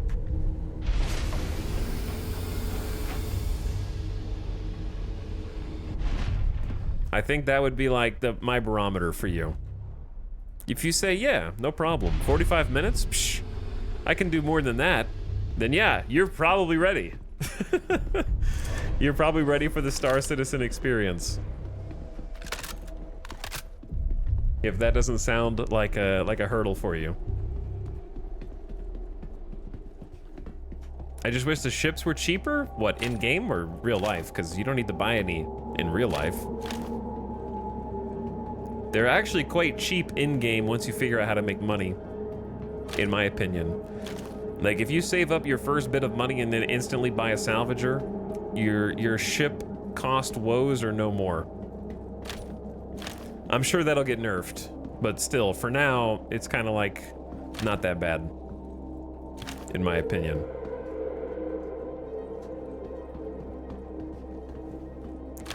Whose ship is that?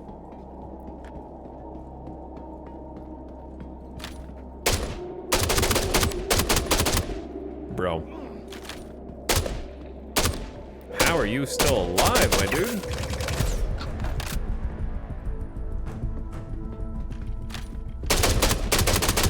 He's climbing. Oops, sorry for the lag spike. My computer is trying its best.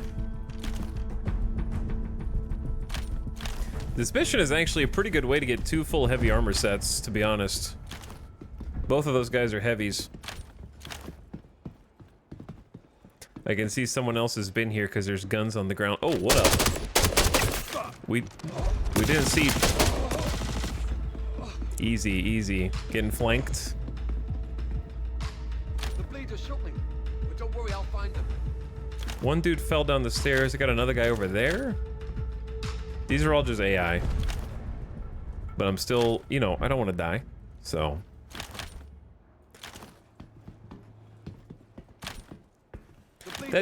That dude did a medical beacon and offered 2,000 credits for pickup. Yeah, right. I don't think so, dude. Oh, I see him.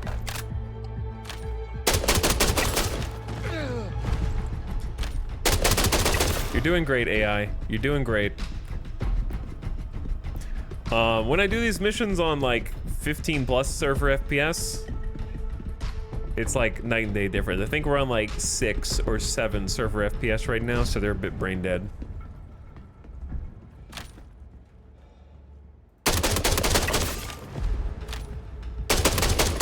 Also, this semi-automatic weapon we're using is kind of goated, actually. If I had a scope on this, it'd be insane.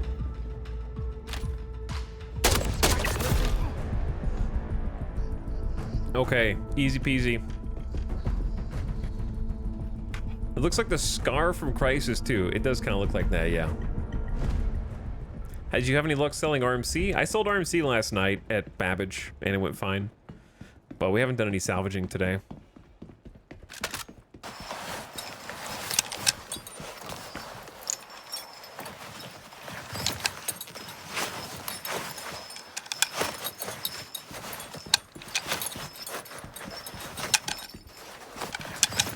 Repulling? Okay, it's still doing it. There we go. Fixed. Let's go get the heavy armor first. Why are the factories empty? Well, I mean, 2 things. Number 1, they just added the factories in the last patch. They're literally brand new. Secondly, they're working on cargo elevators actually doing something. which may or may not change the gameplay here. But you'll have to like manually load and unload cargo. This is a distribution center, so one would assume that is related. But thirdly, I know I said two things. The missions are supposed to be like, normally there's just there are construction workers wandering around here, but a lot of them are dead because you get missions to go take out these nerds who go in and kill the workers and then take it over. And a number of the missions have like 15 to 20 guys you have to kill that are scattered throughout it, so I wouldn't describe them as empty. But another thing is, people like me are doing these missions, coming in and killing the people who are there occupying it. So I am sort of making them empty by extension of murdering the bad guys. But I think that they're supposed to have kind of a dynamic, I don't know if it's something that's functional now, but I think they're supposed to have some kind of dynamic whereby they are operational with cargo, potentially cargo distribution, until a certain amount of time passes and they get taken over by these hostiles, and then for cargo to continue to flow, a player needs to take the missions that clear the hostiles from it. That's not how it works at the moment, but I feel like that is maybe the ideal, because here are the dead workers that were murdered by the random hostile NPCs. Can you sell the loot you pick up? Yeah, that's what I'm doing now. This is a great way to make money in the early game. If you take specifically distribution center missions that have you killing hostiles, then when you get the hostiles, you go to loot them, and instead of using this inventory, you open up the old inventory with the arrow, and then you'll see local inventory tab on the left. So if you click local, this is storage specific to this distribution center. So I'm at the Sakura Sun Goldenrod, so I've stored all this stuff, and you have a nigh infinite amount of storage space in local. So I can take the stuff from the corpse over here by holding shift and left clicking their undersuit, and it moves their entire kit over to local storage. So it's like a fast loot, and if you want guns, you can do the same thing and pick up the gun, put it in local storage. Bam.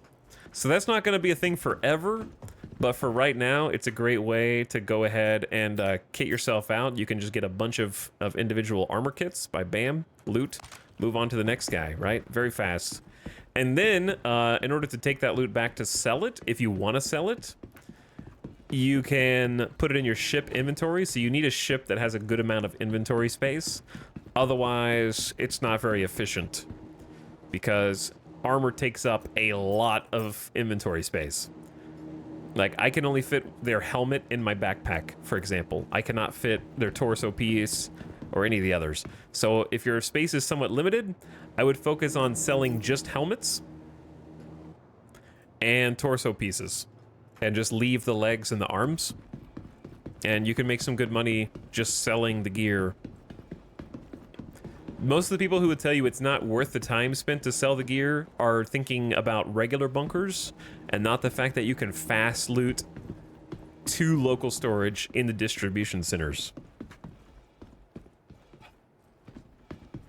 So yeah, it's sometimes not really worth it at just the bunker missions, but at distribution centers, it's pretty good fast money, in my opinion.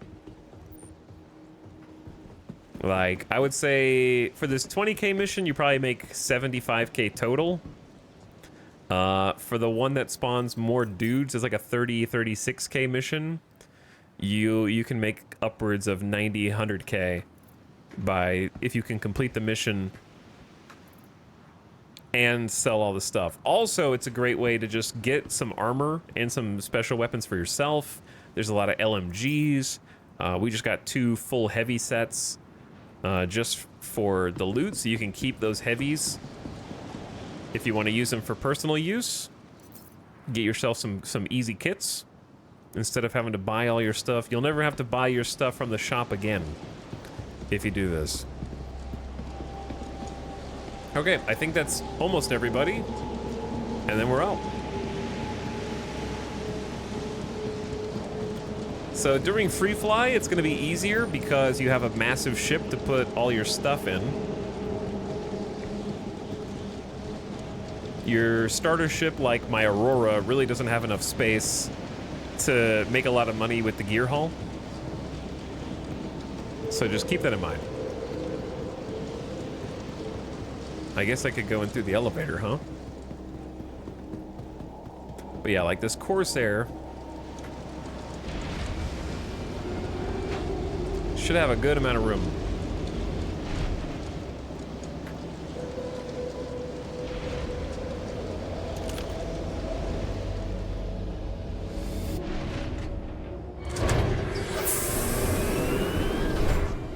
And then once we get back on the ship, we just hit I again. Now we have a vehicle inventory, which we only have 5,600K for the Drake Corsair, so we want to see local on the right.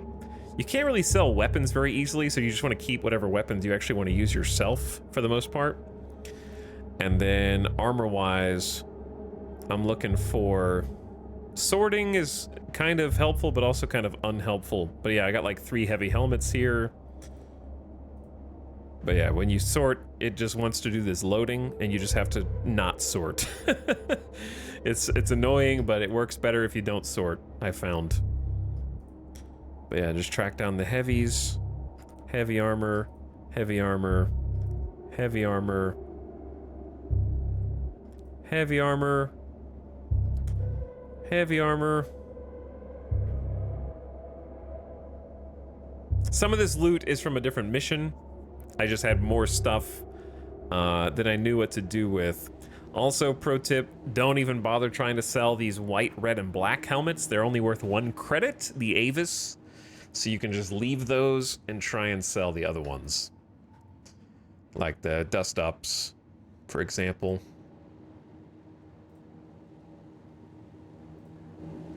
These, yeah, Dust Up tacts are pretty good. The light armor is kind of meh. But it's still worth... The helmets don't take up very much space. Comparatively. We got some nice Power Rangers armor here from some dead guards. To be honest, the only reason I'm not running off to try this myself is I doubt my computer can run it. It is very resource intensive, for sure. It is a stiff... system requirement. That much is true. What I was trying to tell that other chatter earlier before I got distracted was they do have a pretty generous refund policy. I want to say it's a 30-day refund policy. And you can buy the game, and if it doesn't work on your computer, or you need to consult the refund page before taking my gospel word for it, but I believe it is a 30-day refund policy. As long as you don't play on the test server. There's like a couple of specific restrictions. You can't play on the PTU, and there was maybe something else, but in general, I think it's kind of a no questions asked. They'll give you your pledge back. Okay, if we've got all the torso and helmets that we care about, then I'll start taking, like, I guess this light armor. So another fun fact about looting up your vehicle like this. It'll say that it's full at 101%. It's not. You have to close the inventory, reopen it, go back to vehicles, and it's only 50% full. So make sure you don't just instantly leave because you're like, oh, I got everything I can carry. Nope, you did not. Now go back and get the rest.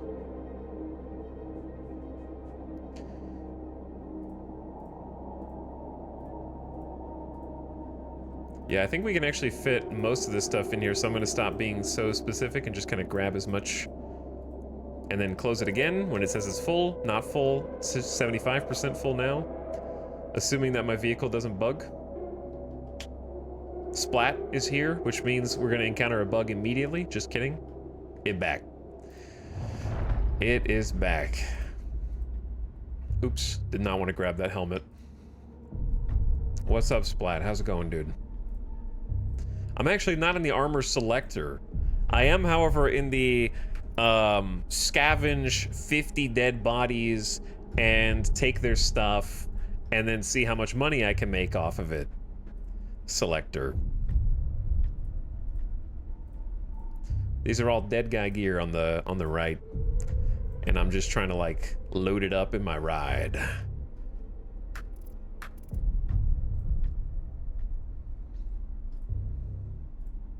Okay, we are effectively full. Chillin', dude. You're playing some more Spaceborne today, if I'm not mistaken, right? 2, the sequel. Do I hear another ship? Spaceborne 2 gamers? How's the addiction treating you?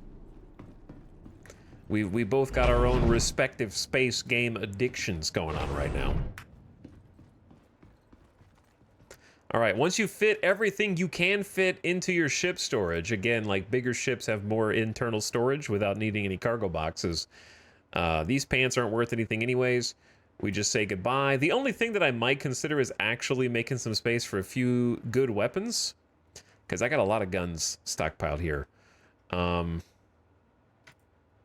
would just drop like some random small stuff. The guns don't take up a ton of space, but grab an LMG. What is that noise?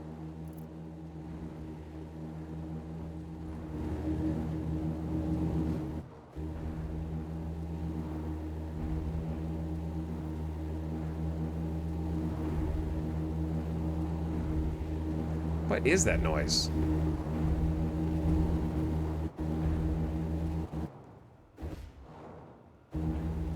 Somebody is in combat somewhere. But I don't know if it's a ship? There's a beehive on your ship. I like the Karnas. The Karnas are decent. Take the LMGs. I like the S71. I haven't used the R97 at all. Drop. I kind of just want to get out of here, actually. They can't be scraping my hull. Oh, is that a salvager? Is that that could be a salvager.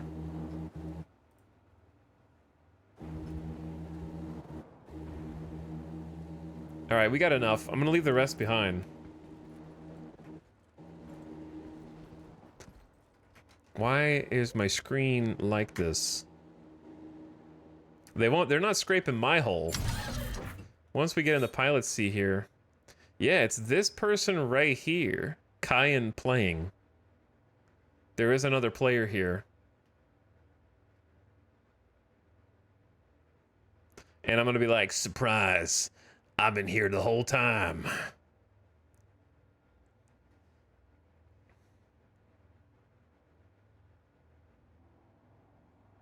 Are they on foot?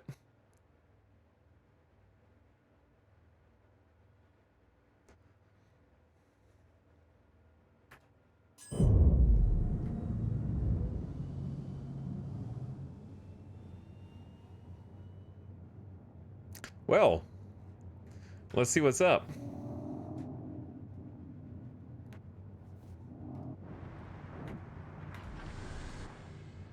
Who dat? Chat, where did my HUD go?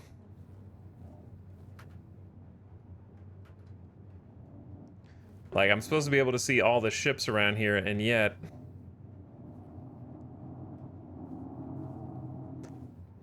Did they blow up their ship? There was a ship right there where that light is. I see the light.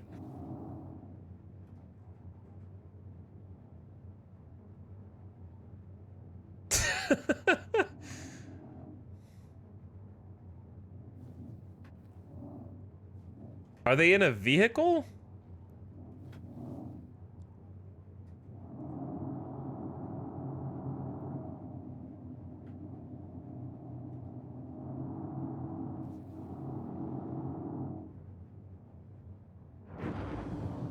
I'm gonna poke around. Let's see what's going on. What is this bro? What is bro doing right here? He's in a Drake mule. All right, I'm gonna leave him alone. I probably just made him shit his pants because I just target locked him. Why is he in a Drake mule? He's just vrooming around in a little cargo hauler. That's so funny. And then we got a Drake Cutter Rambler right here. There's no player in that though. Does your ship have lights? I do have lights. I can just be like, bam! Spotlights. Sun's coming up also. Yeah, he's just in like a little cargo hauler that currently has like no in-game purpose, I think, and is just cruising, so. Let's get out of here. We got a cargo hold full of gear.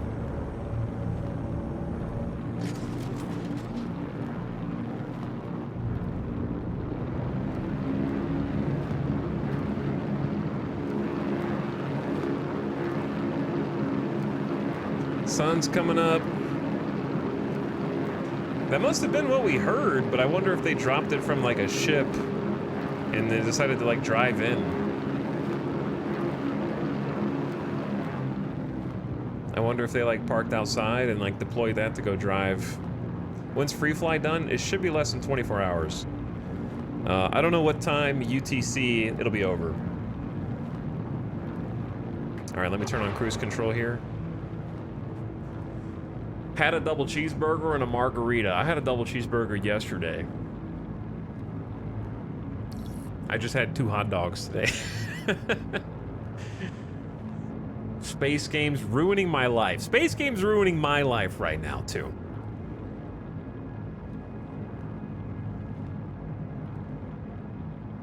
I think for now we'll avoid the unnecessary extradition. I think that's wise, Duncurtain. I think that's wise. Nothing wrong with waiting. Give it some time. But yeah, it'll be free fly will be finished soon. I don't know what time UTC it'll be over.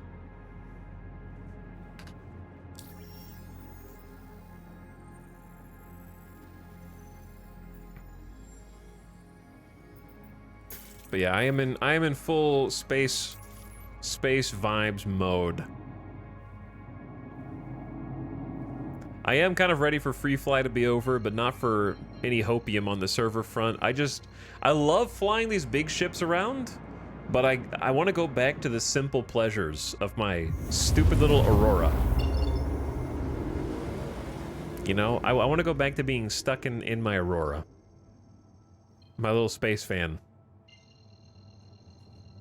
It'd be great if the servers got better after free fly was over, but I'm not holding out hope, dude.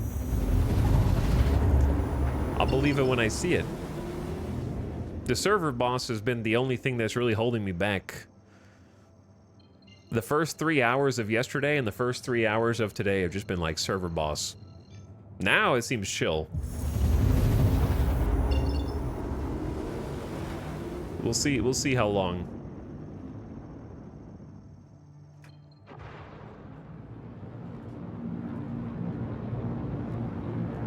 Yeah, whenever they do a restart after free fly, it's not going to be because free fly is over, it's going to be because they restarted all the servers.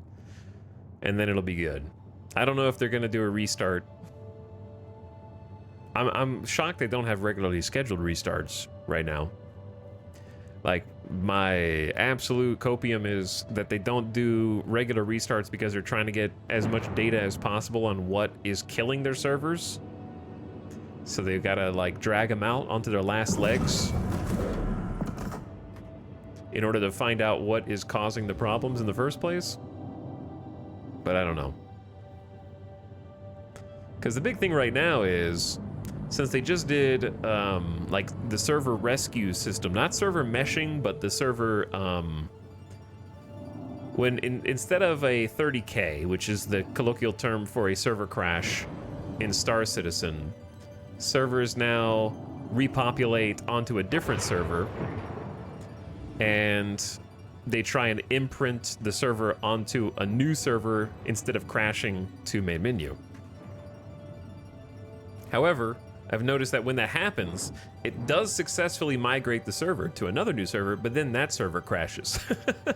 So since that's a brand new tech feature, I'm assuming that there is something to be learned in how and why that happens and how to prevent it from happening in the future. So, you know, if I'm trying to play devil's advocate, I would say it's so that they can learn. Yo, we are tall. We are really tall.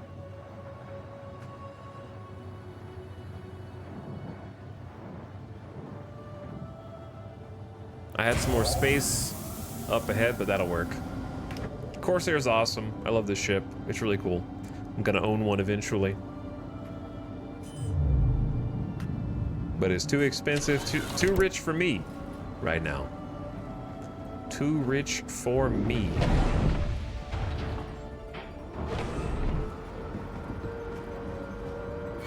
All right, so now that we're back, we hit the vehicle inventory and we just do a very pleasant move all. And now we are stacked.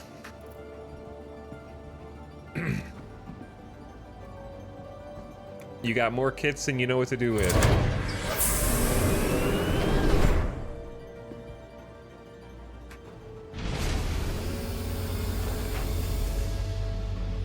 We got weapons. We got armor.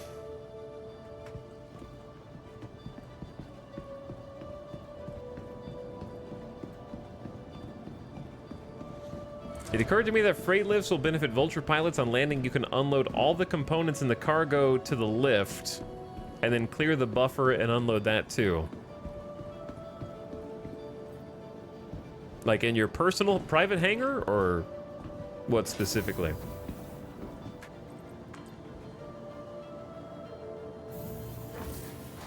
Hard to find a buyer? Nah, it's not hard to sell the armor. You just go to a kiosk and you can just sell it all.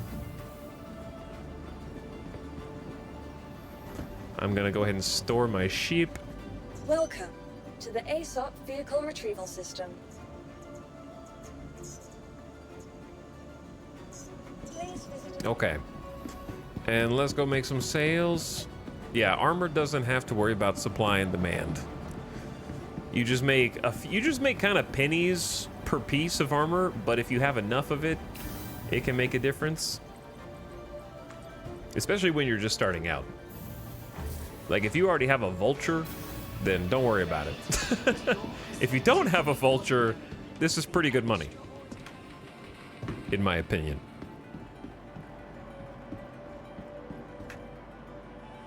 And if you want, you can just like you could just move all your stuff to local storage and then go right back out and do more. And then later, once you have a whole bunch of stuff in storage, then like sell it all at once. That way you don't have to keep coming back down here. So like I can just go to sell tab, start on helmets. Oh, these security guard ones are only worth 1. I didn't know that, so I would not loot those again in the future. It makes sense though. You can still wear them if you want to like be the Pink Ranger. I don't think I want more than 2 sets of Pink Ranger gear. Now, heavies, I've got 2, 4, 6, 8 heavy helmets, which is a pretty good amount. Like, I think I'm content with like 6 sets of heavy armor is still a lot, so let's just sell 2 of those. That's easy 3K. And then the oracles are all light armor. They're not worth a ton. And there's no way, as far as I know, to sell in bulk. I'm pretty sure you can't. Let's see. Well, maybe I need to find something that I have more of. Because I definitely told a chatter you cannot really sell in bulk. But if you have a lot of the same, let's see, calico helmets. I can do a quantity multiplier and then there's an inventory error. So I don't think you can. If they're stacked, you can't stack armor and helmets. You can stack helmets? That is, first of all, requires local inventory to load. Well, you can stack helmets? All right, well, that'll save you maybe a few seconds. The amount of time it'll take you to stack your helmets before selling them, you could have just quick sold them, but I guess you can stack a couple of things, but not torsos. So strange.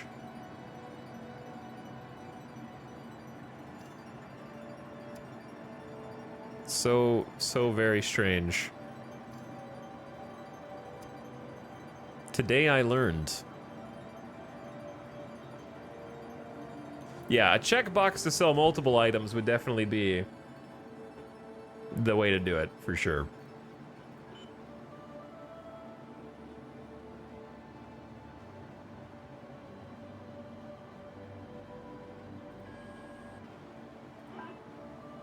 Because this does take a while, but it is just free money.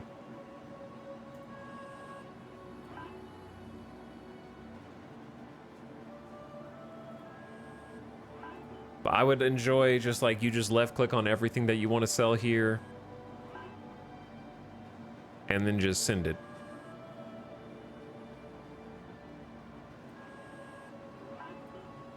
Or just allow all armor to be stackable, and of course then you get into conversations about having an auto stack button that stacks stuff for you. Chat, we cracked 1 million credits just now. 1 milli. First ever 1 million credits in Star Citizen. I like not having a vendor credit limit. This post brought to you by Fallout players and Star Citizen players. Probably.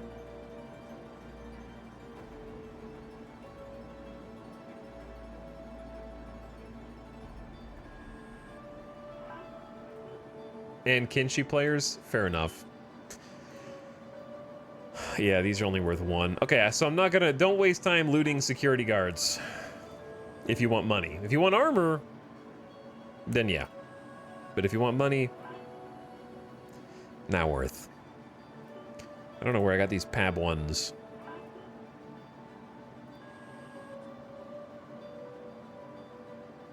Got a lot of citadels. I want to get rid of all the lynxes.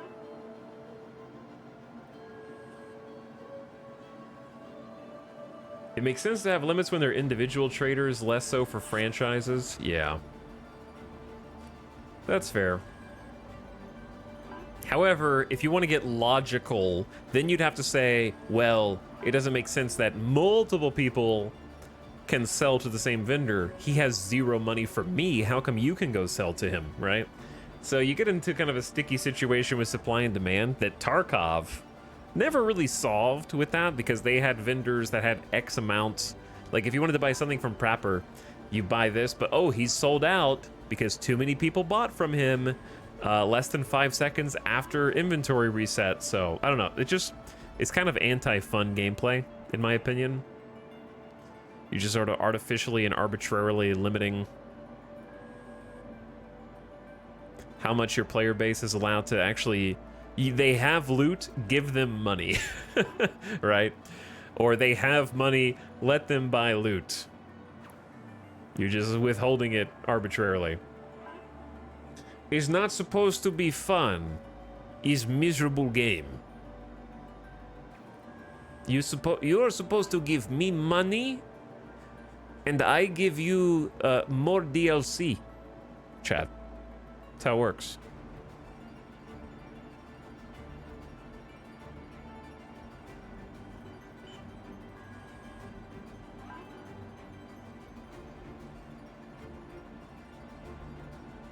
How many people are out there who need saving? I saw a couple of medical beacons, though I don't trust them because they're like, you come 48 million miles to get me.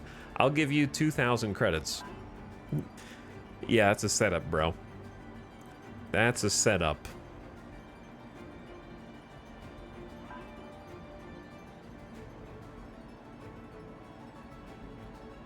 I'll sell a couple of these Citadel cores now that I know how to get more.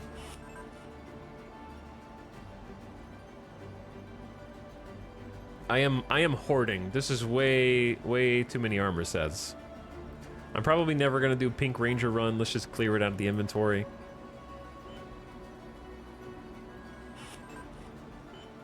Failed.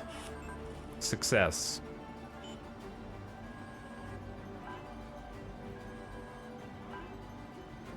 That exact scenario is what led me to quit Eve. Which part?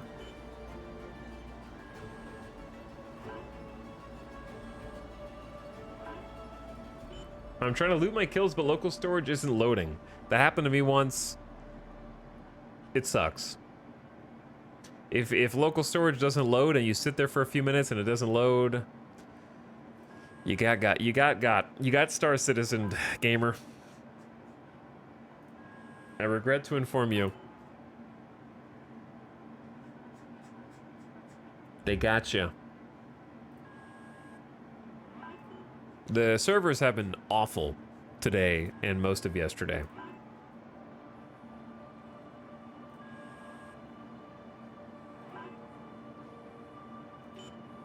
Okay, we got too many ADP. These are heavies. But yeah, I've effectively become a weapons dealer, like an armor dealer. I didn't mean to. But it turns out stealing a bunch of people's weapons and armor and then selling it somewhere else, it does make you an arms dealer.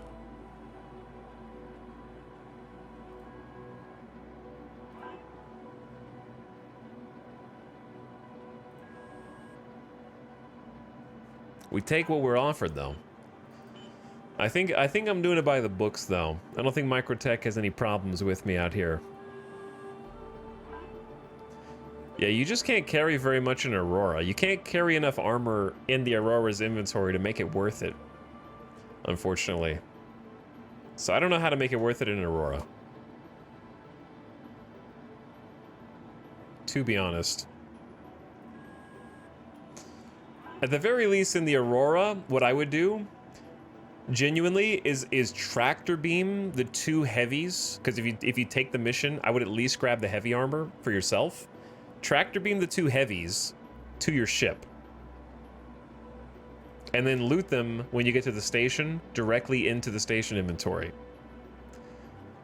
That would be the best way to do it, I think. And if you wanted to get more people in your ship, you could probably squeeze a few bodies in to the Aurora, but you need to be careful that it doesn't make you clip through your Aurora's ceiling. I'm undecided whether I want to stay in Microtech space. I've enjoyed Microtech. I think the station's good. I think the rep grind is the main motivating factor for me, where it's like, oh, I have to start from scratch somewhere else.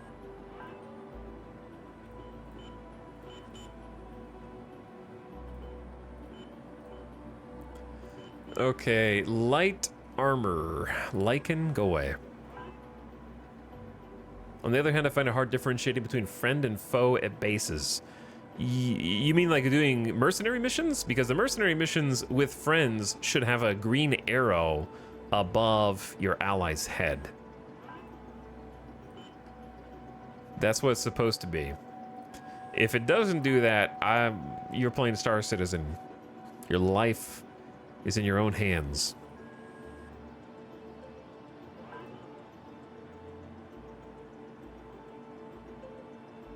Solo. Yeah, I'm talking about security guards. The security, if you go to a defend mission as a mercenary, all security guards who are on your team, AI, should have a green arrow over their head.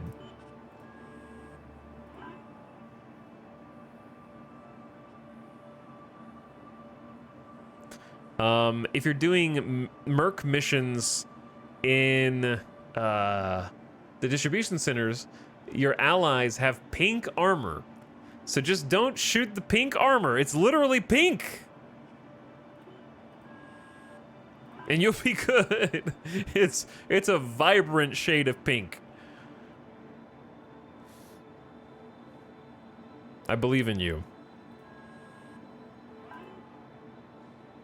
What ship are you gonna buy first in the game? I don't know, dude. I'm not gonna buy a ship today. I'm just gonna hoard my money for now. Smart buy. Until after Free Fly's over. I'm just gonna hoard it. All right, that's all the arms. Undersuits, probably just hold on to those for now. And suddenly 1,034K, and I could probably make more if I wanted to sell more. So I would say that's an easy plus 50K. We probably made 75K for the mission total. Empire class shipyards and bunks in a sunset that is truly And we're out. unforgettable. Whether you're just looking to spend the day cloud hopping. Why should Now the question is, how much ammo do I still have? Not a lot, but I'm not out either.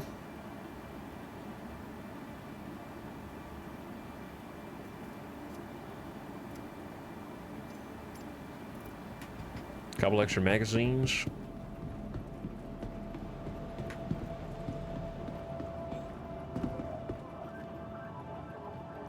Direwolf, what the hell are you typing, dude? 3 separate lines, and I only recognize the words in one of them. I like Area 18 so far. It's got my vibes. Area 18's cool. Area 18 is nice. I agree. All right, where are we off to next? Service beacons. Medical assistance 2K. Loki, you've got to have more than 2 grand, man. I want to do the overdrive missions, but you have to actually have friends to do the overdrive missions, I'm pretty sure.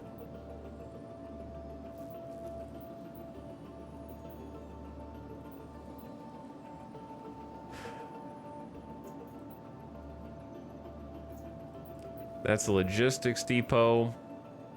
I wouldn't say no to doing some salvaging.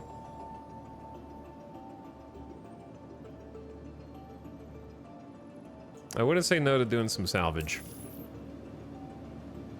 I also would like to check my ship list. Welcome to the ASOP Vehicle Retrieval System. I just found a magazine in the store for a dead rig shotgun. I think I might have the dead rig. Goodbye.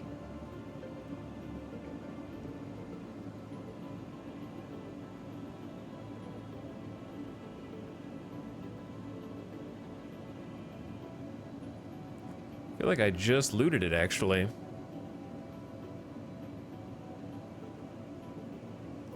Chat, we have too many weapons now. Maybe I should stop looting so many weapons. Where did it go? Maybe I don't have it. I know I've used it, though.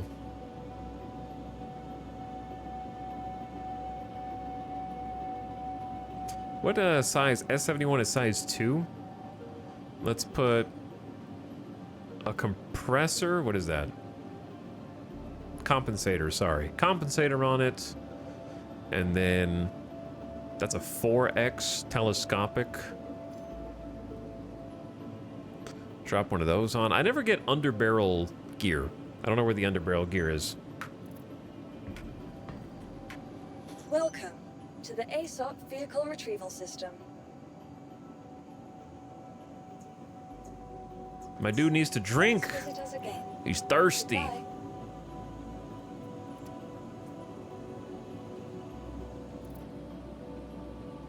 Maybe I should just try and go rescue them anyway and see what happens. Welcome to the ASOP Vehicle Retrieval System. Please visit us again. Just fly down a little medical Pisces. I think they're like 40 million miles away, though. It's pretty far.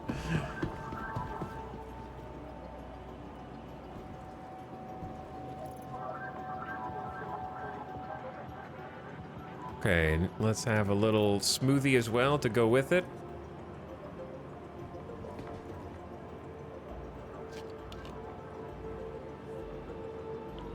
That'll be some nutrition and also hydration at the same time. Yeah, just go ahead and drain it. We'll go get more.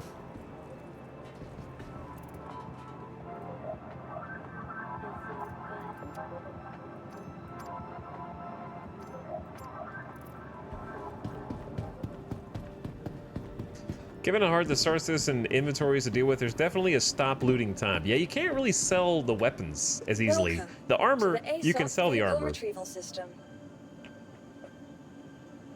They will only buy certain weapons, though. I kind of want to bust out the SRV before it's gone forever. Chat, you want to bust out the SRV? Yeah, let's do it. Let's go tow some people. Your vehicle has been delivered. Please visit us again. Now the question is, should we do a mission or should we try and tow some actual people? I don't know how to tow actual people.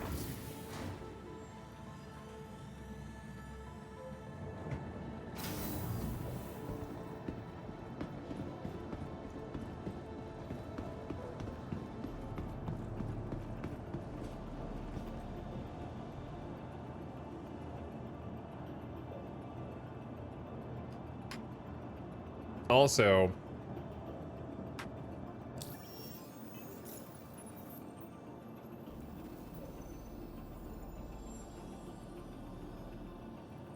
no, it's a different guy. Okay, never mind.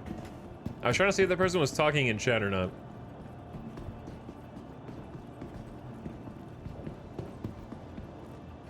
Welcome to your new home chat, the SRV. One of the potentially more useless ships in Star Citizen right now, and also happens to be my dream ship. This is an actual tow truck vehicle. And it's also got a bugged elevator right now, apparently. There we go.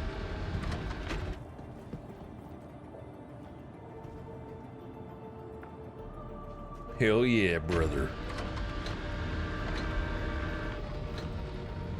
See, these doors scare me, how they close. Well, actually, no, these ones are fine. On some of the ships with elevators, they have closing doors that I feel like are gonna, like, bite your ankles. You know what I mean? This one's better. It's just a solid elevator surface. But yeah, this could be home. Check it out, dude. Oh, the Constellation. Yeah, the Constellation's the one that I'm thinking of for sure. We got racks here for weapons and tools. Boom. Check that out.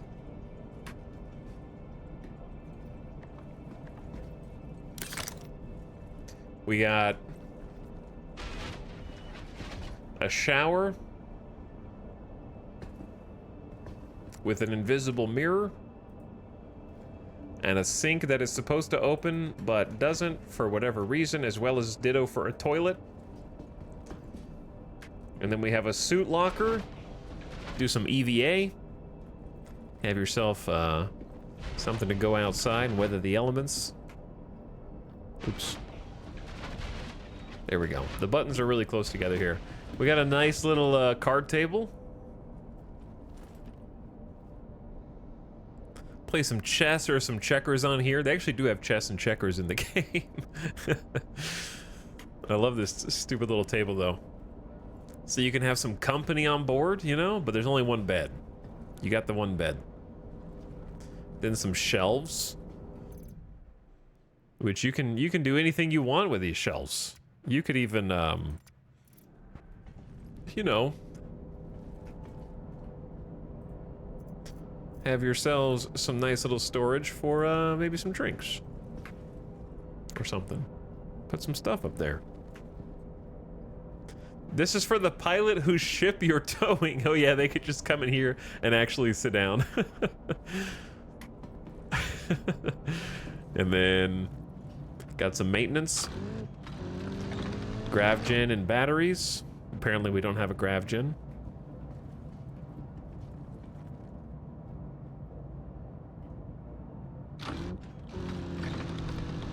Jump drive. The buttons are kind of wonky. Buttons.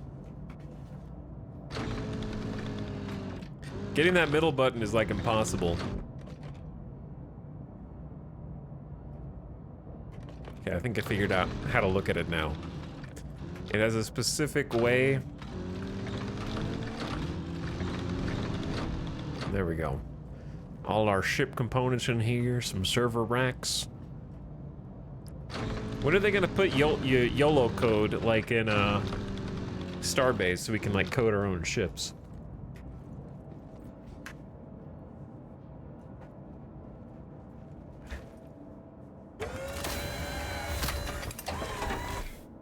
Nice industrial sounds. Wait, I need to get the power on first. Systems on. And engines are already on somehow. Auto target off. It's a beauty, chat. It is a beauty. An actual space tow truck with VTOL capabilities.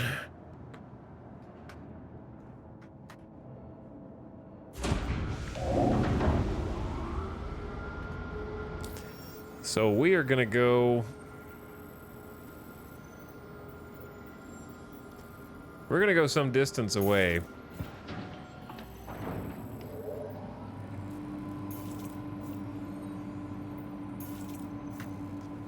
We're gonna head to Yela. It's gonna be a little bit of a road trip.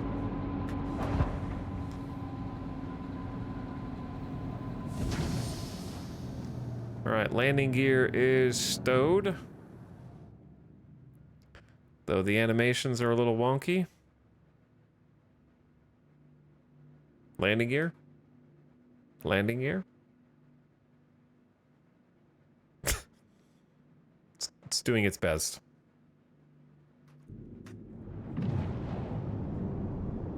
The ships blocking the hangar should create missions for this. We were talking about this yesterday. The problem with towing ships is the shields have to be off. And you can also get a crime stat for towing them if the player's still logged onto the server. Let's do a regular mission and then I actually do want to see if we can tow some player ships out of curiosity. Chat, should we? Let's do a little experimentation. Is it an automatic crime stat if you're an armistice, or an automatic crime stat if you're, like, if the player is not online? I don't think you get a crime stat. But their shields have to be off, and their power has to be off.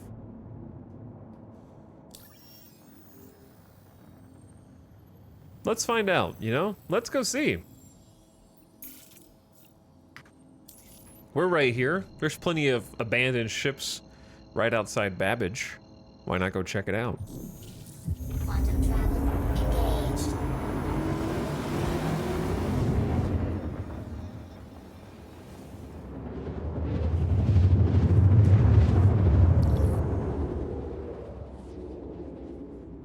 Are ships modular in this game? They just put in the first modular capable ship, the Retaliator. But it's like one module. However, you do get to choose what weapons are on your ship and like what coolers are on it, what quantum drive is on it, that kind of thing, right? So, I don't know if that's what you mean or if you mean like the actual physical. If you mean the physical exterior, you can't really change the way the ships look at all, except for skins. However, you can dictate the parts that make them up. There are like engineering parts that you can buy and replace. Did you buy this one? I haven't bought any ship in the game yet. I have not bought any ship. These are all rentals.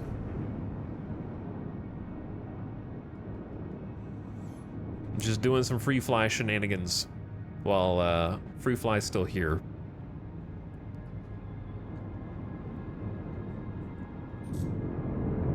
This is a slow ship. It is a slow ship. It's doing its best. Tow trucks aren't meant to be fast.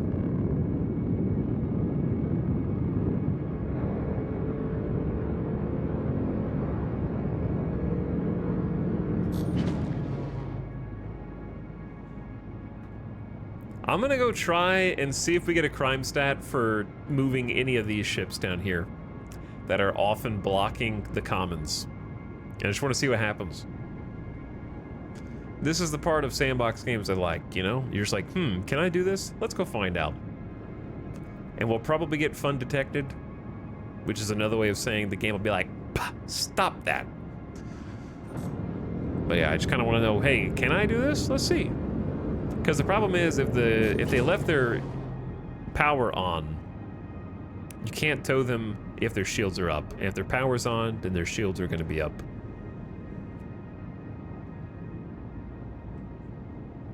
Why is that ship no pilot but moving? Am I moving relative to it, or is it just moving? What? There's nobody in the pilot's seat.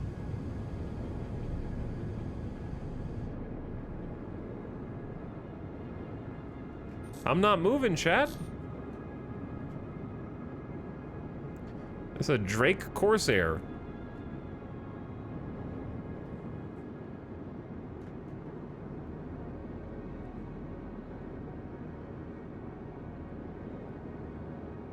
Is it just gonna... Why is it going at like full speed?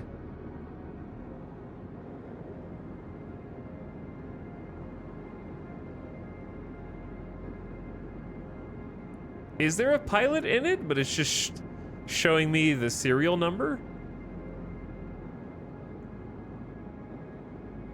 Because now it's like slowing down, and it dodged the wall. If there's a player piloting it, it should show me their username. That's very weird.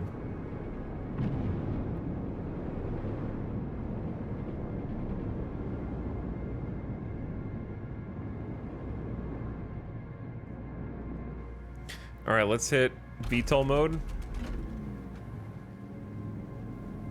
Since we are dealing with planetary gravity here. And that'll give us some more lift.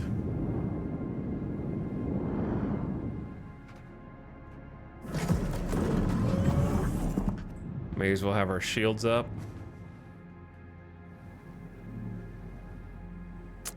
All right, disappointing to find out that nobody's actually blocking.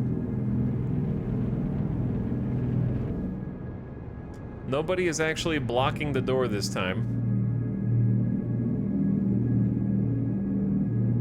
Usually when I come over here, there's like 15 ships all side by side.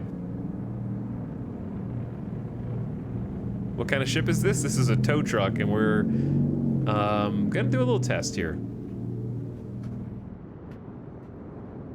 We're gonna do a little experiment. Let's see if this constellation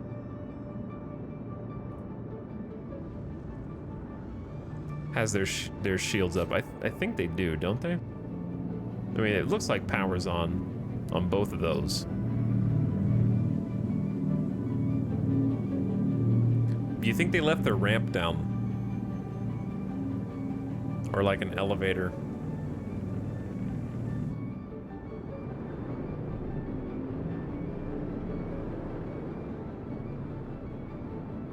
Huh.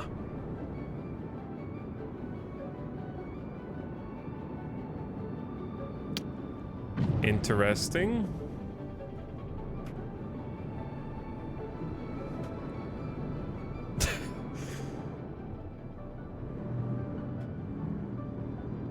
This light is almost too bright as to be not useful.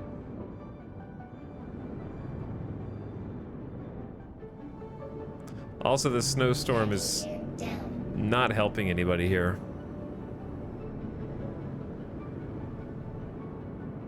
It is immersive, though. What? Is that just a random, like, SCU crate right there?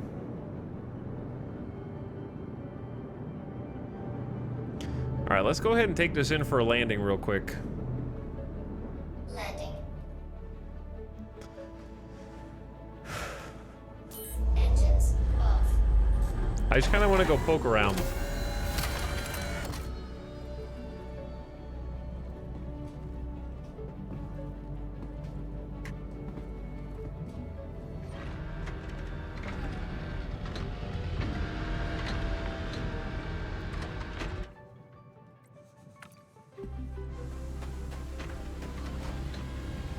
One piece of trash.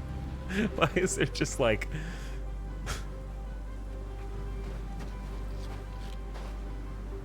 Is my helmet off? My helmet is off.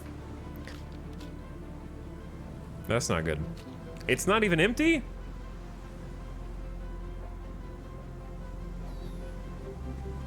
I guess I didn't have to drink it right now. How is it not frozen?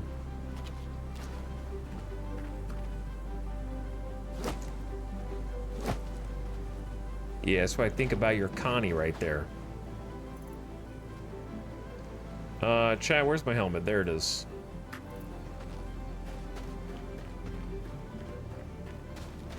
Okay, so their elevator's up. Let's go check on this C2. They need to put amber lights on the SRV. Definitely need some amber lights on the SRV.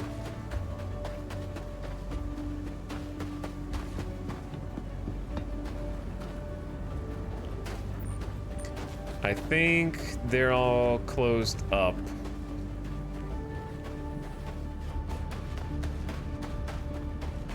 So there's no way for me to sneak on board.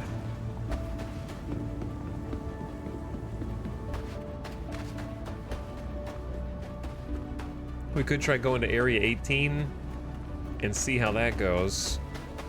We could also just try going over to Babbage Spaceport. Why are these boxes here?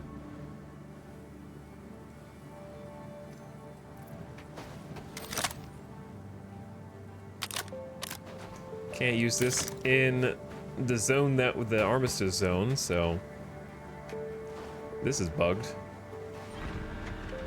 I do need wipers on my helmet, it feels like, to be honest. This is the only wiper I have, a manual wiper. That's all I got.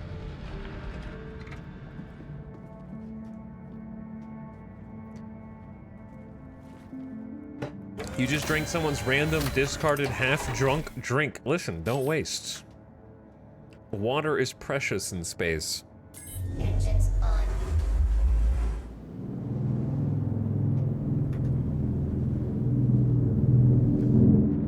The VTOL capabilities here are quite nice.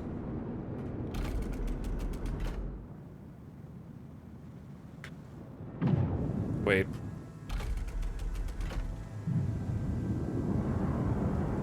Oh, wrong button. Okay, cool. Chat, I can't see anything unless I'm in third person, bro. Look how... Oh, it's because of my light, probably? Yeah, the headlights. We need fog lights.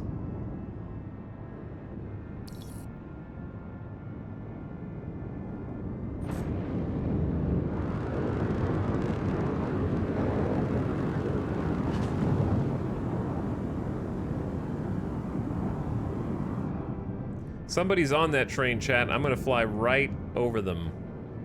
And they're gonna be like, whoa, it's so cool. Or I'm gonna crash. You know, whichever. This thing is heavy. Heavy. I'm gonna hit a pole.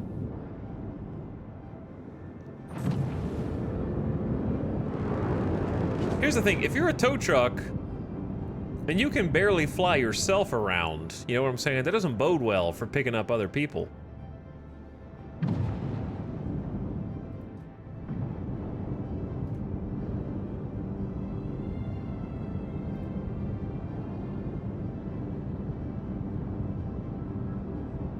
Okay, let's see if we can find a vehicle over here that is either open or off. And then yoink it.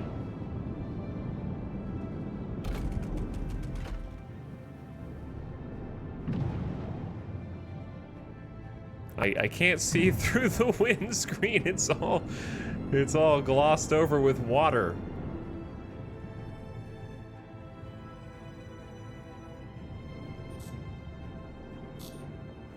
Chat, I got a bug where I can't see people's usernames, right? That's a player, but it's treating it as if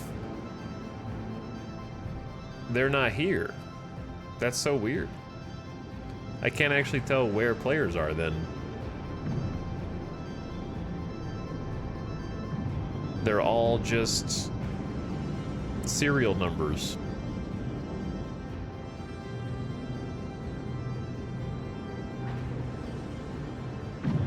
But having some kind of windshield wipers on your ship would be very nice.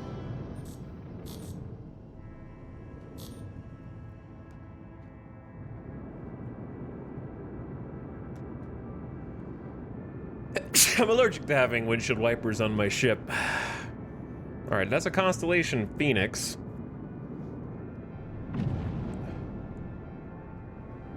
And then this is a Drake Corsair that is sideways.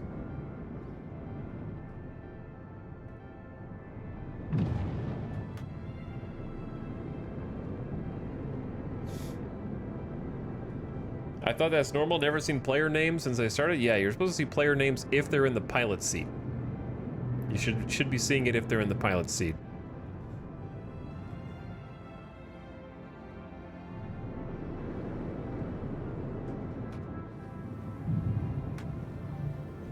All right, let's check some of these dudes. I gotta get out on foot because I can't see anything.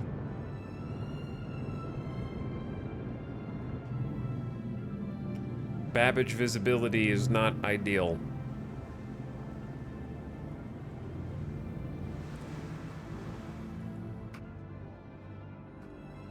Engines off. It's also nighttime, which isn't helping.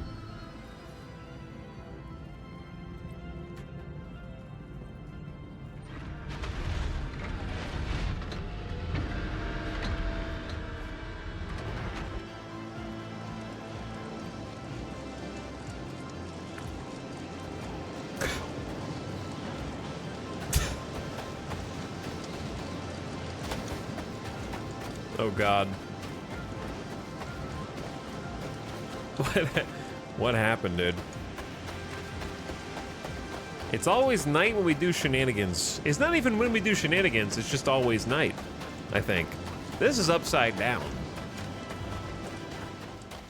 This is an upside down ship. You know what ships need, chat? They just need power.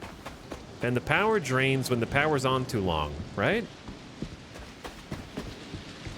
Oh, is this ship dead? Or just like wounded?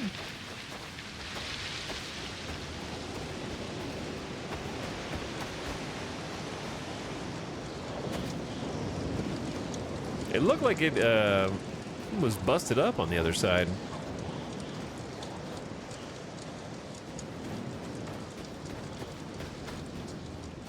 I'm scared I'm gonna get physics deathed again.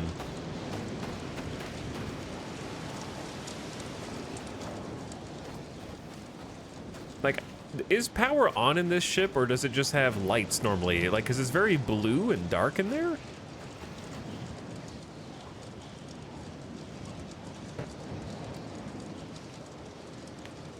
Big Skyrim physics? Kinda. It doesn't have landing gear down? It certainly does. This is the landing gear.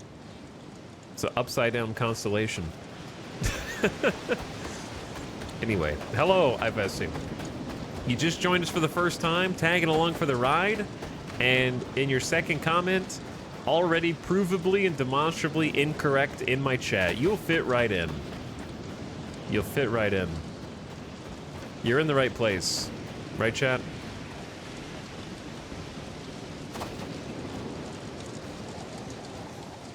This Corsair's seen better days.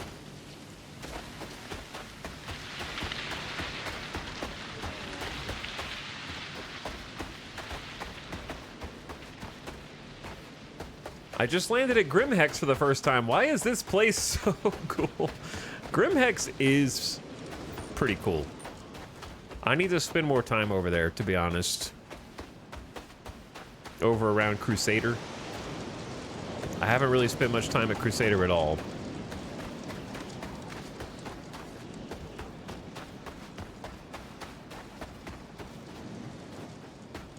It's harder to find a ship that's powered down than I thought. I'll try that Constellation, but I don't think it's going to do anything. I was expecting more people to like press U before getting out of their ship, but I guess they're smarter than I give them credit for.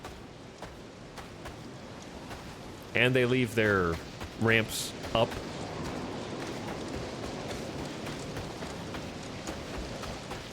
Normally I see more ships just kind of abandoned almost, leaving their landing gear down. I mean, they're not landing gear, their ramps down.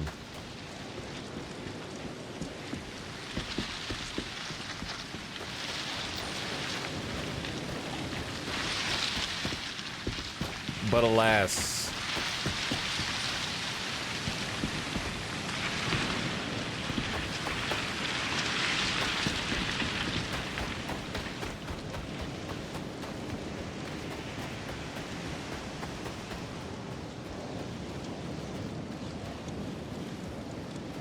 Only place to go when you got a crime stat. It's a generally decent place to operate out of anyways. If you got any contraband.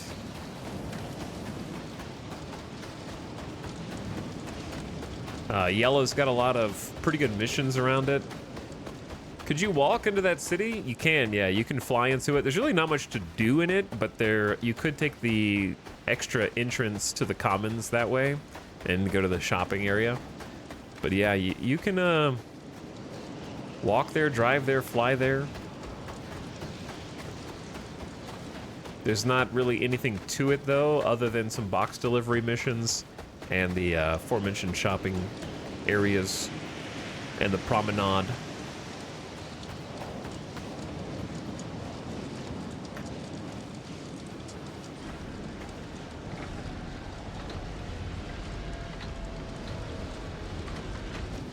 Let's see what we can get away with.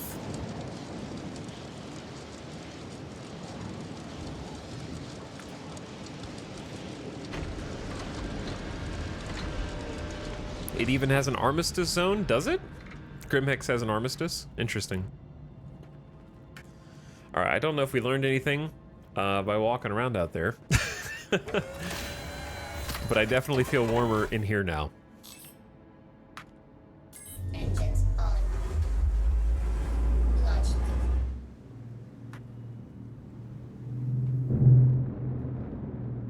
Landing. So, here's what we're gonna try. I think I'm not gonna be able to do anything with this. That being said,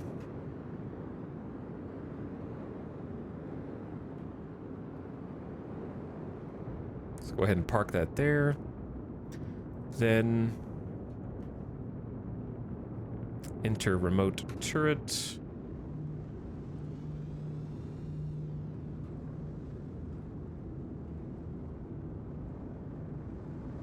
Yeah, I don't think we're gonna be able to do it, but...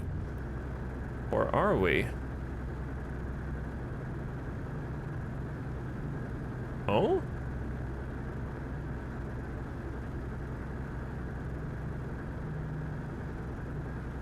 Interesting.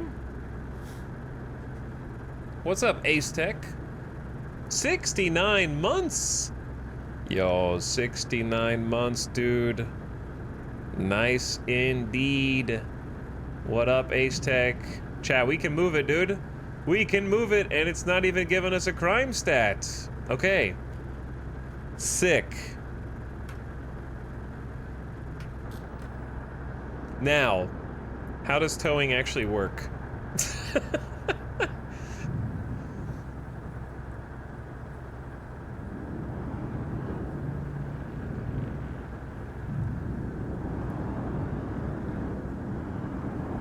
Kind of bonked it. That'll buff right out.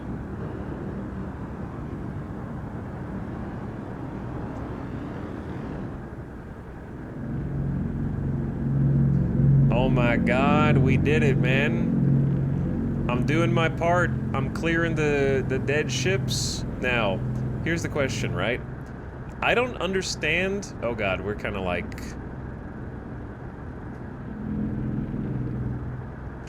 We're gonna end up getting a crime stat here in a second.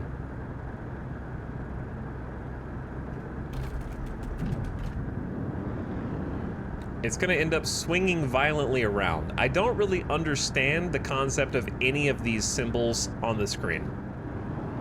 because you can't keep it centered because it's swinging wildly. And you'd have to be able to control how it is swinging in order to keep it centered.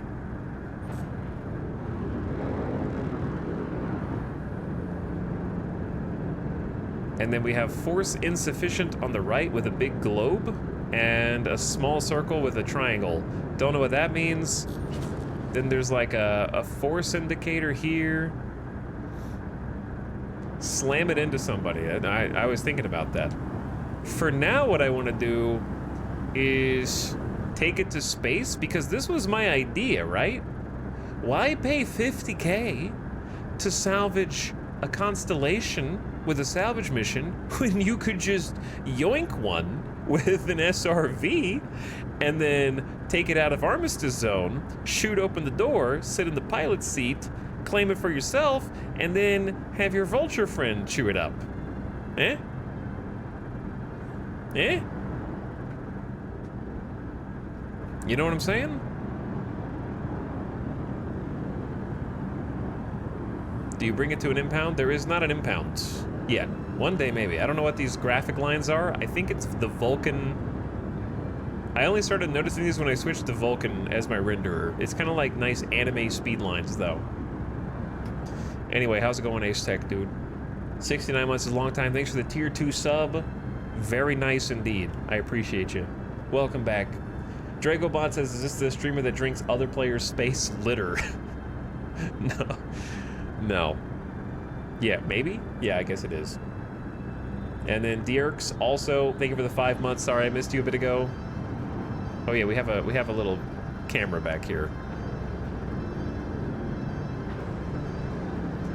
This is about as fast as I can go, dude. What's that noise? That beep beep. That beep beep.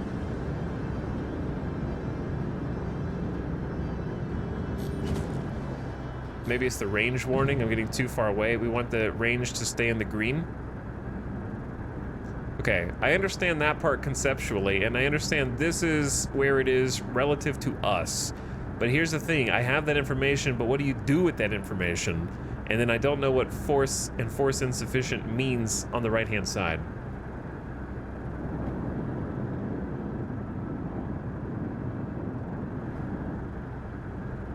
So we're at 16K right now, and what we want to do is kind of like get high enough outside of... I don't really have an end goal for this. I'm sort of just seeing what's possible.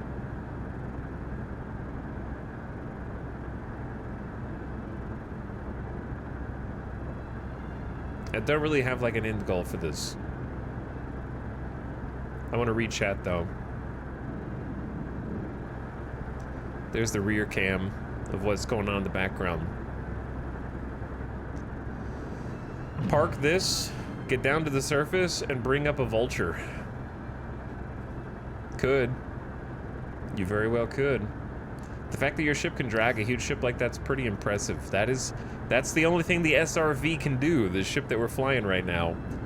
That is its one job, is to tow ships. It actually is pulling the ship's nose up.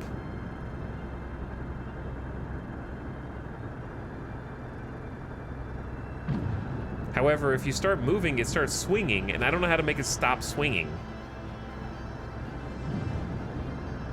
Like, I don't get how you control the SRV's towing movements once you make it into space, because it's like destined to jackknife, in my opinion.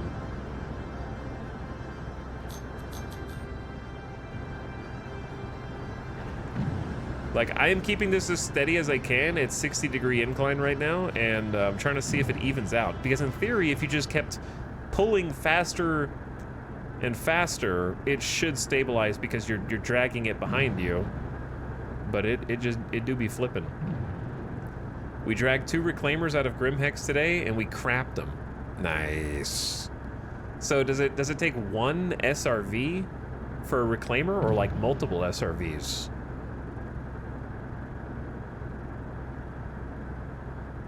Because you can see, it did steady though. It did steady.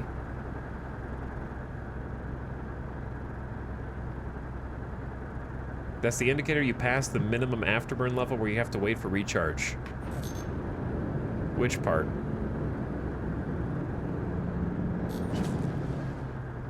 This is how far away I am from my target. This is the afterburn stuff down here. This is like my speed, G-safe.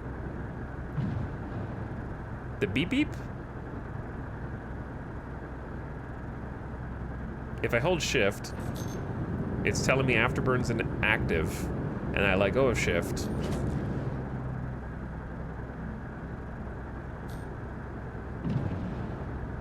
And then it does a single beep afterwards. One is fine, then it's kind of hard to stop. Use the tractor beam for that. One SRV can tow a reclaimer, but it can't tow a Hercules. Interesting. I guess you can't, you might be able to move a Hercules, but you can't tow a Hercules from atmosphere at least, right? But yeah, I assume bringing this thing to a stop is a different task altogether. How far up do you need to be before you've got something in sort of a stable orbit? Like, not, I know things don't orbit, but you know what I mean. Because we're at 46K right now, but I feel like when you're outside of the planetary's gravity, you don't see the altimeter anymore. It just says you're in space. When the artificial horizon goes away, I have to kind of like swing that around to see.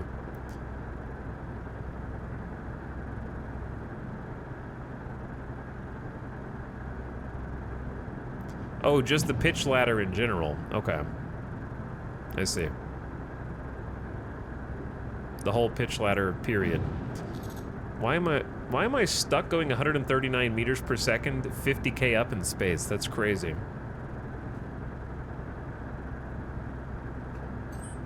All powered engines and just boost more?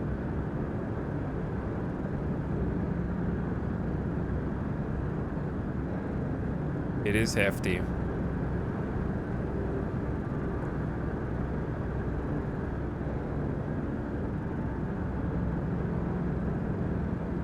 Have they fixed not being able to go into nav with the tractor beam deployed? Oh. I haven't even tried to go into nav. I've been in SCM the whole time. Let's find out, I guess.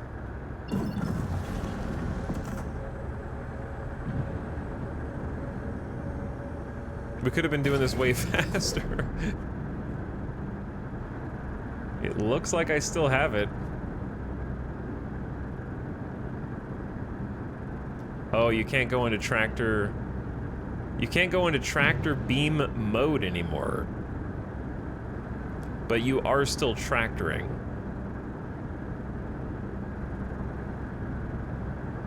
So as long as you don't need to know that information, then you're good. But yeah, we're going way faster now, which means it's going to be even harder to slow down.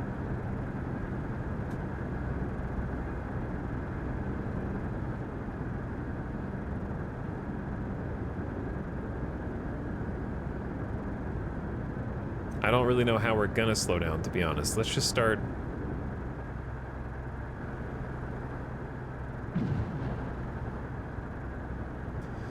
Because we're already at 82K. I think it'll even out once we get to like 90-something K.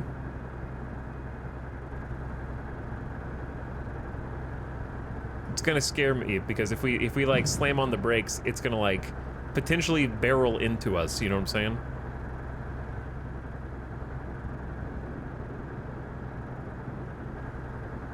It's just gonna keep moving. Uh-oh. Uh-oh, chat. Okay, we are out. We are out in actual space now.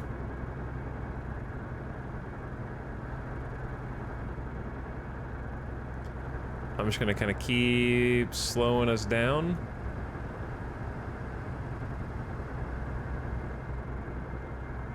We're down to 200 and change meters per second. I'm gonna go back to SCM. Pull up this little info panel. That's majestic. That is majestic. Beep beep. All right, let's try and come to a stop here. Slow it down, slow it down. Did Etal steal someone's ship? I did, yes. Someone's abandoned ship is mine now.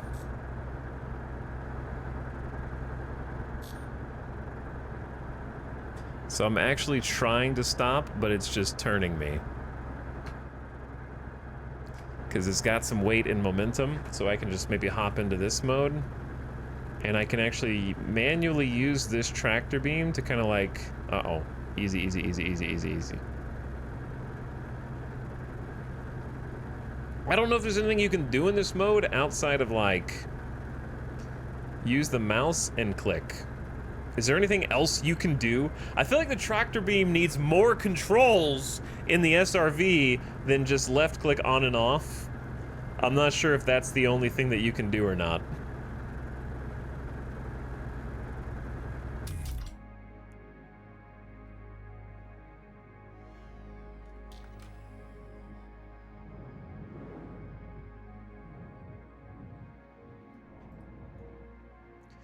Now the question is, does it look like it's moving?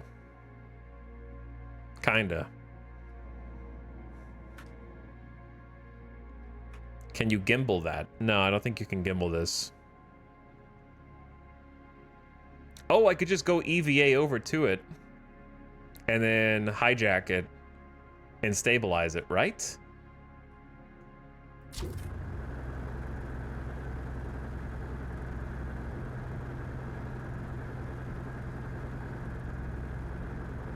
Okay, let's just try holding it with tractor and not moving the tractor.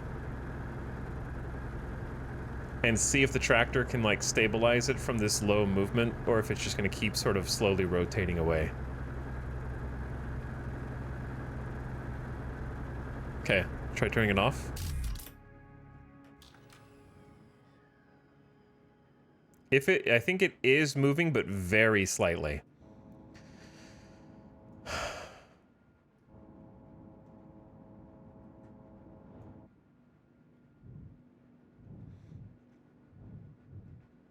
Okay, I'm gonna kind of like back up.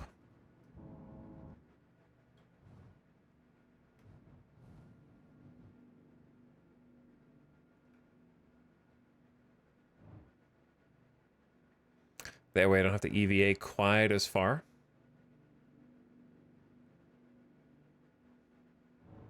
Okay.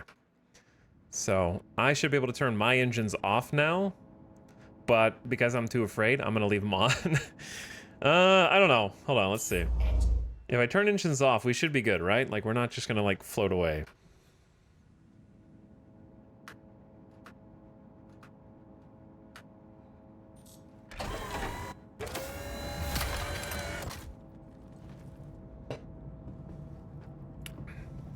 Make sure your helmet's on. Check. Not gonna vent myself.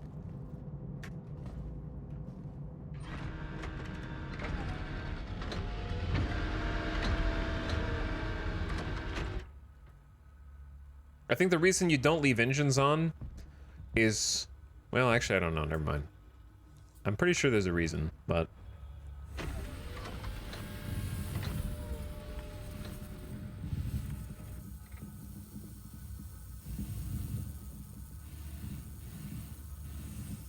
But I think it's fine. It's chill. Don't worry about it. Don't worry about a person who's typed 5 times in the last 1 minute. Don't worry about it. You're good.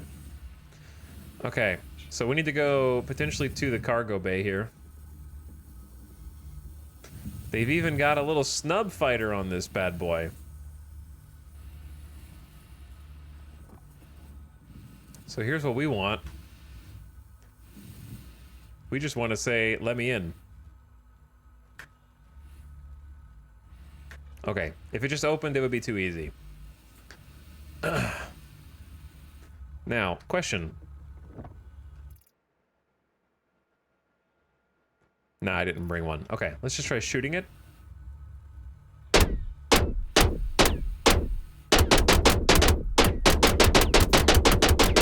See if it's is it got injury? Is there a hole in the back? Is it already dead? Hmm.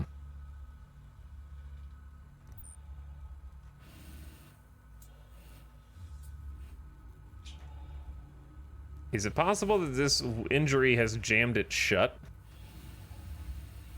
There's a hatch, right, on top?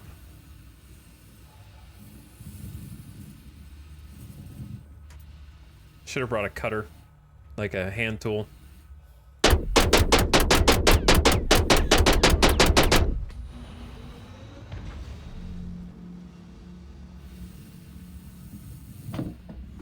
And we're in.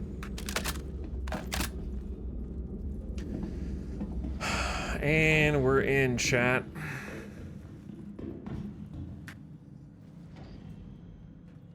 Didn't turn my headlamp off. Oops. And so what we want to do is power on.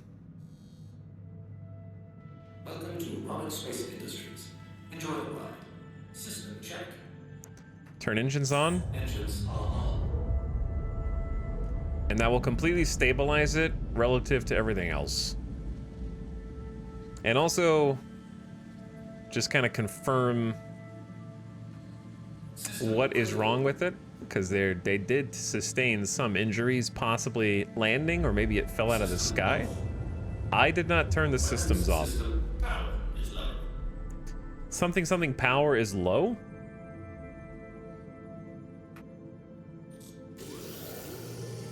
Are servers on fire? Yeah, they're still on fire.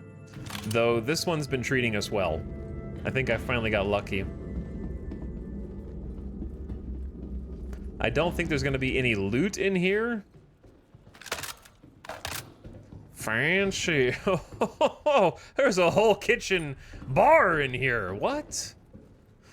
They got booze?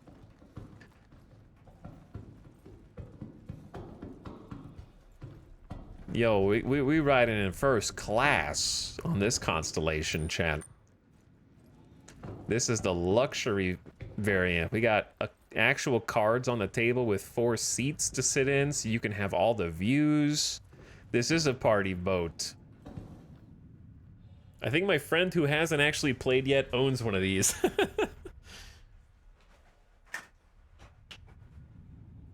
That's funny. Now, this is sandbox gameplay, chat. This is when you go off the book. You go off the contracts here, and you try and make your own. I think that this has solidified the fact that I need to become an SRV owner, because I just enjoyed that way too damn much, just stealing this. And, like, this is mine now. However, it is broken in some ways, and I don't know if it'd be possible to repair unless I did some hand repairs. You can't sell it. I know that some people in chat would be like, can you sell this ship? No, you can't sell it. You can salvage it, however. You can salvage it, and I think it should be fine. If it's fine to tow, then it's fine to salvage. And if you wanted to get a mission to salvage this, like if you weren't doing panels and you wanted to get an actual salvage mission, it would cost you a 50k fee. Like, taking this mission gives you a mole. This one gives you a redeemer. Redeemer for 50k is probably the best deal, right? Like, that's kind of insane. Why would you take a freelancer over a redeemer for 50k? I think the Constellation is a 50k buy-in for the salvage contracts.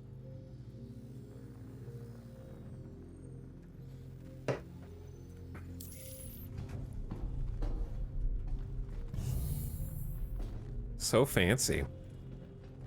So you save yourself a bunch of money. You can just tow it out there. You could even go pick stuff up planetside and bring it to like a friend who's in a vulture.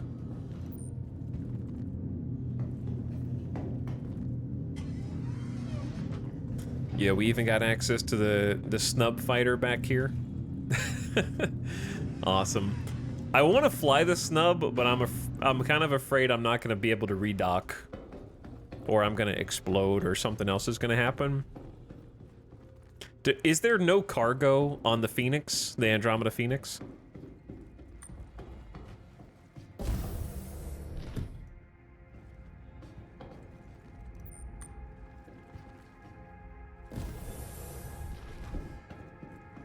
Check the bay before the snub. Okay, so the snub is in this room? Yeah. So, is this an elevator? There's a hatch in the middle of the floor in front of the bedroom.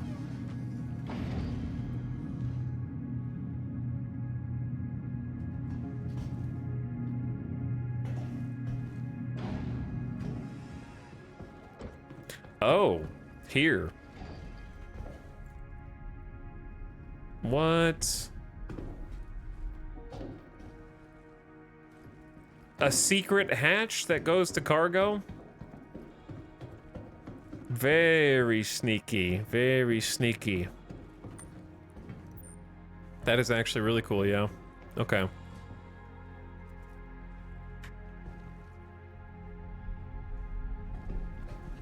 And then it tries to bite your ankles. That's what I was talking about before. Okay. So now...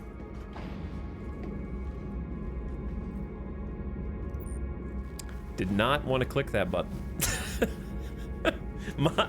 my Phoenix now. We got TVs on the other bunk bed. Nap time.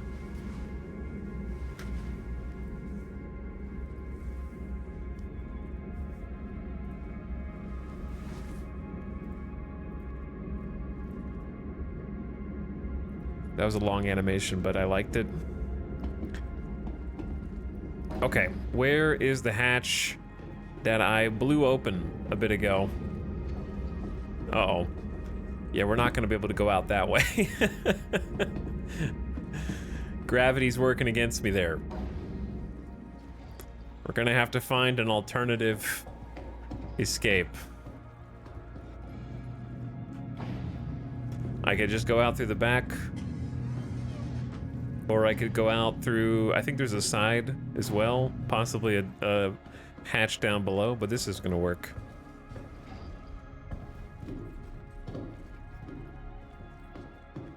Unless this door is broken back here.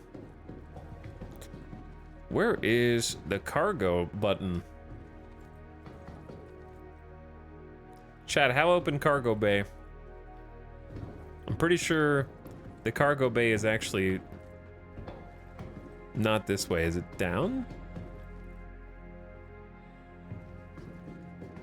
Should be on the side.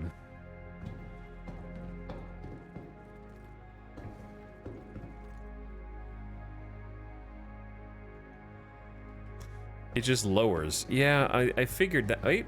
Oh, it's a small button. Very small button right there. And the cargo bay might be busted.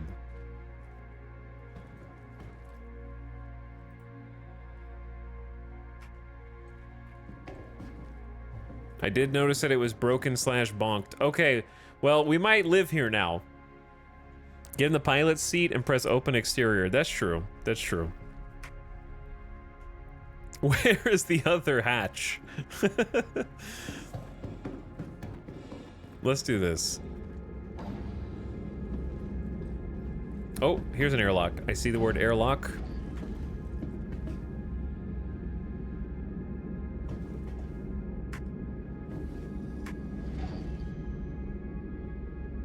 Uh-oh.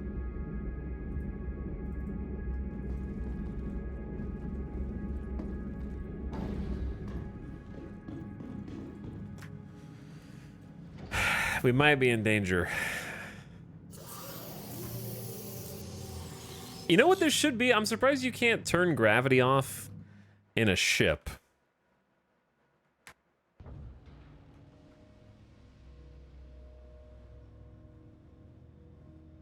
Oh, the elevator's opening now. Okay. And so is the cargo bay. That's so weird. So do you have to have power for the buttons to work? No, right? No, oh, is it because it's not my ship and I'm not allowed to press the buttons inside of it? I can just access that because I'm doing it from the pilot's seat, which is acting as an override. Also, we just saw the elevator was down and now this door's closed because of the airlock, but I should be able to go back out through the cargo bay.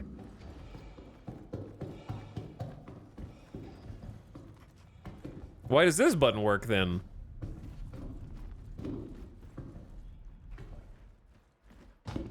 Okay, this is cool.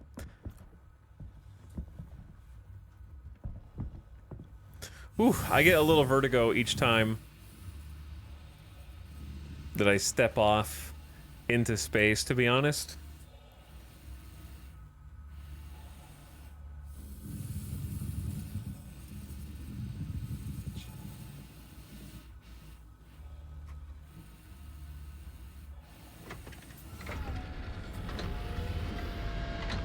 So, if I wanted...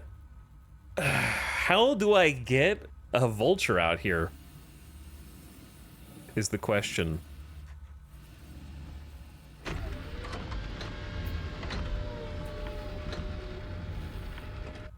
Chat. Fun detected. Fun has been detected.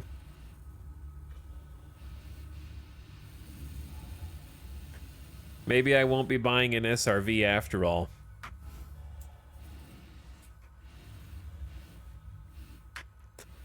Of all the things, the elevator on my SRV is bugged. Bro. Oh, it's just invisible, question mark?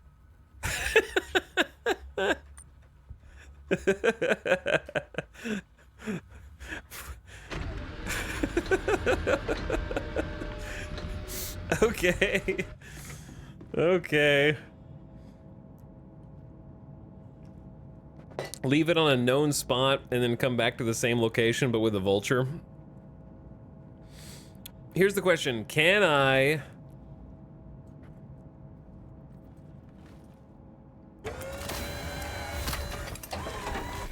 quantum in 3.23 with the SRV and something in tow?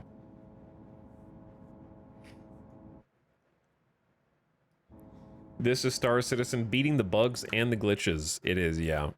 Also, let's do this. Let's get our engines on first. Engines on.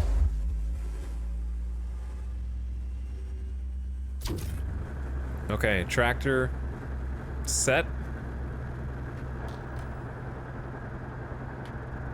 Pop open the map, because yeah, we'll literally never find this again unless we see it from Port Tressler, which I doubt. How far away? I'm just curious how far away Port Tressler is.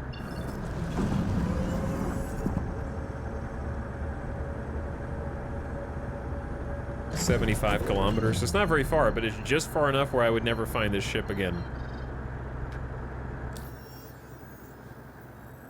Okay, let me clear my target so I can see all the other ones. Yeah, I was about to go to one of the OMs, like OM3 or something like that.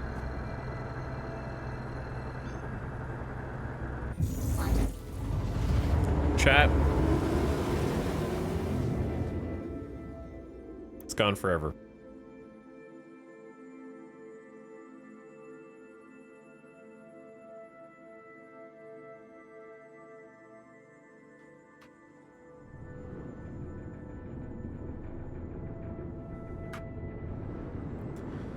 Okay, hold up.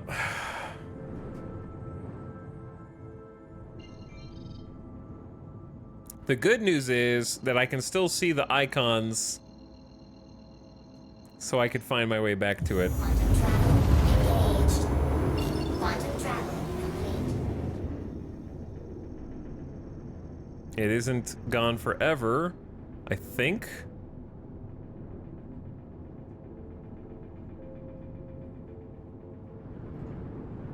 because the game bugged and I can still see the docks.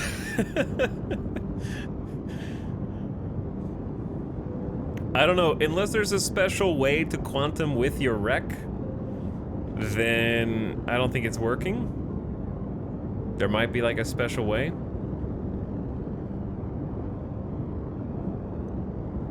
Now at this point I know I could just go get the vulture and then I could come back to this. But I want to see if it's possible. I want to see if it's possible first. That's a Cutlass Black. Just hanging out up here.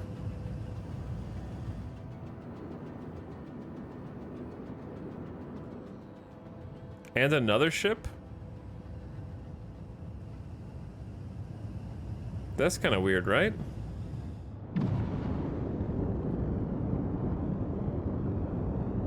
And I can't see usernames anymore, so I can't even tell if there's people in it or not.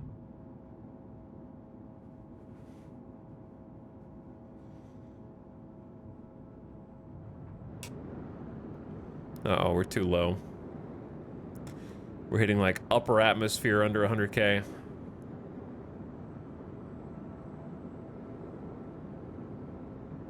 I think we were like 70 kilometers out from Tressler. So we should be closing. We're going like almost a kilometer a second right now.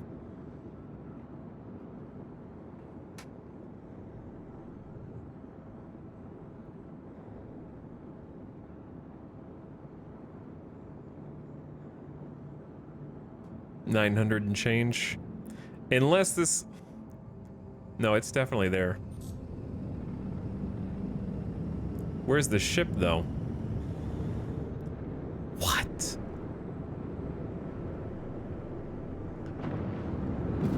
Chat, where's the ship?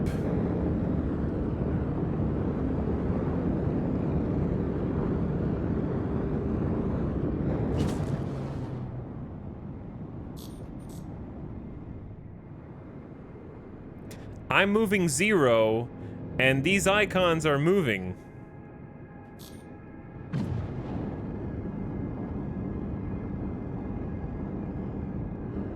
Which is very confusing. Maybe it got sucked into,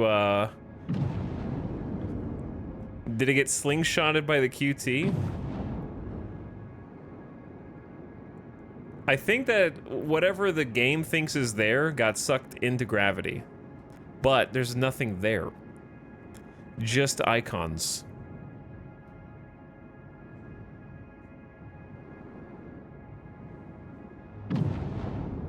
Because it's moving as if it's in gravity, hurtling back towards the planet. This is so strange.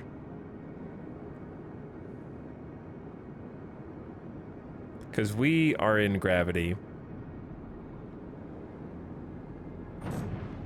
What I wanted to do was I wanted to experiment with quantuming with a ship with the SRV.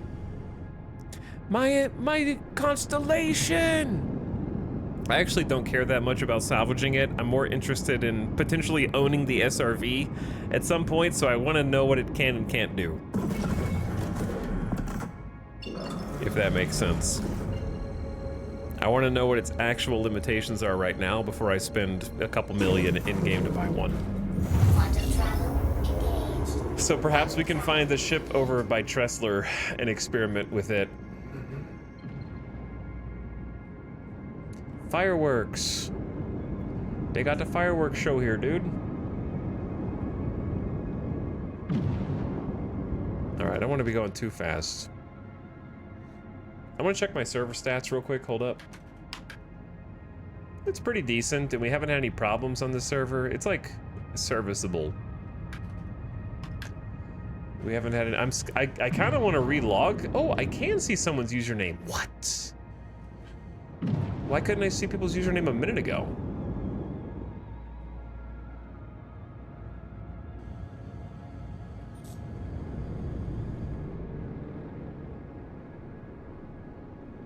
Try and tow the Idris.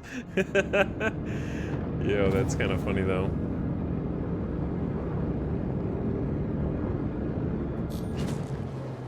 Chat, you think that Cutlass Black has anybody in it?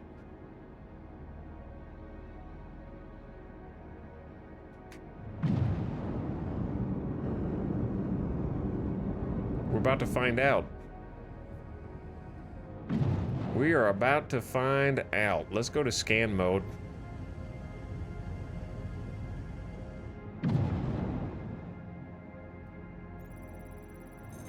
And see what's on board.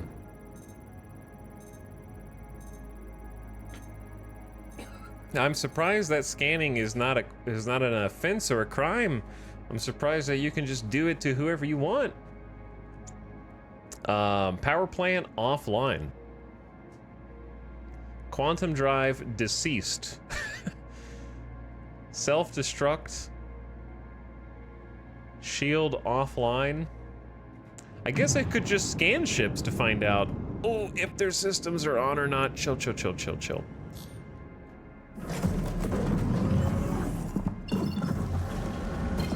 Okay, I need to be an SCM.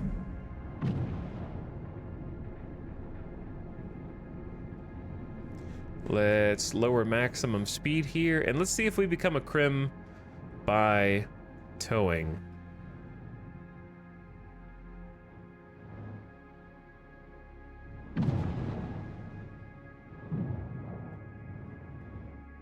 I like the backup cam. Binding that hotkey was a good call.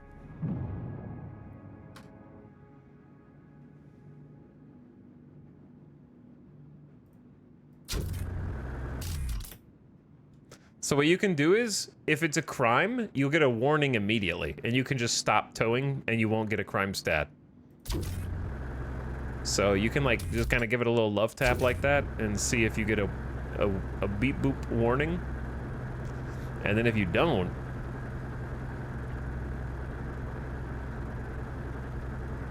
then it should be fair game. Okay, let's see. Star Citizen 3.23 Quantum with SRV tow.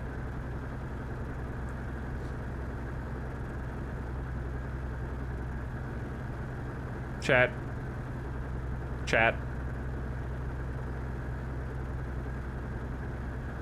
Why? Why is it pulling the whole thing toward us? Wouldn't the tow beam not do that? Why does the towing beam not have a range that you can set? Like all the other tractor beams in the entire game.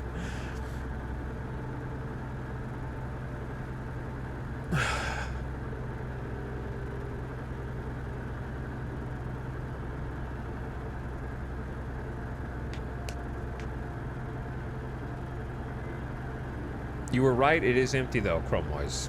You were right. It is empty. Luckily, not going fast enough to blow anybody up. So we got that going for us. All right, let's see if we can warp with this. I want to see if we can quantum.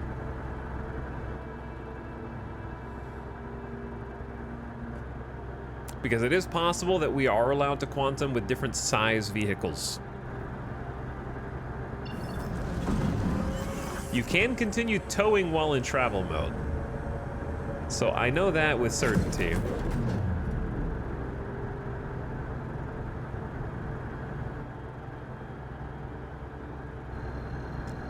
However, it disappears the second that you try and quantum away. So I know for a fact that this was working because I see a Reddit post from 6 months ago that says 3.21.1 Argo SRV works in quantum.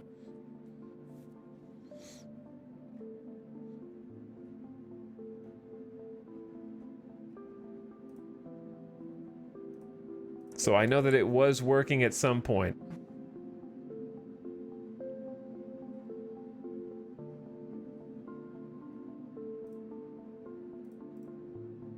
Now, in that same thread, it does say that when they landed, they were 100 kilometers apart.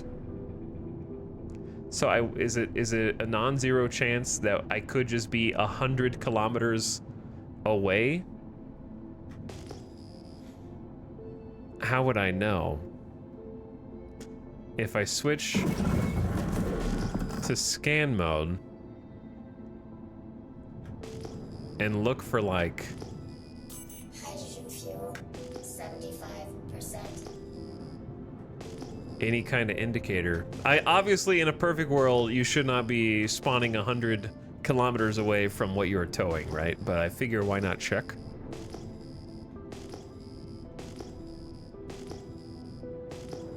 Because the only thing I'm scanning is that same bugged.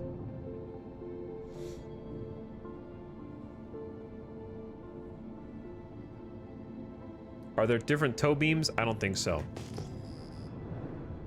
I don't think so. I'm curious how they know that it was 100 kilometers. I guess you tow a friend's vehicle, and then you can just see the like notification because you're towing someone's party vehicle, and then you could see it with certainty whether it got towed or not. We were pretty close to. We were pretty close to Tressler. If we just go straight back to Tressler, we'd probably see if there was like a Cutlass there still. Quantum travel engaged. Quantum travel complete.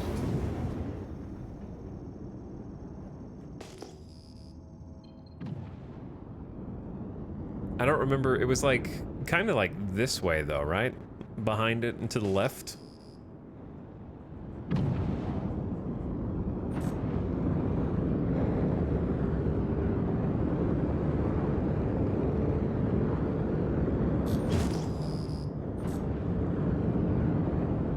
But yeah, I think you would have to be with a friend to kind of verify. I do think that there's a huge potential here, and I just really want the SRV to work. Huge potential for like my maybe favorite. I found an anvil, Pisces, and there's a Cutlass Black. There's a Cutlass Black, so I think we just left it in space. Unless there's this, I don't know, maybe chat could see the serial numbers. I don't know if that's the same serial number or not.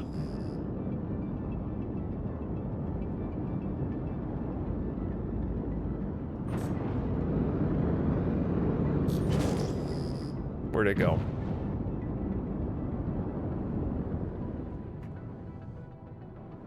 That's a vulture. Wait, is somebody else doing what I'm trying to do? By the way, this thing does not slow down easily at all.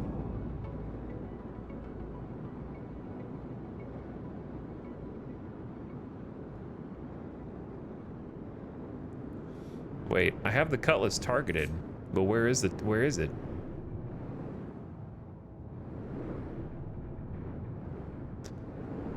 Is my UI broken?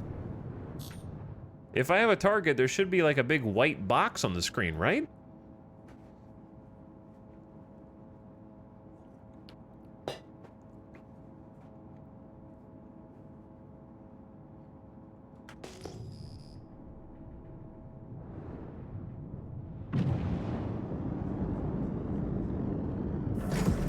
Oh, you can't be in nav mode. You can't be in nav mode. You won't see the box. XM9734KQ.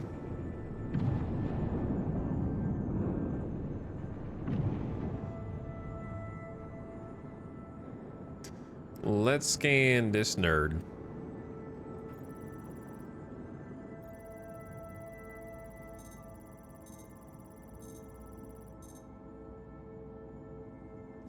My scanner is broken. No information on the side at all.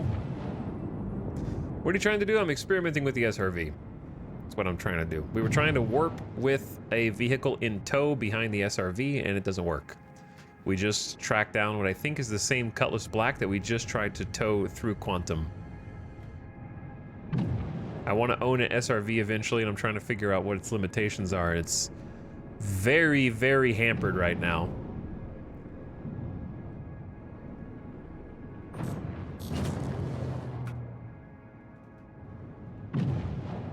And now I just found this random vulture sitting out here.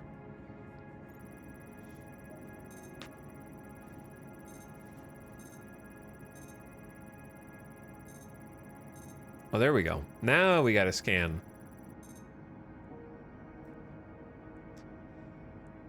Chat, we got 1 cargo of recycled material on this. And all of its systems are online. Shields are online. 1 whole SCU of recycled material. We're rich. But what I was trying to do was, and succeeding at, was going down to Babbage, finding ships that have been abandoned. We found a Constellation Phoenix, haul that ship up past atmosphere, and then I was seeing if I could quantum with it or not, which didn't work. But we can tow ships that have been abandoned and their users not online anymore, if their shields and power are down. So I was seeing if it was viable to like haul ships with the SRV and then salvage them with, like, if you had a buddy that was salvaging, you go fetch the ship, bring it back to them, sort of deal. Just have your pick. But if you can't quantum, then the salvager would have to quantum to you. Or you would have to just set up somewhere that was accessible in reach. The salvager could either quantum to you, or I don't know. If you can't quantum with the tow, it makes it a lot harder, I'd say.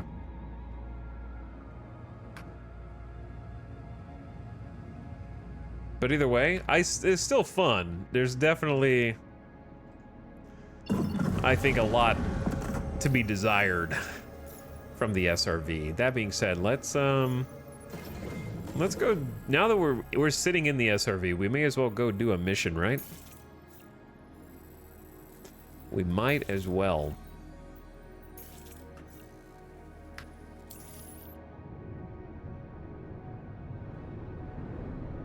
We came all the way out here.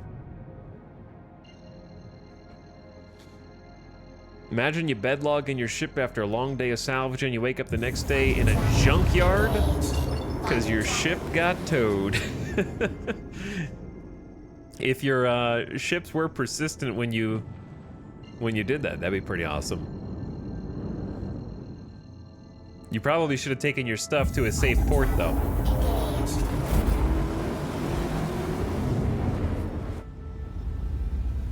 Okay, we got a little trip ahead of us, chat. So I'm gonna take a quick BRB.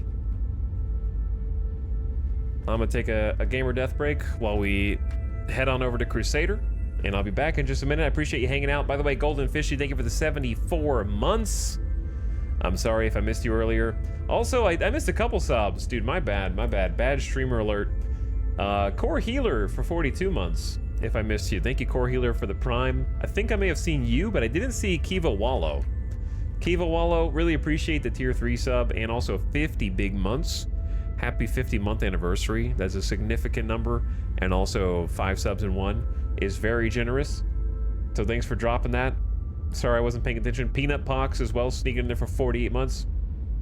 Almost 4 years. And Dierks, thanks again for the Prime. Dragobot's here. Ace Tech is here. Golden Fishy. Thanks, guys. Appreciate you. All right, enjoy the warp and the space vibes. I will be right back. Thanks for watching.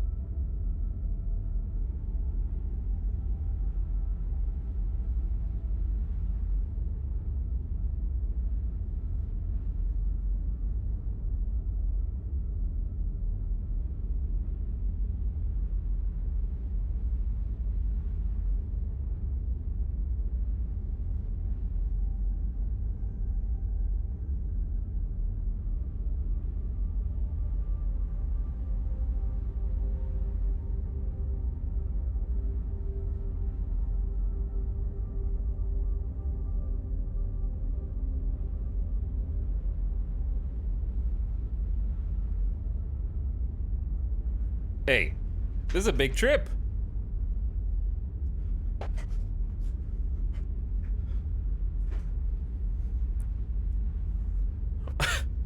This is a big trip, dude. We're still flying through space, just chilling.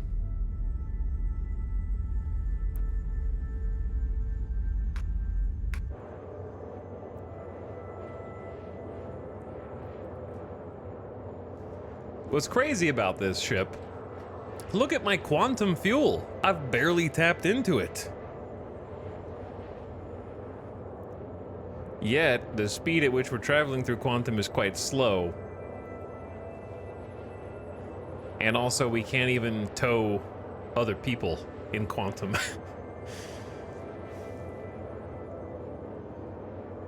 Chat, what are you guys gaming on tonight, huh? What are you playing? What are you up to?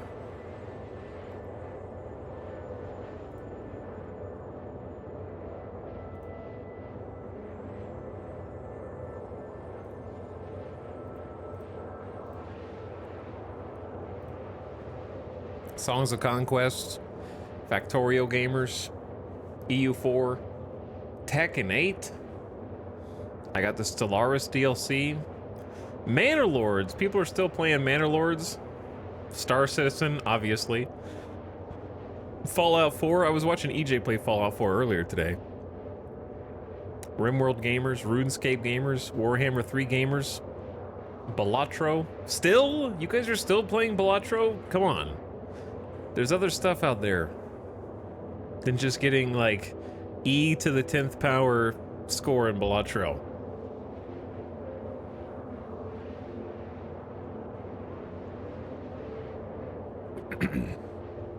Playing World of Warcraft.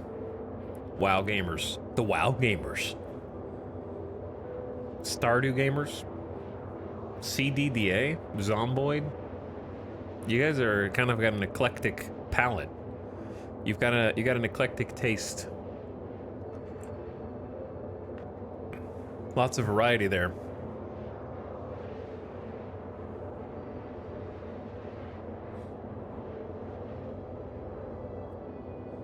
More Factorio. Lots of strategy gamers.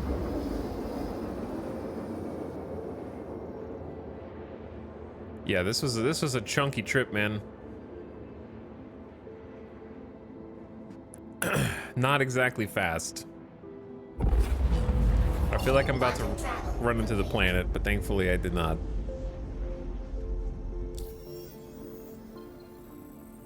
I don't know. Oh, yeah, we gotta hop around.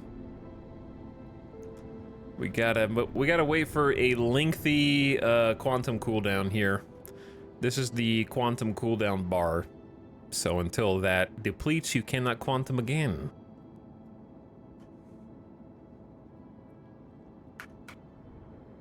I do think that I'm going to eventually own the SRV.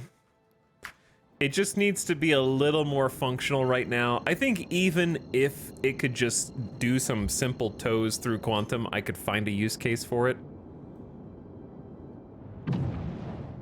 Hello?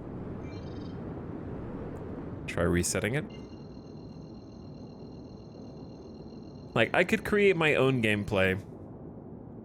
Bro. Left clicking, doing nothing.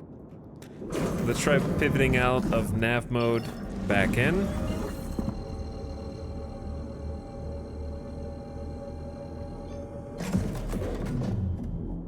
Bro.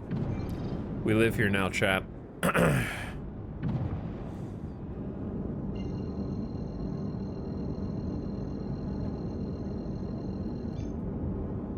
There we go. I'm allergic to having to troubleshoot my quantum drive.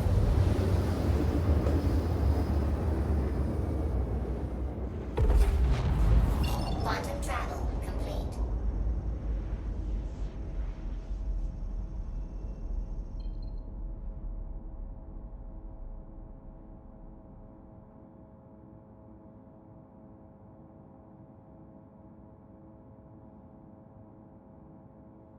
Okay, the only way to make any money with the SRV right now, outside of some weird player interactions that you might have.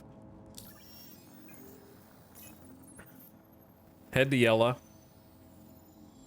And then...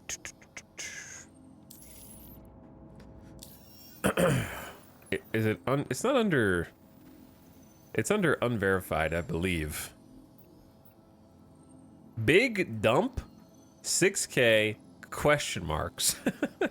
Is this a story mission?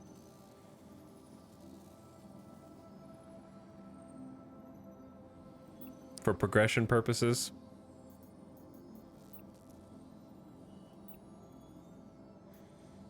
I believe we're looking for a salvage mission, but it's not a salvage job. In fact, this one's disappearing. They're only paying me 20K right now, and that's it. I only have 8 seconds. Fine, I accept. Where are the other ones? Those are really low paying.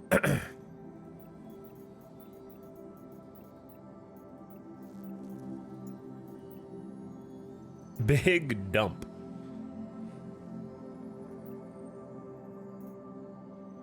But yeah, it has to be not a salvage job. It has to be a cleanup. Only 20K doesn't seem like much.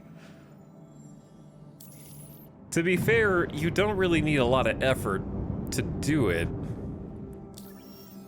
But considering how much the SRV costs...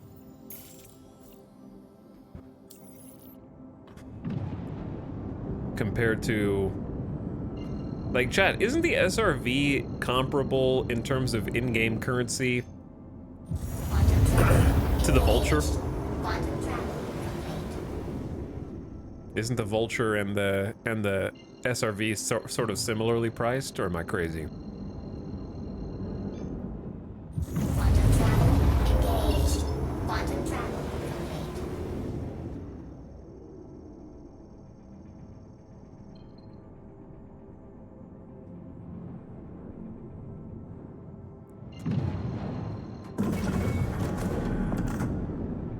Okay, so I don't know why it says scrape. Wait, is it a... Wait, did I not pay attention to the mission type? Oh yeah, you can either scrape the hull or tow it. Yeah, never mind. It's either or. So you don't actually have to scrape it. You just have to get it out of here.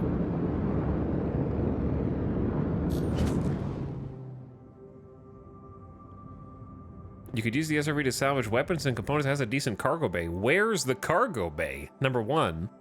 And number two, that seems like a lot of work considering size 5 weapons are massive and they're only worth 11K each, and we had problems even selling them the other day. You literally couldn't sell them at a terminal, so I don't know if I buy that. Not sure I buy that.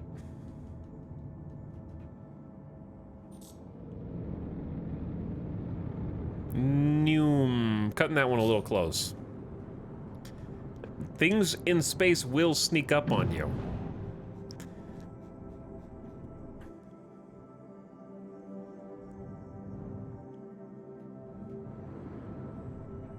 Okay, line it up.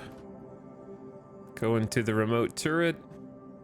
Oh wait, hold on. Very important, very important. This is technically an illegal mission that we're doing right now. This is a criminal act. And I think that if we just do it as is, not only do I only get 20K in pay, but I also get a crime stat, potentially. So I can at least get rid of the crime stat by taking a little EVA trip.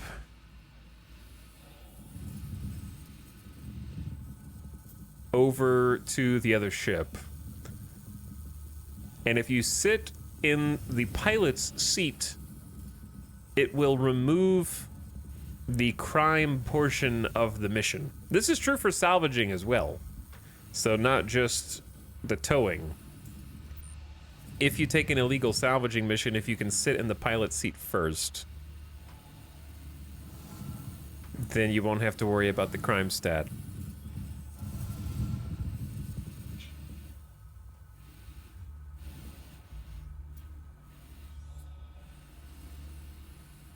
However, in my case, we're gonna need to go...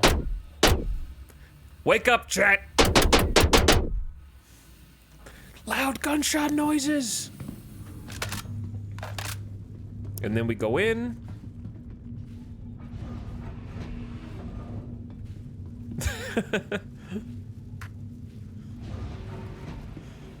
And then this is a turret. Where is what I'm looking for? I don't think I've really spent too much time with the Valkyrie. Oh, it's up. This looks like Darth Vader is about to walk down the hall. You know, and like force choke everybody that's in his way.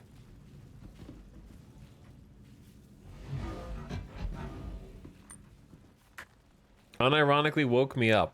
Good. It's time to wake up, baby, and tab back in, dude. All right, now that we've trespassed and sat in the chair,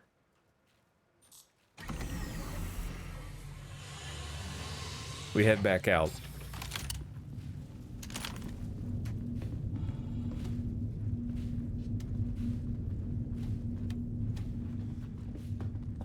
But anyways, chat, we tried salvaging weapons yesterday and you literally couldn't sell them, so I'm not even gonna waste my time today. For like, these are just Panther repeaters, size 3. That's gonna be worth like 5 or 6K. That's a lot of effort for like 5K.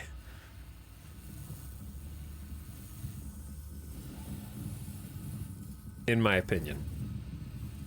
Because size 5s are worth 11K. And they wouldn't even sell properly. This is a very cool view, though. Just being out here in the inky black of space, in the field, the ring of Yela, with Crusader just behind.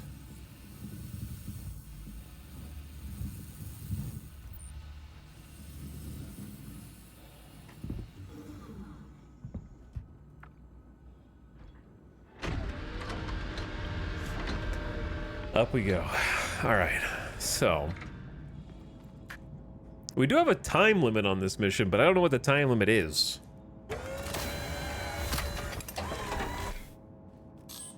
No idea. Hop into the remote turret.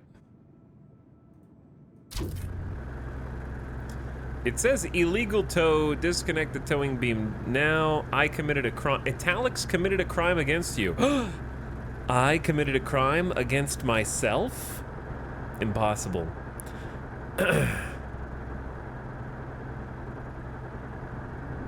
So now we just kind of have to like pick an axis. I'm just gonna head down because, I mean, relative down. You know, because there's not really like, oh God. It do be swinging, chat. Just gotta stabilize it. Oh.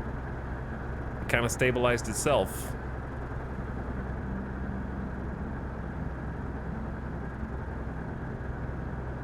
Now we can switch to travel mode. Get some speed. And it's a pretty easy mission, that's why the payout's so low. The payout for this, there used to be a mission that paid out 250K before this last patch. So the SRV was unironically the fastest way to make money in the game. You would just go to Yela, get a mission to tow a hammerhead, and they would pay you 250K to tow it. Doesn't exist anymore, unfortunately. Contract complete. Bam, we're done. They wanted it. Basically, the purpose of the mission was. There we go. All right, disconnected the tractor beam so we wouldn't be connected anymore. I don't know where it went. It is gone.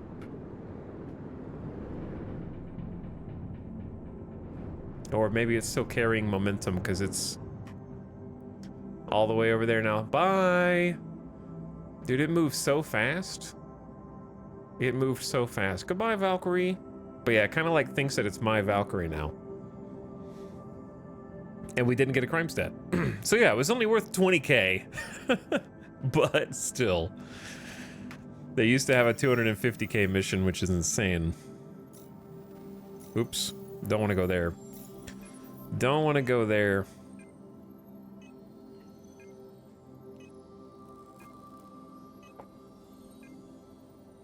So, let's open up and see what else is around here. Maintenance. Removal service for waste. We got a race? This is Lorville. That appears everywhere. Collect and deploy a probe. No, thank you. I have really basic Merc missions because I'm assuming that this is like specifically for this area. So my rep here sucks. So we probably have baby missions here as a result of our rep just being garbage. We have good salvage ones, and that's pretty much it. Because of what we just did. Lots of salvage rights.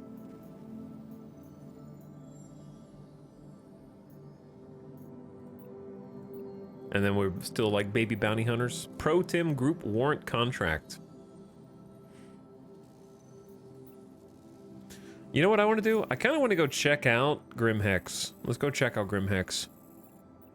Maybe we'll get the honor of being blown up on the way in. It'll be great. Do you think they would blow up an SRV? I'm gonna go where the Crims are. We can't land at Grimhex? Why would you not be able to land at Grimhex?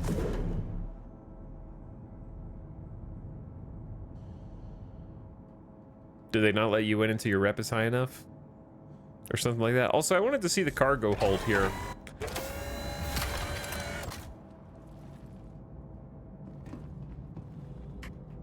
Direwolf, are you just writing random bullshit in my chat?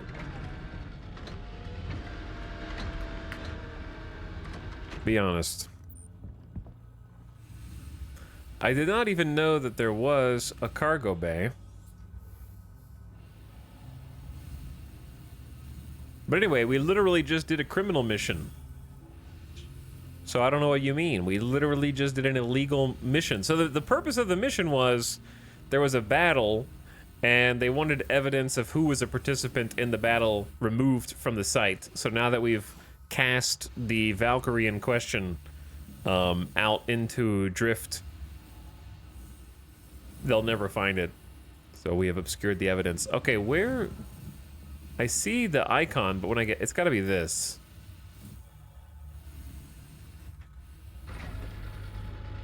Did not even know this was here. Also, this thing is tiny!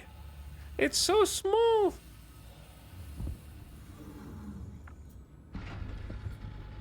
I'm gonna... Chat, this is not a place I ever want to be in real life, dude. This is okay. If I come rescue you, and I tow your vehicle, this is where you wait. You understand? While I drive you through space. You don't get to go inside the cabin with me. You stay here while we fly.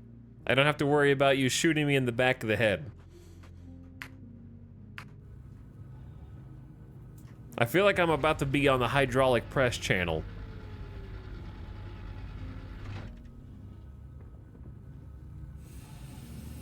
Which is worrisome.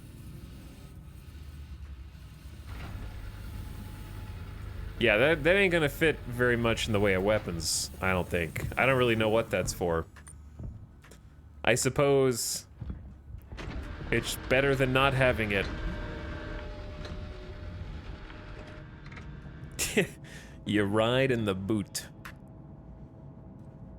That is fear-inducing. I thought it was gonna squash me for a second.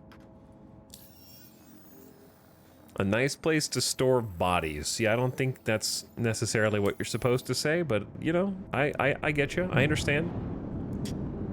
Chat, why are these glowing? Does that just mean that there's minerals there that you can mine, or is that like a Lagrange point station back there?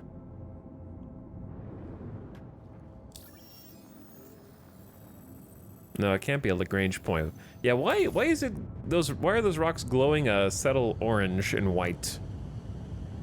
They look like electric lights.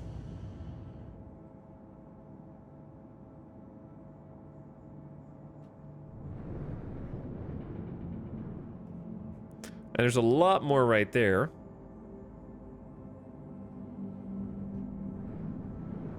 And then even more right there.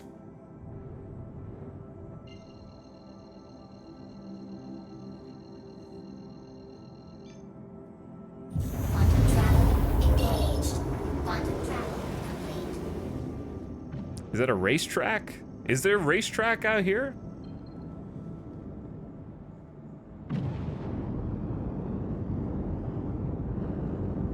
All right, chat. Let's go, baby. Welcome to Grimhex, chat. First time. I gotta make sure I don't run into anything here.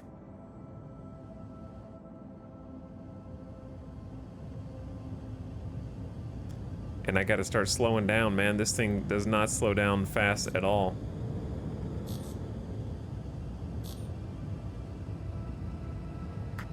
Look how many vehicles are right outside this thing, dude.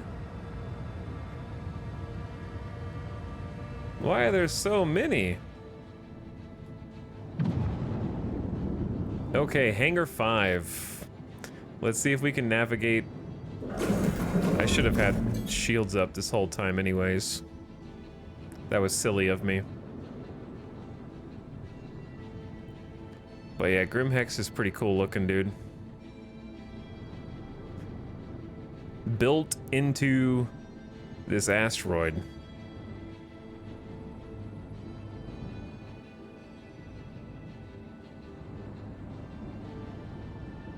It's kind of sick.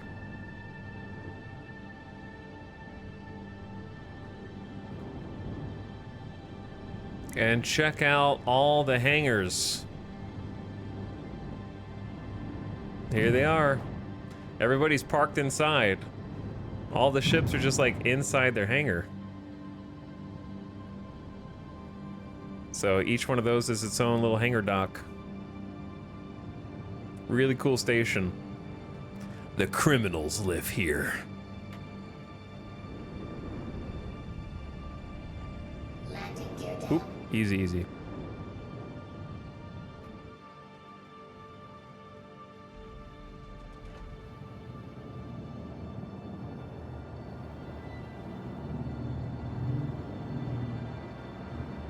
What, all the arrows on the ground marking where you're supposed to park? Is free fly over? It'll be over soon. I don't think it's over yet. It'll be over probably less than half a day, I guess. Like maybe around half a day. Engines off.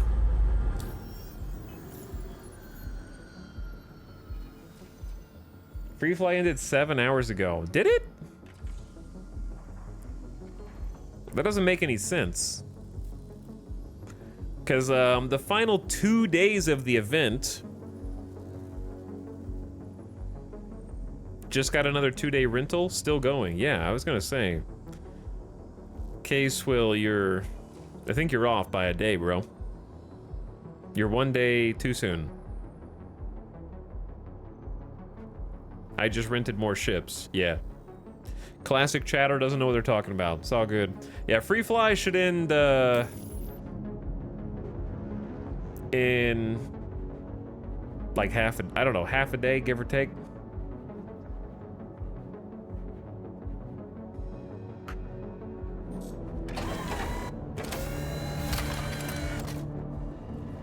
Is there a parade going right now at is it at Area 18?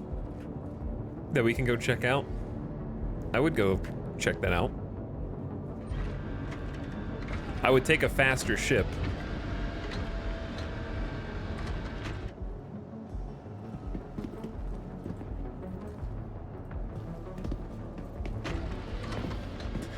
So, welcome to Grimhex chat. There's graffiti on the walls here.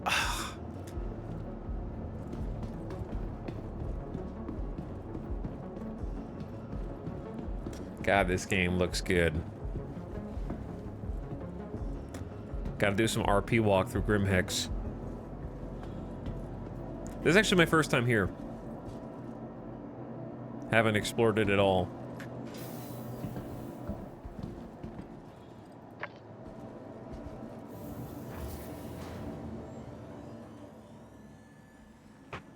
So let's see what's up.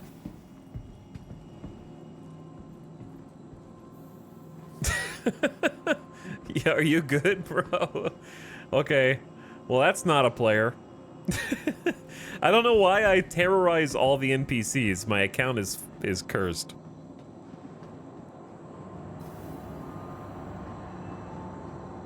That guy just exploded and is gonna go back in a ship to try to get revenge. Guaranteed. But yeah, here are... I don't know what's going on with the background right there. Oh. First time here, it's gotta load them in. Here's your little fleet hangar terminals. I really like the way Grimhex looks. Got some elevators. These just go to hangars, I think.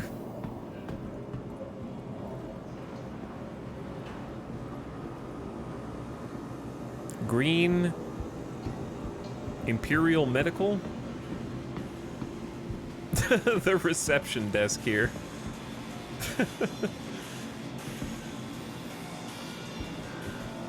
How are you? Yo, this is crazy. Got a nice little Wait, is this actual player ships out here or no? That might be a player ship, but I don't know if that's an actual dock. There's an airlock right there. And then there's like a downstairs as well. Got the health terminals. Buy some stuff from the pharmacy. I think this is my favorite major station. Yeah, it's got a lot of character, I'd say. I think that they should have more stations where you have like outdoor landing pads. I'm really kind of surprised that there aren't more, to be honest.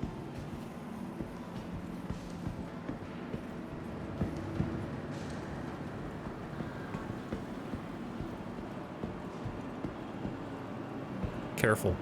Watch out for that elevator. Okay, let's hit a terminal and then get a room so we can like just top off our health. Is this the pharmacy terminal? Yeah, it's a shop. This is the room. Patient check-in.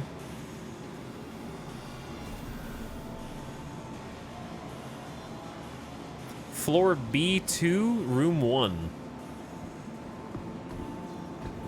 Am I on B2 right now? Have you seen the service beacons since the new patch? What do you mean service beacons? I also didn't play very much before the new patch, so I might not be the best person to ask. I just started playing like 3 days before 3.23 hit. So I am brand new. Water leaking out. This is the bathroom. Yeah, this is the bathroom. Fantastic.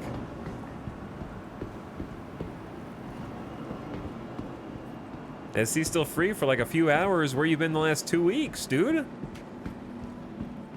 Hibernation? Cryo sleep? You got a few hours left, I think. All right, I just saw the stairs a second ago, and there we are. Yeah, they're down here.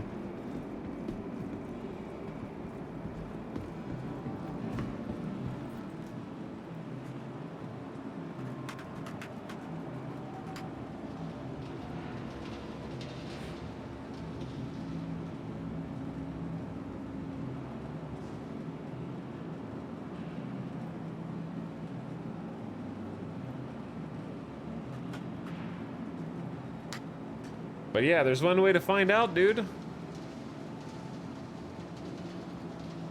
You can go to their website and just look. I'll look, because chat keeps giving different information. You can still buy an Aurora MR Invictus, which means launch week is still happening. Which I assume also means Free Fly is still happening. But then, no, that's not true, because the packs are available through May 31st. So you'll be able to buy the Invictus starter pack after Free Fly has ended.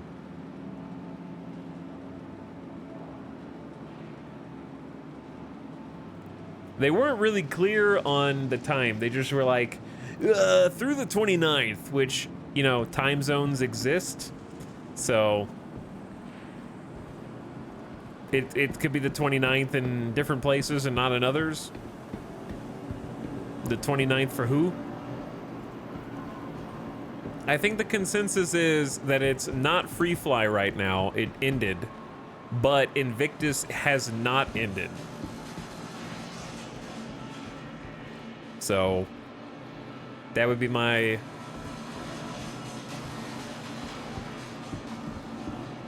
Like, Invictus is still happening. You can still rent ships, but Free Fly is not happening.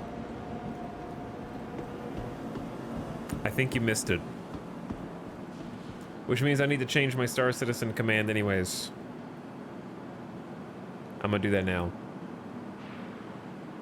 I'm just kind of exploring Grimhex and trying to talk to chat.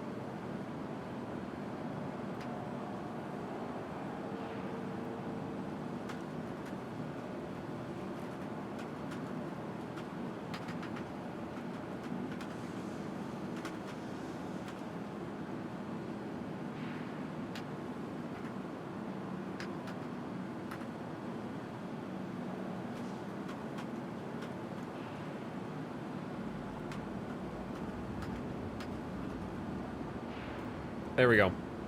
I updated the command. Is the consensus as worth getting for base here? There was no consensus, for sure. There was the opposite of consensus. Is what I would say. I'm having a lot of fun with it, but you do have to fight the game, especially the servers, to get that fun. I have never had one extended play session with Star Citizen where I didn't discover a new bug that I'd never seen before.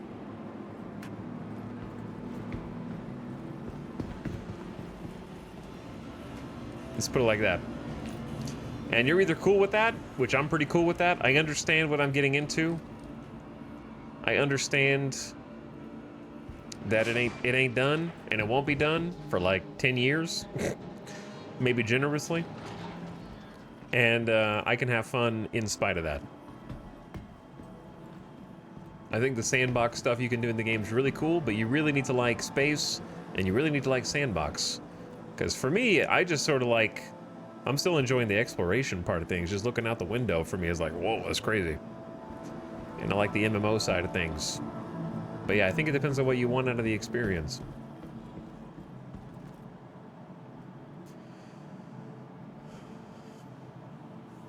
Every day is a new bug to witness. That being said, like, I think objectively, you could say Star Citizen is worth it compared to certain things. Compared to nothing... Wait, what was my room again? It was B2 room 4? Chat, was my room. I wasn't paying... I kind of forgot. I'm just gonna try every door until they let me in. Maybe it was the first one? Yeah, maybe it was the first one. That would make sense. Good call. I don't know if I trust the doctor in this room. Yeah, the ambiance is amazing. I agree. Check your kidneys after. But yeah, it is still discounted right now. It is still like $40 for the base tier with Invictus.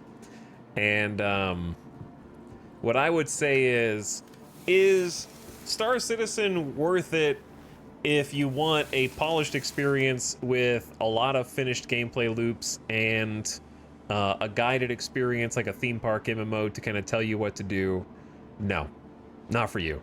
If you like sandbox games and you like janky games, if you're a fan of games like Kenshi, if you're a fan of games like Starbase, you might have what it takes to play Star Citizen. Because you do got to work for it right now, and you got to like embrace the sandbox. I would say Elite Dangerous is a much more highly polished game than this, for sure. What do you say, chat? As far as like gameplay per bug ratio, that doesn't mean it's more fun or better necessarily, but it's definitely more of a polished experience by far. I just want to fly a spaceship with my friend. Yeah, that's all you need. If that's what you want, you'll get that for sure, because it's got that in spades. The just being in space, doing space stuff. But like right now, how do I hit lobby? Who knows?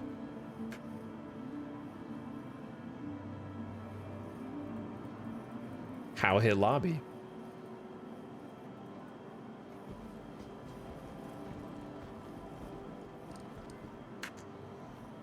This, let's just put it like this. This is the most alpha I've ever played. You know what I mean? That being said, I do love it to bits. Maybe if I just hit F while looking instead of you. Wait. Yeah, it's just going back to B2.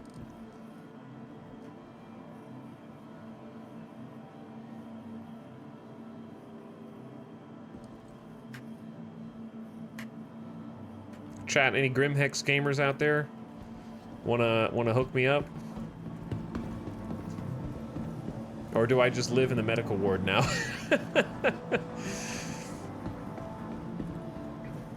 So far, Star Citizen Scratch is a completely different itch from Elite Dangerous, but I would definitely say Elite Dangerous is way more polished. Yeah. I just live in the medical ward now, chat. Grimhex, they got me. Is that the only elevator? Or is there another elevator around?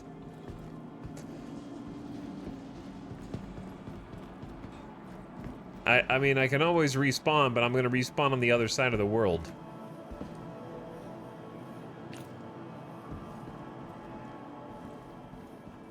Is there questing you can do? Yeah, about 40% of the contracts are bugged and don't work.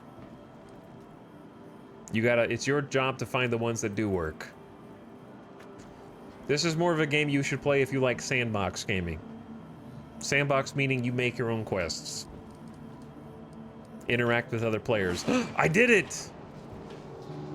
I did it. It turned from a pointing finger back to a regular mouse pointer. We're out. I'm alive. Back to the rest of the world. Freed from the elevator hell. But yeah, it's a gorgeous game. The dogfighting's a lot of fun. I think the FPS combat's a lot of fun. They just need the servers to catch up to the gunplay. Because I think it feels good to shoot all the weapons. You just need the AI to be more responsive via high server FPS.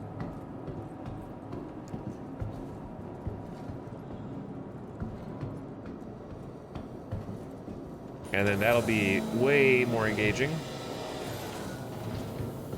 And then you got server meshing this year, which is gonna make servers massive. Chat, why am I unable to breathe while I have a helmet on? Are we good? Grimhex?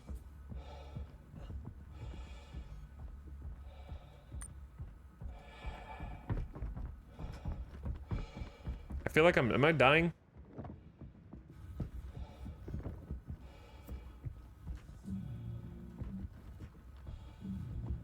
I don't know, I'm not gonna chance it. Let's go back inside.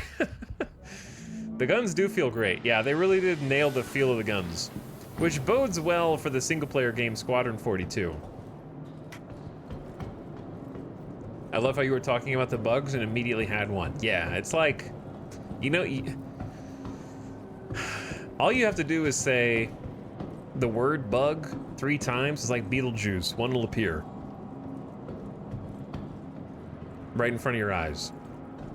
But if you haven't heard of Squadron 42 yet, and you want like what should be hopefully a more polished experience, that's going to be a single player game, but you might be interested in checking some of that out. Because that's the game that's actually going to be out in 1.0 sooner than the persistent universe will be functional.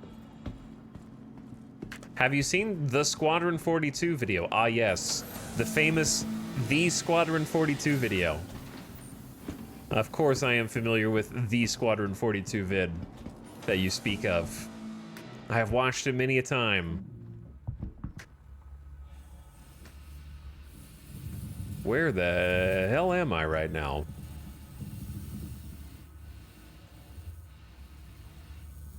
What? Why is this entrance here?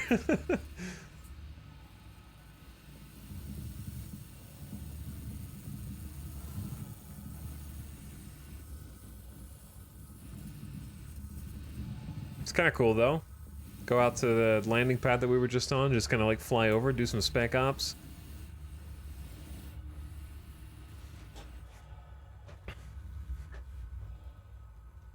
The smuggler's entrance kind of is a smuggler's entrance. Just what would you be smuggling on foot? I guess is the question.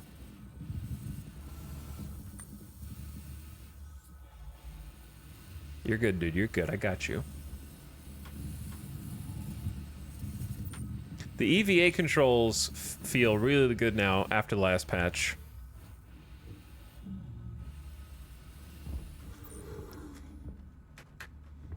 Squadron 42, I held the line.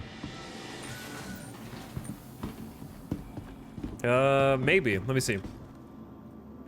Let's check.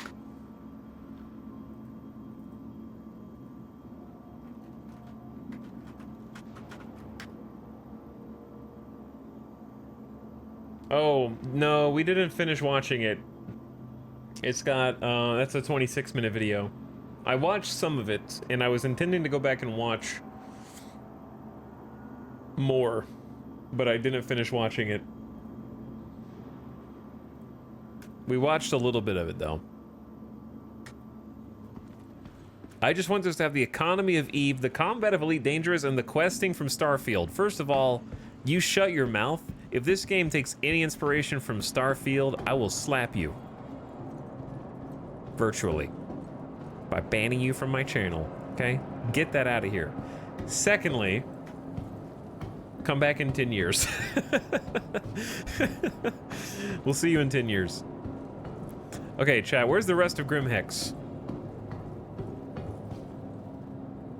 There's some really cool views in here from the main area once you go down the elevator. I need to go down the elevator. This elevator? Probably this elevator. Only 10 years? Okay, listen. Assuming development does not stop on Star Citizen, right? Assuming they don't quit. There's the main concourse. I fully expect there to be a functioning economy within 10 years. For sure. That's a long time.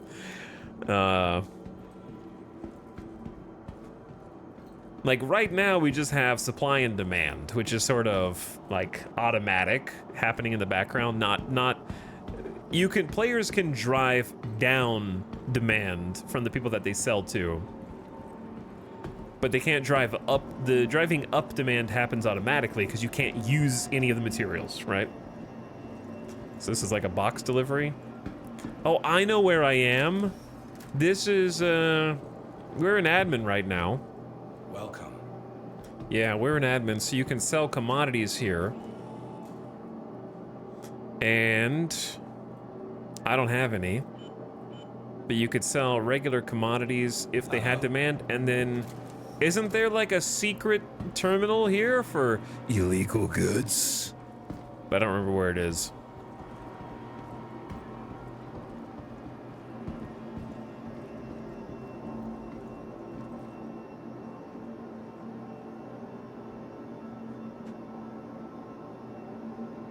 Can you imagine players filling the Star Citizen star systems with stations? Like building their own? Like Starbase is trying to do? I think Starbase is a little too ambitious. Personally. I love ambitious games and I respect ambitious devs. That's why I'm on the Star Citizen hype train, but Starbase is trying to resurrect from the dead. And I feel like they're just trying to do too much. Like, it's okay to try to do too much when you have 1,300 developers and $700 million. Then I expect you to be ambitious, you know what I mean? Why can you turn the power of this on and off? And why do we have a bunch of political propaganda posters in here? This seems like a quest area or something for like a mission.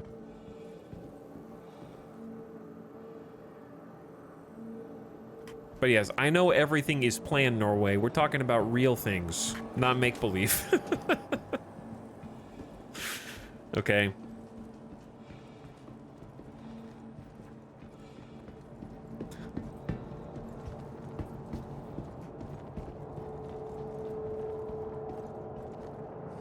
To me, base building in Star Citizen is not a real thing. You can't just write down base building on the back of a napkin and be like, it's real.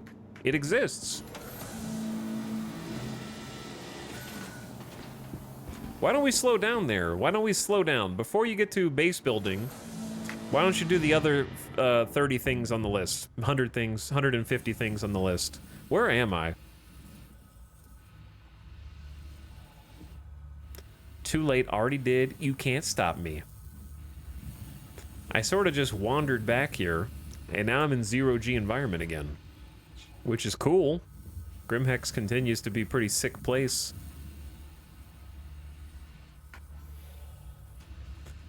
Like, here's the thing. You can barely render in 8 extra C2 Hercules at Area 18. You expect me to believe there's going to be player buildings in this game on your 800 player servers? I'm going to go ahead and call your bluff on that and say, prove it.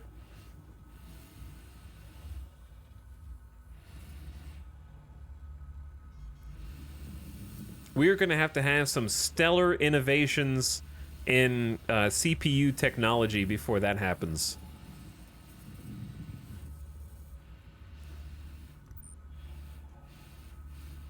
Like, CPUs and GPUs are going to have to make some leaps and bounds. Or, yeah, or use more than one core. That would be another... Where is this? This is crazy. But yeah, private hangars is easy because you're just making an instance, right? That's not hard.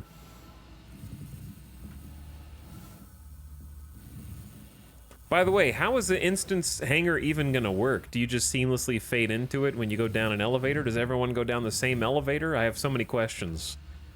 I know they've already done a Q&A that I didn't watch, obviously. There is another secret entrance over here.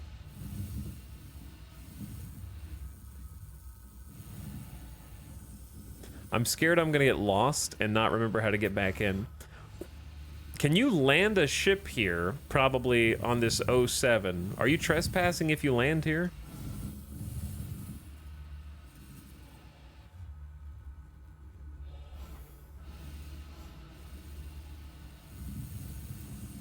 Airlock 2. So there's at least like a couple, 2 or 3 secret entrances to Grimhex, though I don't know why you need them. It is really cool, though. Now, I wonder if that... I wonder if that's a door or just a random tube that goes into a wall. I love the visuals of Grimhex, though. Just even just flying around it is cool. Oh. Yeah, I feel like there is a future plan for these. Chat, someone was saying I should explore in the basement. Is this the basement, or did you mean something else? Who was saying that?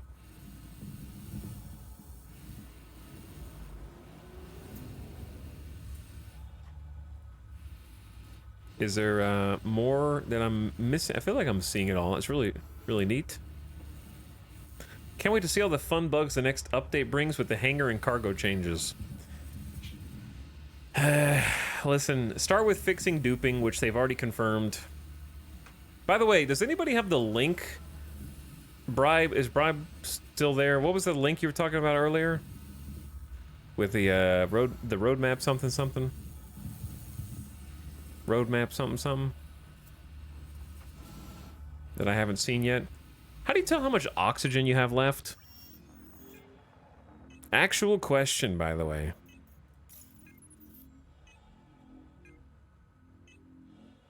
I have 100% O2 even after all that? What?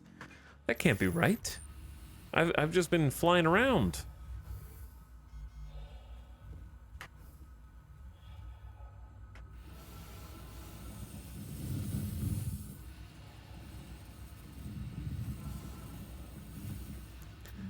The fact that you control this with WASD makes this superior, I think, to X4 EVA. Having the mouse wheel up and down on X4 EVA is like kind of annoying.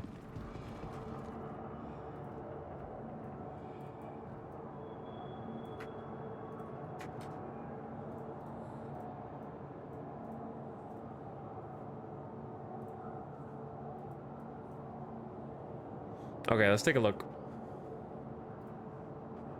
I got it. Let me just make sure I'm in like a safe place. I think I'm in a safe place. Okay, I don't know where I am, but I'm here.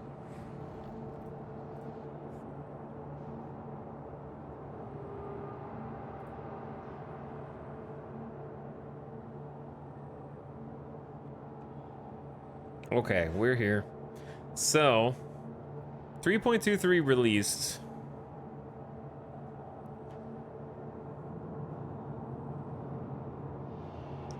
So what are we missing from 3.23? There was the character creator, distribution center locations were 3.23. Yep, flora and fauna, which are just fauna, I guess, which I haven't really been able to reliably see. Mine are bugged. Engineering, experimental mode, in Arena Commander, which seems interesting.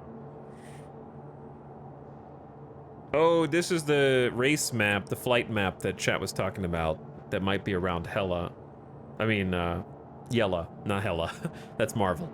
Item banks aren't in, but they're committed. Past final review. Yeah, we should be getting item banks next, along with the cargo, along with the freight elevators. Players to physically load and unload cargo to and from their ship. That's what we're waiting on. Tentative dynamic event blockade runner where players defend shipments of Quantanium from Ninetales piracy. Cargo hauling missions that send players to pick up and transport cargo utilizing the freight platforms. Cool. Yeah, so I already know that stuff's coming. I'm just kind of looking at this before I go over here. The loot screen is in, but honestly, chat, the FPS loot screen was cool. But I find myself just using the old loot screen in almost every respect because it's easier. Does anyone else? At first I was like, wow, the new one is so much easier. But then I'm like, I've been using the old one. And I don't have any attachment to the old one, so I know it's not nostalgia. The new one just seems laggier. What do you think would be better, a month of Star Citizen's premium service thing for $10 or upgrading my Aurora to a cutter? Easily the cutter. The premium service doesn't do almost anything that you would be able to tangibly. Or stop being a coward and earn 600k in-game so you can buy your cutter. But yeah, I would just spend if you were gonna spend money anyways, I would just go ahead and upgrade to the cutter. You'll definitely get more out of it than the Aurora. But I would say the cutter or the C8. Definitely not the subscription, though. That doesn't get you anything, which is nice to be able to say. Chat? Could not connect to server. They signed me out of the launcher, those bastards, but I'm still in the game.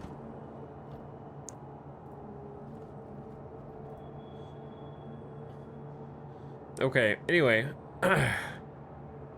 The personal and instance hangars, yeah, that's supposed to be in the next one. So 4.0, tentative additional player customization, new hair and face options.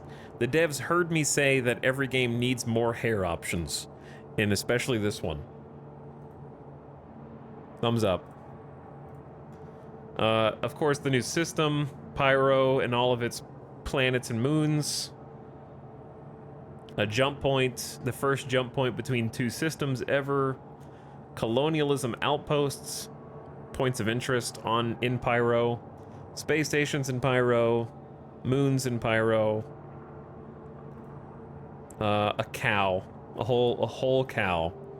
I guess they're just going to start adding animals over time, which is cool. Fire hazards on a select few vehicles. So they're going to make it where over time each ship can kind of like catch fire based on sustained injuries, and you will have to put those fires out with a fire extinguisher, which, you guessed it, gives more reasons to have crew on larger ships, because who's putting out the fire in your solo C2 Hercules while it's getting peppered by pirates? I probably could have picked a better example, but you understand. Engineering is being tested right now in Arena, so that you actually have to replace components inside your ship that can take damage, power management loops and repair.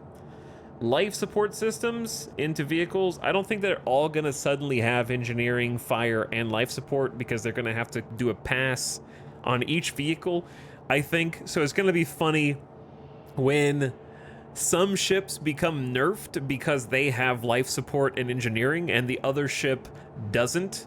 And so it's by default stronger because you don't have to replace it yet because they haven't updated it yet.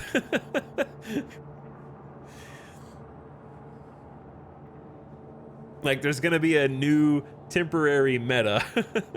The ships that need the most hands-on maintenance are going to fall out of favor, and the ships that haven't been updated yet are gonna rise into meta until they're all updated, which could take a while, who knows. I assume that once the systems are in and working, then getting the other ones up to date will take less time, obviously. Solar bursts, a hazard in the Pyro system. We got the RSI Zeus, the new ship that's going to be in 4.0. It's kind of a big boy, like a 2 to 4 person crew. The screen reworks in the cockpit, which is going to be kind of huge. And then they're going to start making it where different ship manufacturers have different HUDs. Multi-tool upgrades, additional functionality, including cutting. So the cutting tool is actually going to have a function. Dude, it would be such a simple function to just take out bullets do damage to doors and open doors and force you to use the cutter multi-tool to open doors. Like, even that small change would go a long way, I think. But yeah, I'm curious what the cutting tool will actually do. Being able to lock doors, and then you have to use a cutting multi-tool or something to be able to slice open the door to unlock it would be kind of nice. Charge drain. Draining and charging power to objects with the multi-tool. Fire extinguisher, cool. And then core tech, rework the transit system for server meshing. Rework the mission system for server meshing. I also saw a developer say that they are working on rebalancing many of the missions and their payouts for 4.0. I saw that on the dev tracker. So I think that comes into the mission system refactor.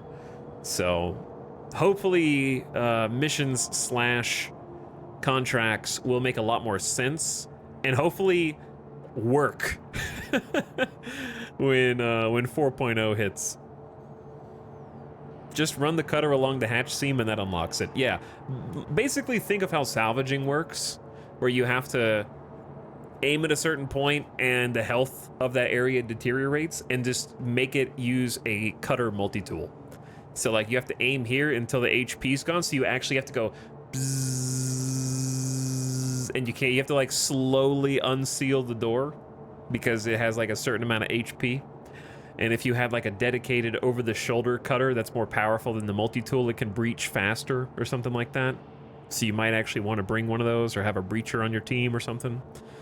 But yeah, mission system refactor is very, very huge and necessary. And then, of course, server meshing is the big one. It's cool, though. Very cool.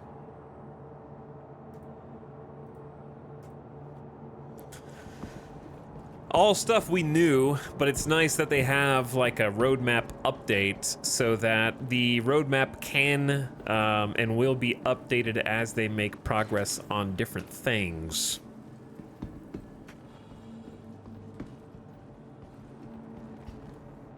Shooters will dislike this. This kind of gameplay I like because it's fun when you have a friend yelling at each other to do stuff. Yeah, and you gotta do some teamwork.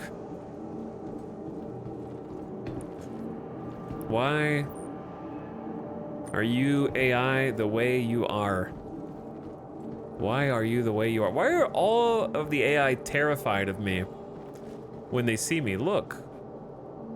Why am I so scary? I have a bad reputation in these parts, I guess.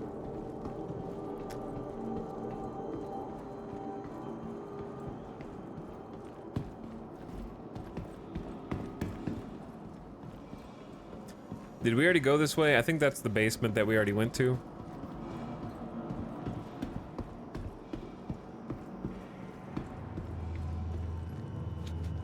Hold down the numpad minus key. Why would I want to hold down the key that I have bound to opening all hatches and doors on my ship? I don't know what that would do. Yo, we got clothes. We got shops.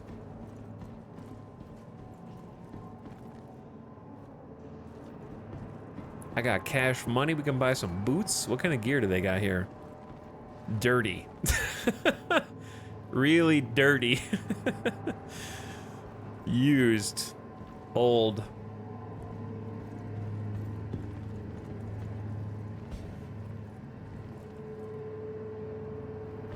Some jackets. All right, I'll buy this. I'll buy this. Is that like a trench coat? Did I just buy that? No, I bought something else. A Horde jacket. Speaking of the Horde, EJ Raiders, what is up, dude? You guys are getting off late. Did you finish annexing the Commonwealth yet?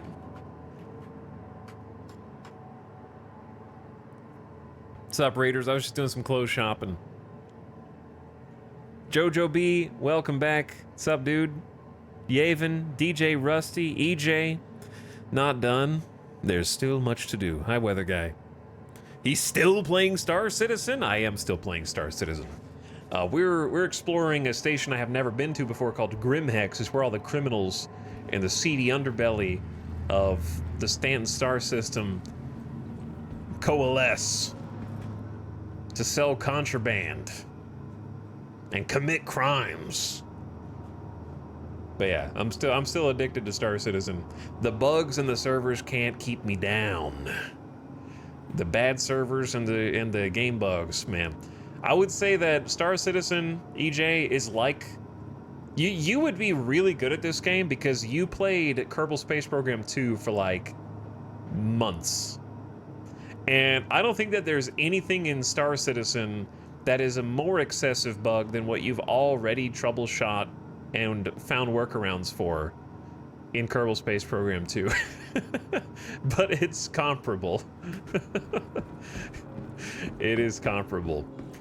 There are some crazy bugs. Like, for example, let's say I have a ship with a cargo box in it. Let's say I want to put armor from a dead NPC that I killed. Maybe I killed a bad guy on a mercenary mission and I want to take his armor and put it in the box. Just pick up his armor, put it in your inventory, put it in the box. Easy, right? No. You have to take the stuff off of him, put it into the local inventory that you get whenever you are in an area, such as Grimhex. You get a special kind of bank. You have to put it in the bank, then take it out of the bank, right-click it, drop it into a physical box in front of you. Take that physical box in front of you, and then make sure that the box that you want to store it in is also next to you. And then you have to use the mouse to click it and drag it like this, so that it creates a little box, and you pick that box up, and then you drag it into the box you want it to be, and then it can go in the box. But yeah, you got to find workarounds for your workarounds in this game. It's funky, but man, oh, it's addicting. It is extremely addicting. Thanks so much for the raid. Hello, Raiders. How was the stream? Were you playing Fallout 4 the whole time, or did you guys do some science tech? Do you have any rocket launches tonight? Let's give a shout out for our friend EJ. Please toss him a follow. He knows more about space than I ever will, and especially spaceships. He's been playing Fallout 4 pretty heavily modded, I would say. Pretty heavily modded from what I've been able to see.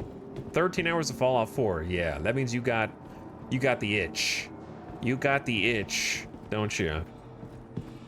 But chat, scratch the itch by clicking that follow button up at the top of your screen. And catch EJ next time he goes live. We're about to hop back in a spaceship. Thanks for the raid, dude. Well, one day I'll catch you in Star Citizen, but there's nothing wrong with waiting right now. We were just looking at what's coming down the pipeline in 4.0, which should be they're supposed to be quarter 3 this year, which I'm expecting is quarter 4. They got some cool stuff. They got server meshing, which is gonna turn our 100-player servers into like 400 to 800-player servers. They've got the ability to cross servers dynamically without a loading screen. They're adding engineering gameplay, so your ship components can take damage during fights, and your ship might catch on fire, and you got to put it out with a fire extinguisher, have some crew do it. There's power management. They're going to have life support systems can go down on your ship. They're adding a new solar system and a whole bunch of planets and stuff that goes along with that. So they got a lot on their plate, especially the server, upping the server quality is the big one. Chat, where is the secret place that you sell contraband? Get off that counter. Get down off that counter right now. Where's the secret place that you sell contraband?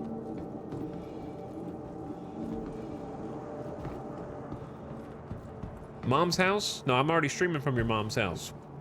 She's good in the other room. I don't know where the contraband terminal is, though. It ain't this way.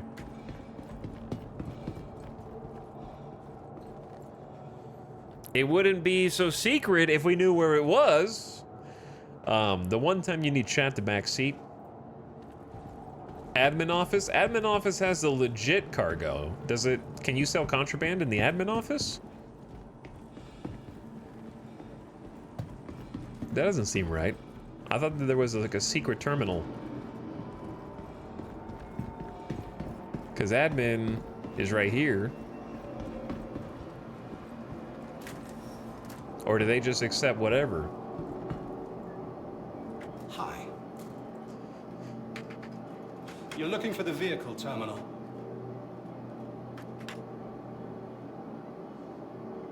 Let's see.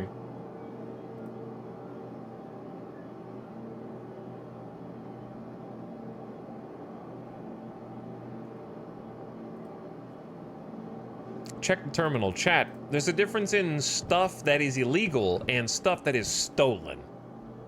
Right? You can sell illegal stuff here. They'll buy drugs, but you can't necessarily sell things that you stole from another player here. Right? But I can't believe I found the one thing chat doesn't know. Right, you know everything else. Let's go back and get in a spaceship. EJ's here. Ya boy. Everybody from EJ's here. I already passed up where I'm trying to go. I should get some pants, though. Is it a no questions asked terminal? I'll just have to take your word for it. They really don't have that many pairs of pants here, do they? I'm just gonna buy some at random. Not even gonna try them on.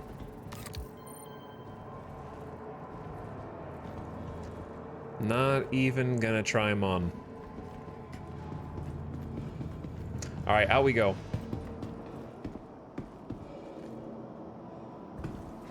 So we gotta hit the elevator first.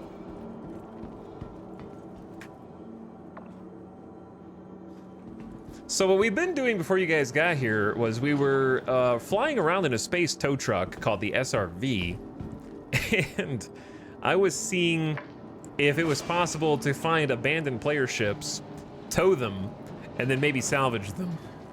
And it turns out it is possible, though it does have some caveats. Explicitly that their ship has to be powered down, at least like the shields have to be powered down. And I also can't quantum, which appears to be a bug. I cannot quantum. My SRV is still on the pad. So how long would it take for a Titan to get here? I'm gonna go ahead and file a claim for the Titan, and then in the 4 minutes it takes for the Titan to get here, let's, yeah, like a quantum jump, like a fast travel, basically.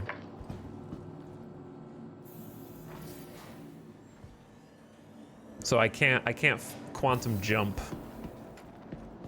I went to the wrong hangar. Chat, what hangar is my SRV in? We might get lucky and find some other players here. I don't know how that would be lucky, but you can check the other public hangars and see if anybody else has parked their little ships in here. That is somebody's salvager.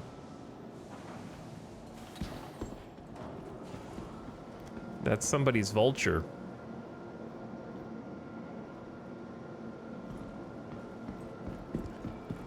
Though,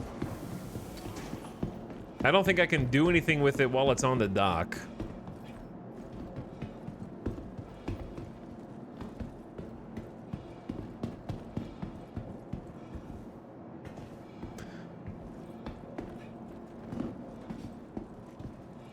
Chat, are you allowed to climb the ladder of other people's vultures? You can't climb the ladder of their vultures? What? Because they left the door open, I think. It's just a ladder, bro.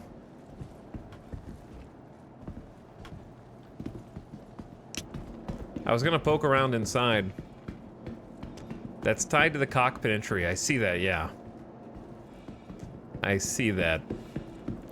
So, yeah, he left the door open up there, the canopy door.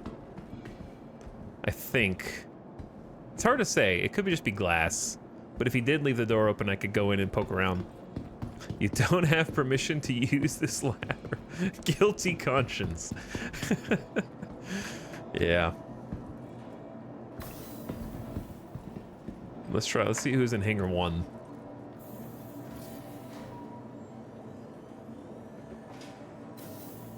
Is it me? Nope. But it is somebody else. Why are there all these vultures in here?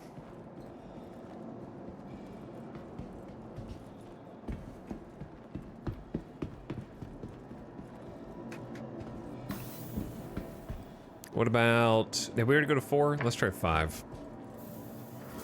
People just park their vultures and leave them on the pad? Oh, it's me. That's me. Kind of want to see if anybody else is home, though. We didn't really poke around Grimhex too much. 6.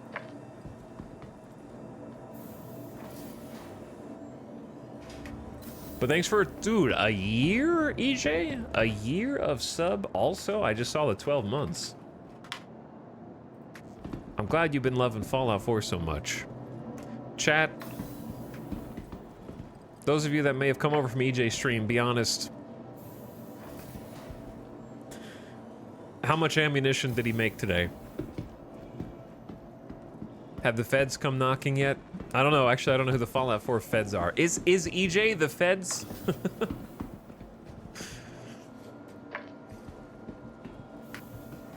Is EJ a Minuteman?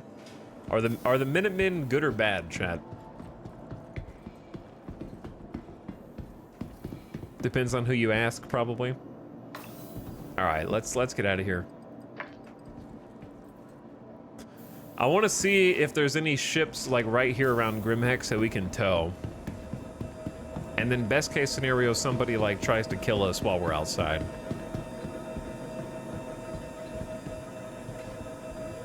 And I will absolutely not be able to fight back.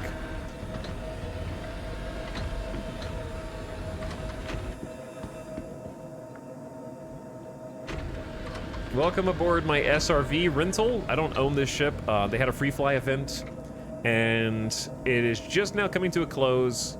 So the free fly doesn't exist anymore, but it's the Invictus launch week where they let you go and basically demo over 80 ships that are in the game right now. This is one of them. It is a space tow truck. And it's currently somewhat useless in the game, but I feel a certain kinship to it. So we've been trying to make it do something. Engines on. You are clear to launch. Launch complete. Oops. Landing gear up. Okay, they should be opening the bay doors for us right now. There's our tow truck winch back there.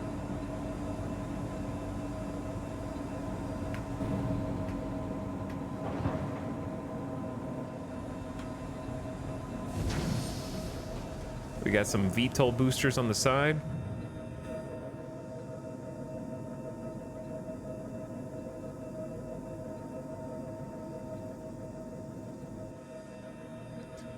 There's a Harbinger or a Warden or something like that going in for a landing.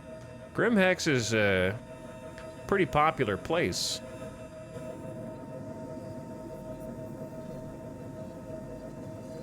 Somebody is already targeting me, I think. At least I have contacts on radar. They're welcome to blow me up. You're not gonna... we're in an armistice zone right now, so I don't think they would be able to blow me up very easily.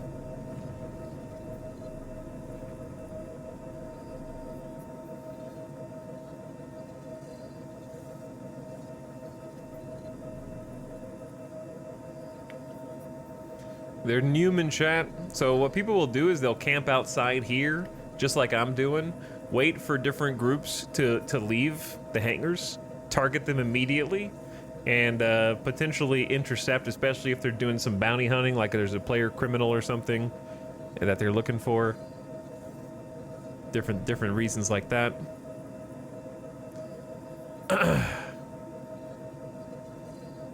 What I'm doing is being a little pest.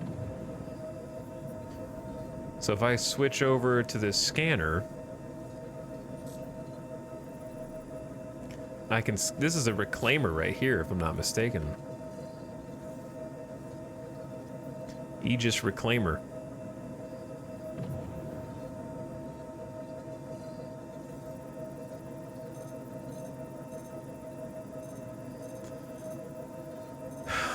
I don't think the scan is showing up with anything like it's supposed to. Ooh, there it is. What you got? Cooler online, power plant online, quantum drive online. Yeah, I wouldn't be able to do anything with this because their shields are online.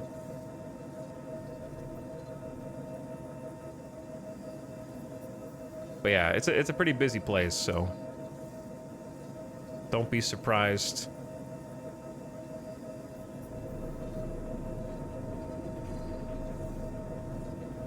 I will tow you.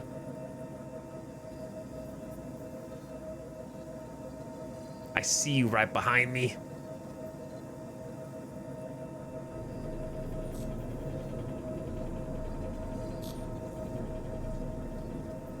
Operator Chappie. But yeah, Grimhex has got a lot of traffic.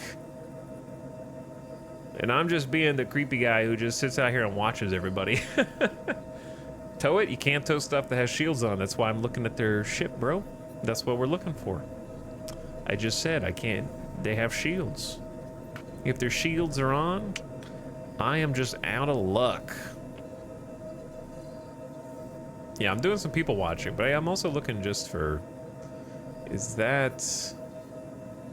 a vulture that has been wounded? It's a wounded bird. Why is it zooming in so far? Wait, is look ahead taking control of my ship? Chat, my hands are not on the keyboard, and I'm just like, it's just zooming omega distance. And then when I switch It zooms back out. What? Why is it doing a cinematic? Probably auto zoom on target. You can disable in the settings. Should I disable that? I've never noticed that before.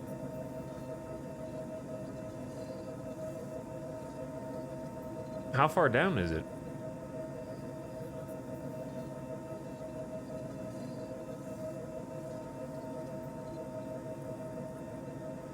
Is it under game settings or key bindings?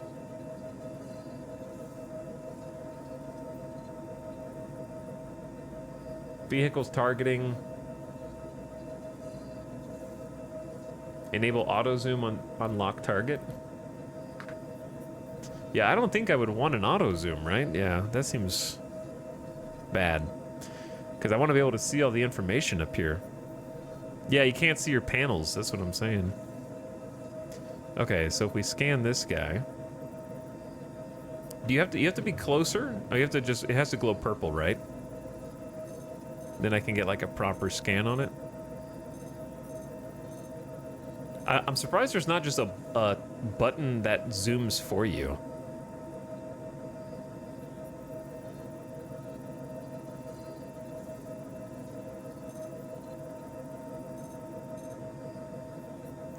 Okay, so even in this vulture, its shields are online, so I can't do anything with that. And then this reclaimer's shields are online. We already scanned it.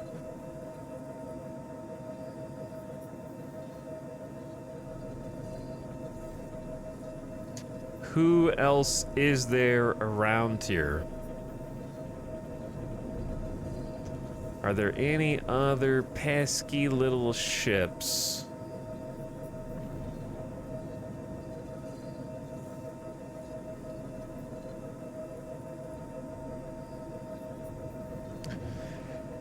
Flashbang.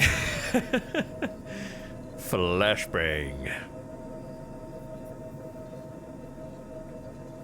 There is another ship up here. But this might be the cutter we saw earlier. Yeah, that's the cutter we saw earlier. Whose doors are down.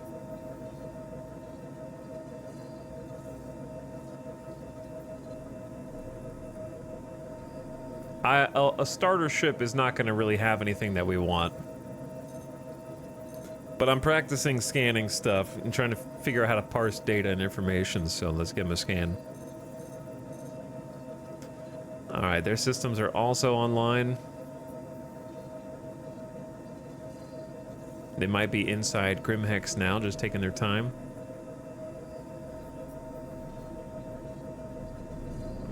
There's actually fewer ships around the Grimhex than I thought there were going to be, to be honest.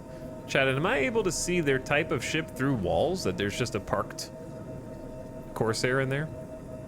My scanner's wall hacking?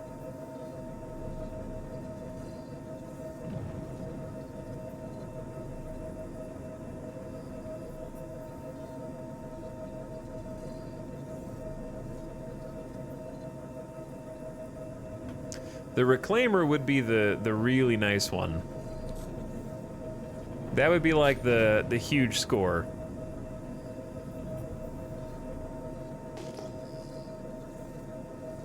If there were some more ships like a little distance out, that would be excellent.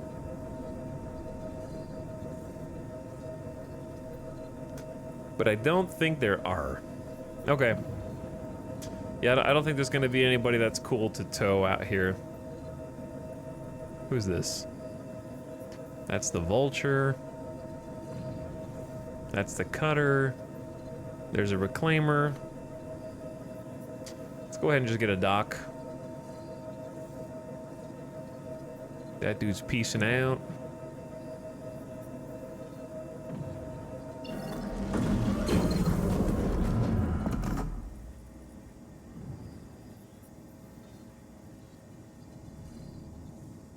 Okay, and what we're gonna do is hop in the Avenger, which is a much faster quantum ship, and then head over to Area 18, I think.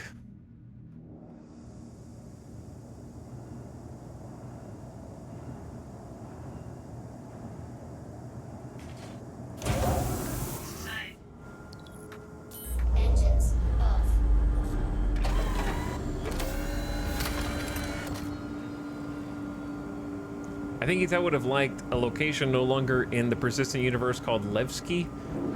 Why did they take certain locations out? Talix, what would be the startup cost for beginning Star Citizen? I think that depends on you. I paid $45. Which is the cheapest entry point.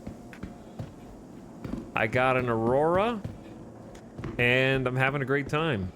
That being said, I've been flying a lot of the free fly ships, but I have no problem with grinding some money out to buy a different ship, so I would say the startup cost is $45. If you don't like that initial grind, then you're probably looking at $60.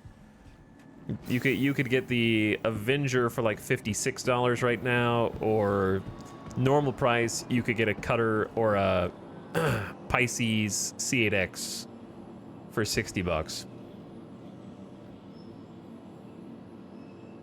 So one of those, probably. I would say that no more than $60. The Aurora's on sale for $40 right now. It's a crappy ship. It's a starter ship. It's barely capable of anything.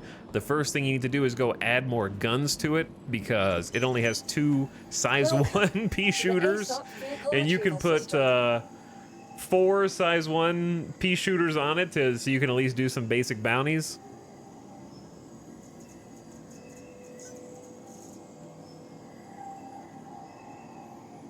But yeah, I can show you what they look like right now. Actually, I can't show you the Aurora. I can show you the Titan, though. I personally don't love the Titan, but so many people do that I'm not going to argue with them.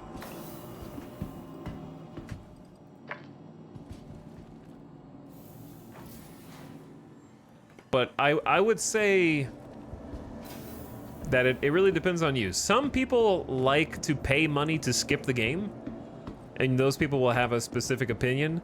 I'm in the pay the least amount of money because I want to work my way up from literal pennies. The grind is the fun part. So it depends on your perspective there. But this is the Titan, which is many people's starter ship. And it's like $57 right now while it's on sale. It's a courier. In my opinion, it handles like a damn boat. It's extremely floaty and it feels heavy. However, it has good guns on it, especially considering like a starter ship. It not even close. Aurora is not even close to this in terms of firepower.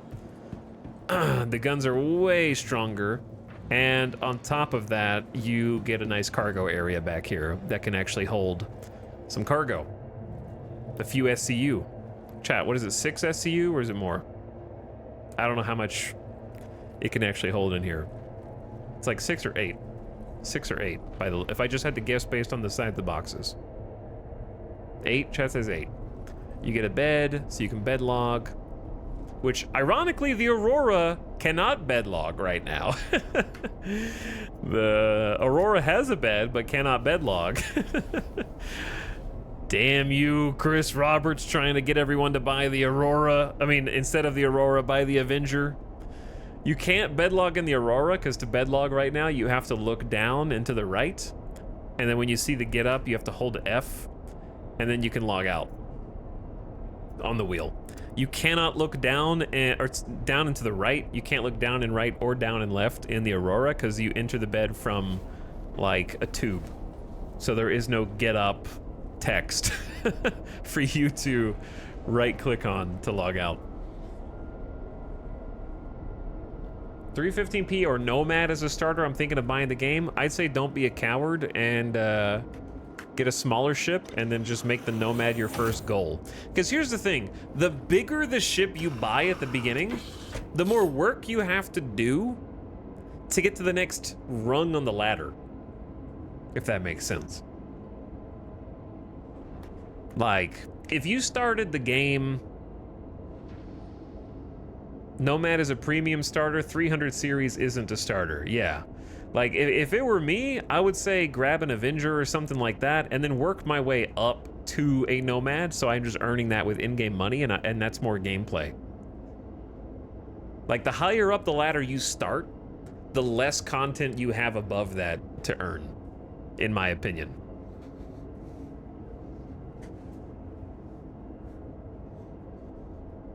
And the other thing is, if you start smaller, they let you crunch your ship that you can melt, quote unquote, melt your ship.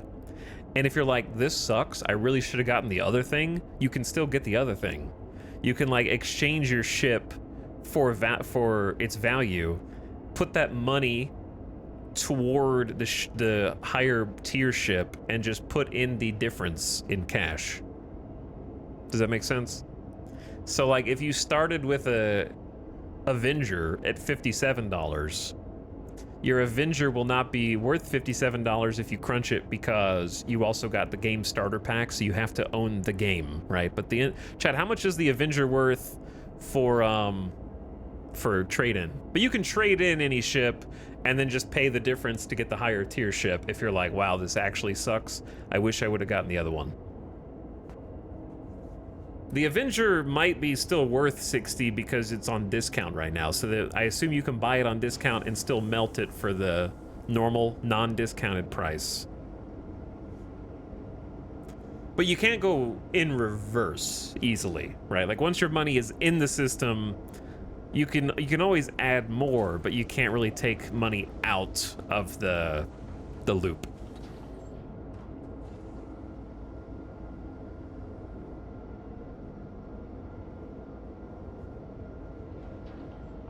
But that would be my advice, because there's a non-zero chance you play it and you're like, damn, there's a lot of bugs in this game, and I'm not patient enough for it. And then you'll be glad that you kind of put in less to start with. But you can always increase the size of your ship. That's why I started with the Aurora, right? Because I was like, if the Aurora really pisses me off, I can just upgrade it to a cutter. But I can't buy a $150 ship and then be like, actually, I wish I would have gotten a smaller ship. Your money is still in the system. You can exchange it, but your money is still like on their website credit or whatever, right? I guess I could have been having this conversation while I was flying to Area 18 instead of, but I got distracted. I can't walk and chew gum.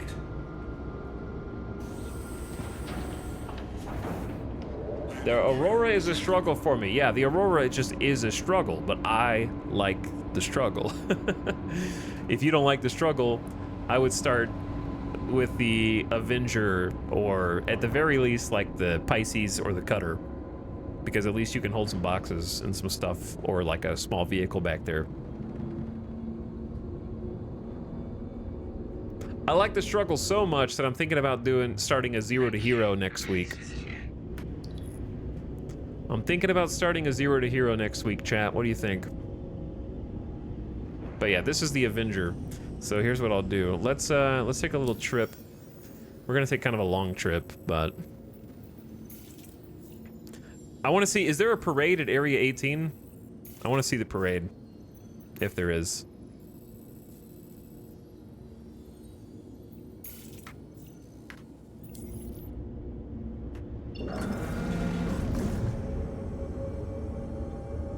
You might say you're already at 0, and you're right. But the difference is, I'm talking about like a fresh restart, rep at 0, money back to starter money, just the Aurora, no help from the Invictus free fly ships. See what it's really like to work your way up the ladder from just an Aurora at the bottom. I feel like, for me, earning the money with the free fly ships actually takes some of the fun out for me. I like the free fly because I get to try different ships, but I wish I could try them without keeping the benefits of them. And it feels stupid to ignore them while they're there. Like I want to take a Corsair out and shoot stuff with it just to see what it feels like. Or take a Harbinger or a Warden out and see what it does.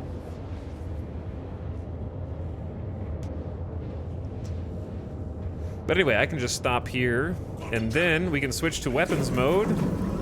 Even the default weapons on the Avenger just smoke the Aurora. Like the two Omnisky 9s on this They don't sound like a lot, but those are better than like probably all 4 weapons that are on the Aurora combined.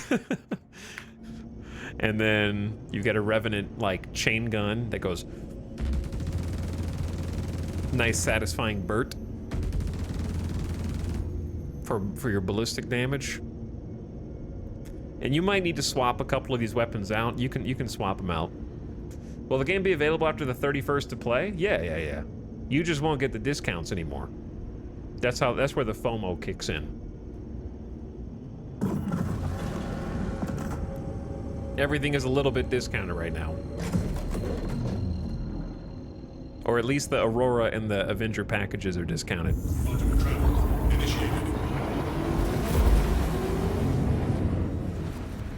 Are they gonna wipe when they fix the dupe issue? I don't think so. I'd be surprised.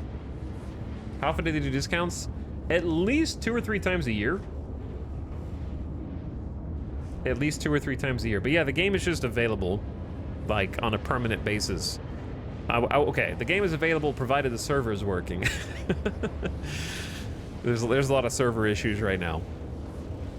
It can get kind of bad. But yeah, this is going to be kind of a lengthy trip. I just wanted to go to Grimhex and actually, like, check it out. See what's up.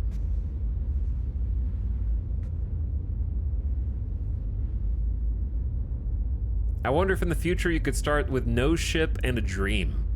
Well, if you have the default starting package, I kind of chuckled to myself earlier when I was looking at this, because the default starter package, if I go to my hangar on my account page, the standard Aurora package, not the Invictus,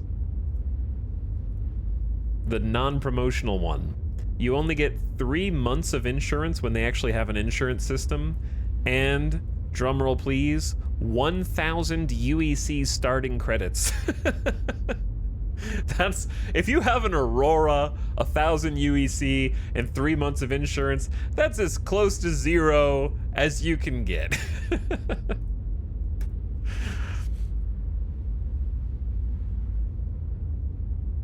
That's the next best thing to starting with actually nothing.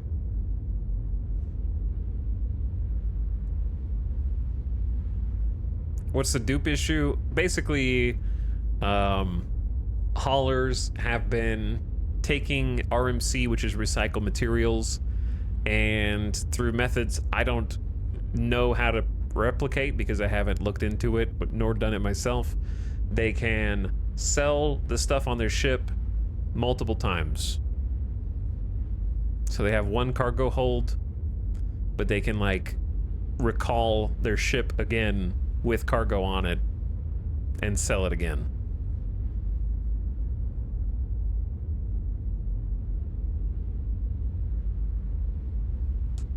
So they're effectively getting to, like, double dip and make a bunch of money. But the devs really don't care about the economy and the money right now. They will do a full wipe of all in-game purchased ships and money for 4.0 probably. So if you bought a ship with real money, you'll be able to start with that in 4.0. So they're not going to wipe your money, your real money. But your fake money and your fake money bought ships will get wiped. And that's supposed to be Q3, which is before October. But it's Star Citizen. It is Star Citizen. So I'm predicting, my prediction is Q4, and that's if we're lucky.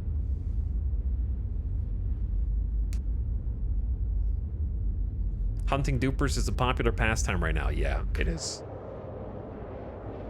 But the other nice thing about the Avenger, it has a really nice, like, default quantum experience, I think, without even changing anything. It's not, like, fast, necessarily, but it has a pretty good fuel tank. You can make it end-to-end in the system without making a pit stop, which is nice. It seems reasonably... It's definitely faster than the SRV that we were just driving a minute ago. Like, way faster than that.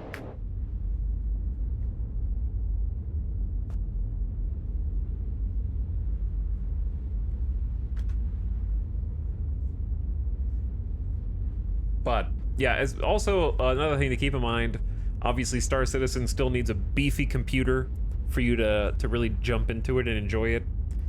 And it is a good thing they have like a 30-day refund policy, right? So if you end up being like, I've been really interested in this, I want to buy it, then you end up grabbing it and you're like, wow, this doesn't run at all, then they will give you your money back. So that's cool. Some terms and conditions may apply. Does the game have wipes often? I would say no. When was the last full ship wipe, chat? I have the almost exact same build as you, but it runs choppy for me. Here you go, other Nick. I got you. Do you have an Intel 13th gen? There are problems with Intel CPUs in this game. If you have an AMD Threadripper, you shouldn't be having worse performance.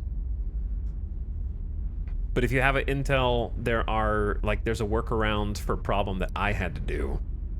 Let me see. Did I bookmark it?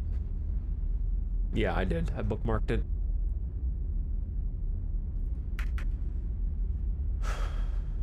This thread helped me.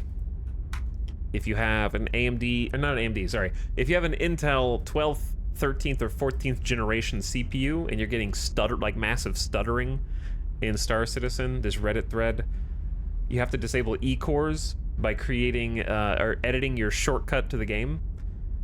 And the top comment there explains how to do that. And then in that shortcut edit, there are a series of zeros and Fs that you need to replace with the correct amount of zeros and Fs based on whether you have a 12th, 13th, or 14th generation Intel.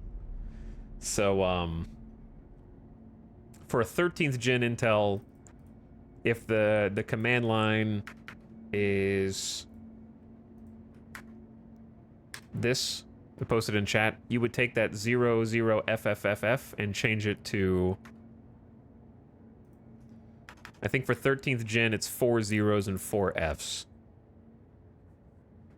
So the shortcut will disable eCores as long as you launch through that shortcut for the launcher, and then the game will inherit the launcher's settings and have eCores disabled in the game as well. That way it doesn't disable eCores on the rest of your computer, just during Star Citizen, and that made the game playable for me. It was actually unplayably stuttery. And that fixed it.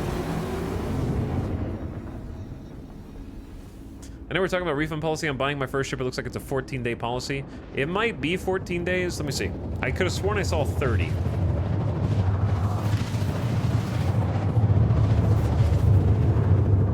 Their FAQ that was updated 3 months ago claims if you contact us, okay, for within 30 days,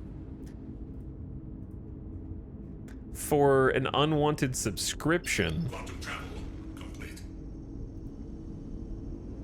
It says, how do I ask for a refund? Log into your RSI account linked to the order in question within 30 days of the pledge to submit a ticket on their FAQ. So, don't know.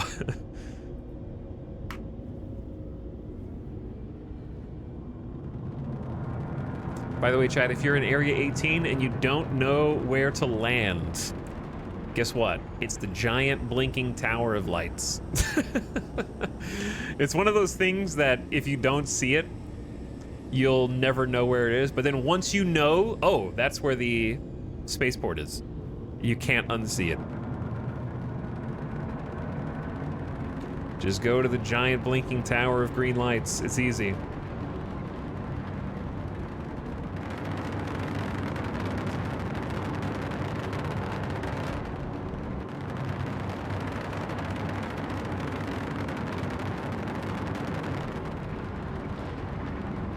I flew around forever. Yeah, this is only for Area 18, not for Lorville. Not Lorville. Lorville, I think, is the hardest one to find for me personally. I haven't been to Orison, though. Thank you, and please visit again. We're wiggling. Too much yaw.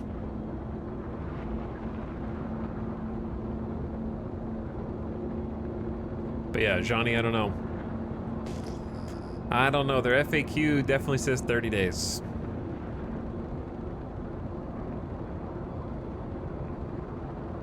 But they do have a refund policy. It's at least 2 weeks.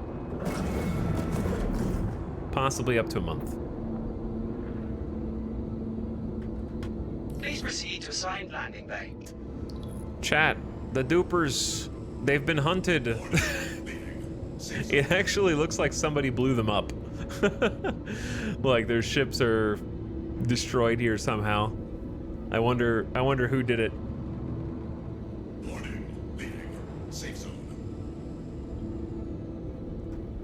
I want to scan this.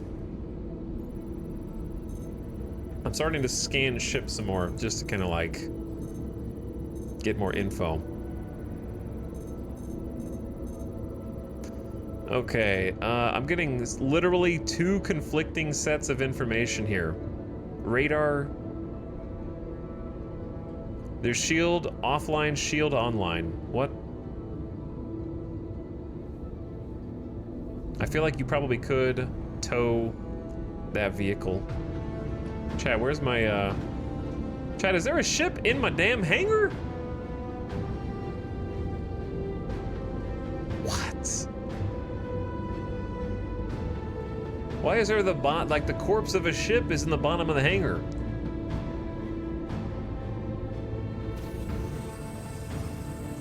By the way, if you're struggling with parking, just nose toward your target, come in slow, like 5 meters per second, and then start rotating down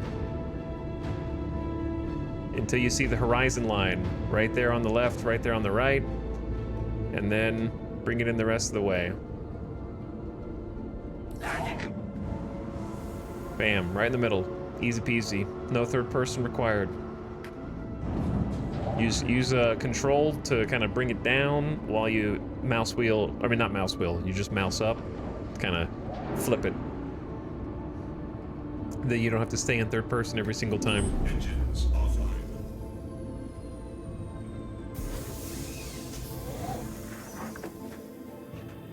Oh, it's picking up the docked fighter that's with it. Yeah, that makes sense. I suppose it is picking up the fighter. The snub. Okay, where's this so-called parade? I came back to Area 18 thinking there was a parade.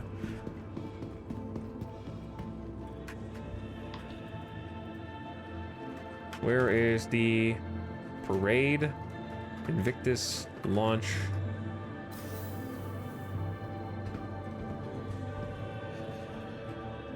It says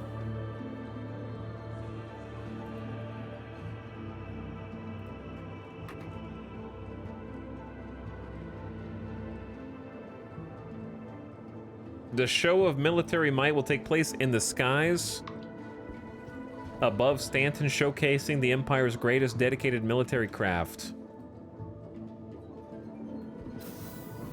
Thank you for visiting our core. I didn't see anything while I was flying in. Whatever your transaction, we wish you a beneficial and prosperous stay. Definitely doesn't seem like there's a parade.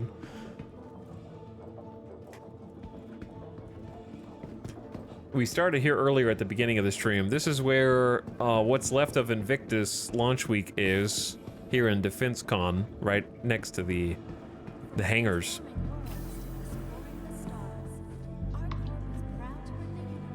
So if you end up wanting to rent some ships, this is the place to do it. And you get that extra 2-day extension on them.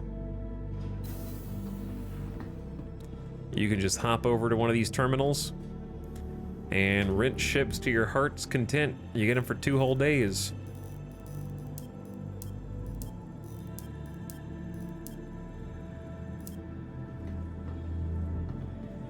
We've already been in here today, chat. We're just kind of hanging out here.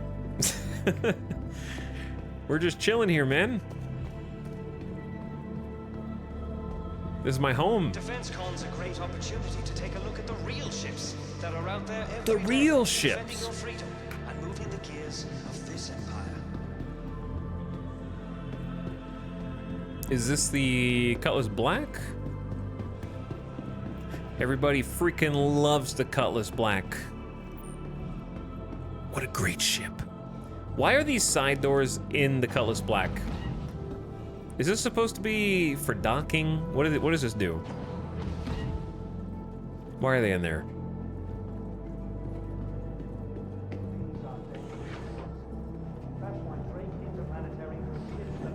Got your little ball turret up there. Every time that I have to kill a Cutlass Black in a moderate or high risk bounty, I realize they're so much squishier than I think they are looking at them here. And it makes me not want one. I don't think I'm gonna get a Cutlass. I like the other Drake ships though. Like, in theory, I should like it, but I just don't for some reason.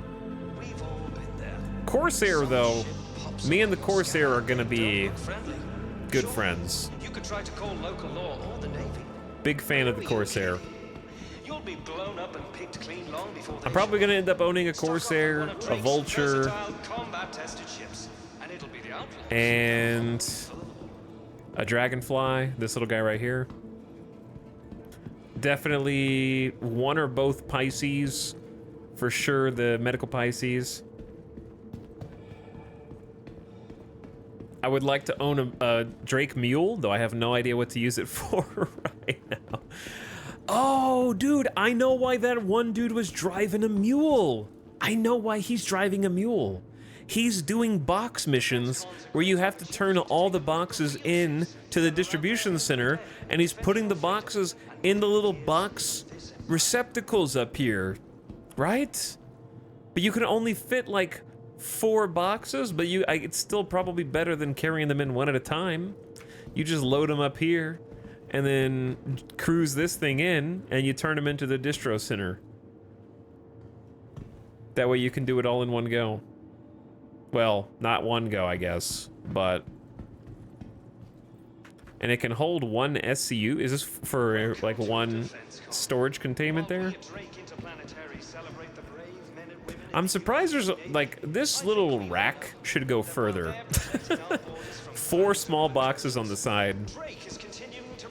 Needs to be, like, at least 6. You know what I'm saying? Okay, anyway.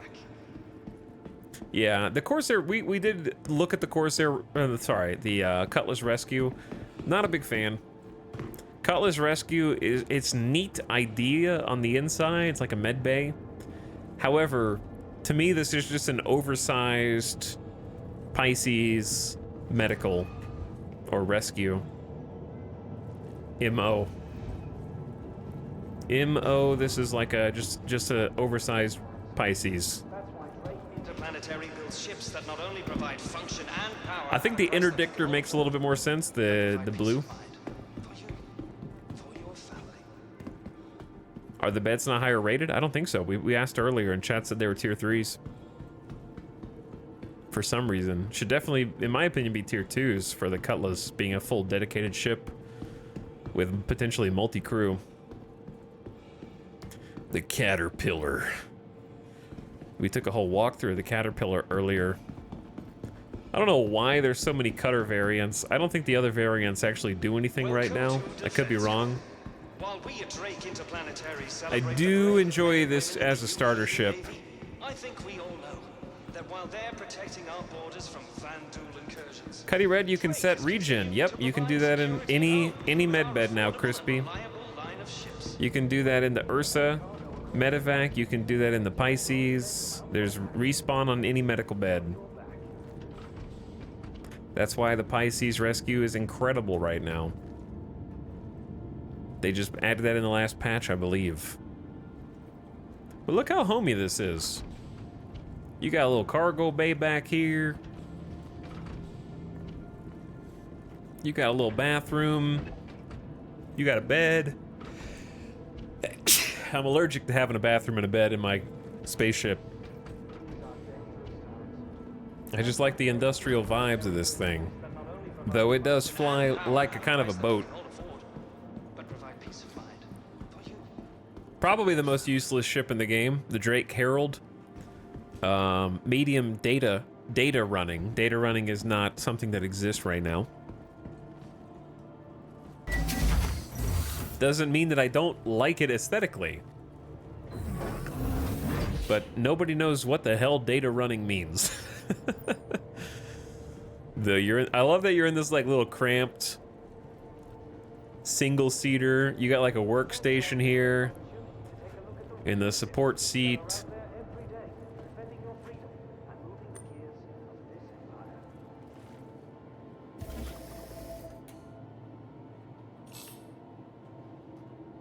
And it's got this gigantic engine on the back.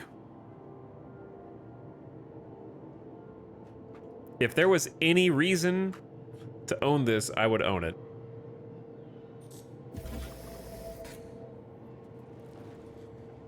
I was climbing a ladder, let go of the keyboard, got yeeted off, respawned instead of in my ship where I'd set my respawn, or Tressler where I had my home set. That's very odd. But sounds like Star Citizen to me.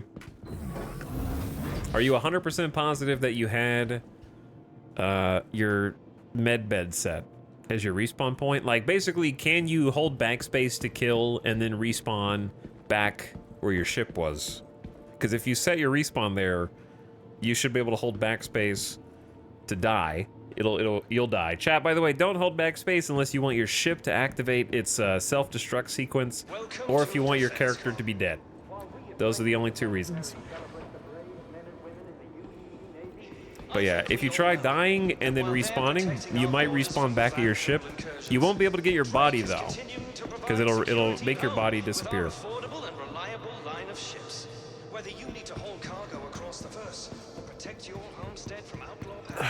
Is there a parade? Invictus launch week schedule. Let's see.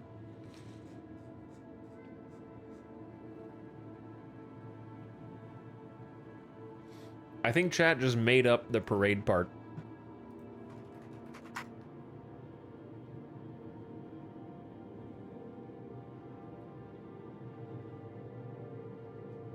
Show results with the word parade. I heard, this is from last year. I heard there was a parade. Where is the best place to watch?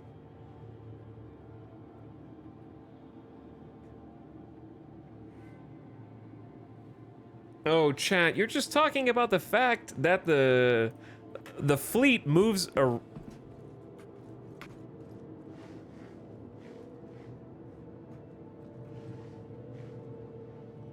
You're just talking about the fact that the fleet, like, flies around Stanton and then shows... We've seen the fireworks, and we even did a tour of the Idris. A few days ago, we did the Idris tour. I think that's what they were talking about. But yeah, we did already, like, check that out. It was awesome. I enjoyed seeing it. Okay, so here's the plan, chat. There's no parade here, but I had fun talking to you anyways. Here's the deal. I think we're gonna call it there for tonight. However, I'm gonna try and like find something to do for variety, like tomorrow and the next day. Basically just try and give the devs some time to hopefully release a patch, which not only fixes the dupers, but if I'm lucky, restarts all the servers so the servers are clean. And then we get nice server FPS for a few days after that. That'd be lovely. I think I want to start, if I'm gonna play more Star Citizen, I need a goal. And my goal is start over without free fly money. I have 1 million credits and I don't want to spend them. I think I want to do a 0 to hero, either get a different account or reset my account somehow to starting conditions, no money, no rep.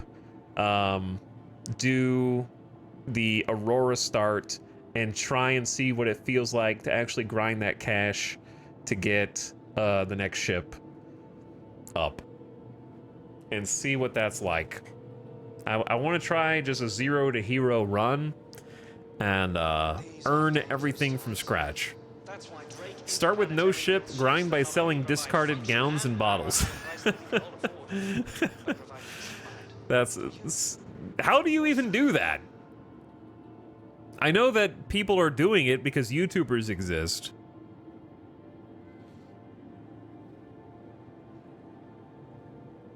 But how do you make enough money to even acquire the first ship? Wait, this is a variety streamer? No.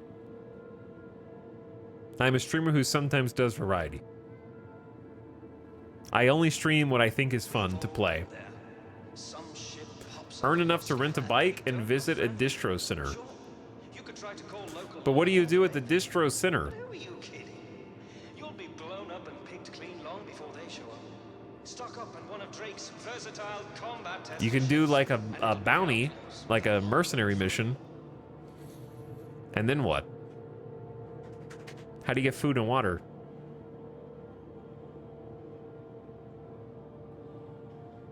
I guess you might be able to loot it from the med boxes. You just live there.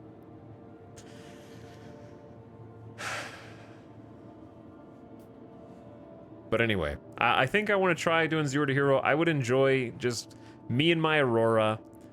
Probably like starting that next week. Is that going to be the title of the stream series? Me and my Aurora. But provide peace of mind for you, for your family.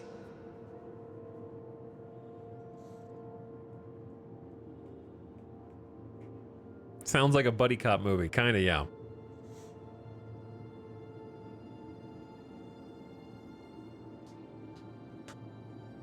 I wonder what the rental price of the cheapest ship with quantum drive is. It's a good question, yeah, because I guess you'd have to rent something. I think enemies in cave missions sometimes have nourishment. Yeah, I guess enemies do drop food and stuff for you sometimes.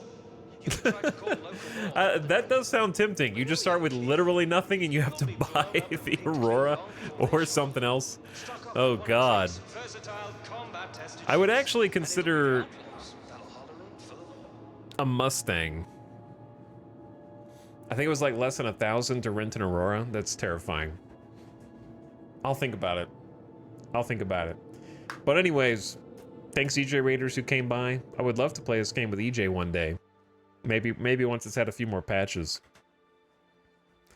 I think he would get addicted to it for sure.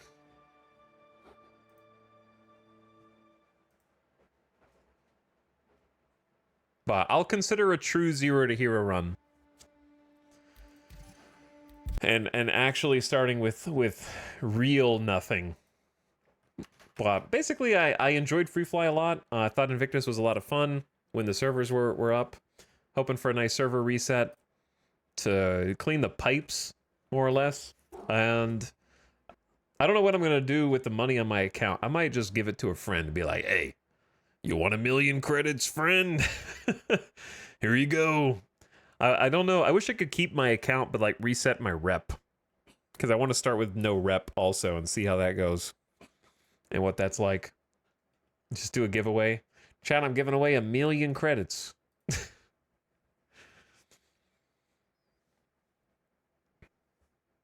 Thanks, Brian Whitaker, Bamboozle, Golden Hawk. Hope you got some answers. Cerise, Pickle, Star Mage, Green Autocog, Illegal Meme Dealer.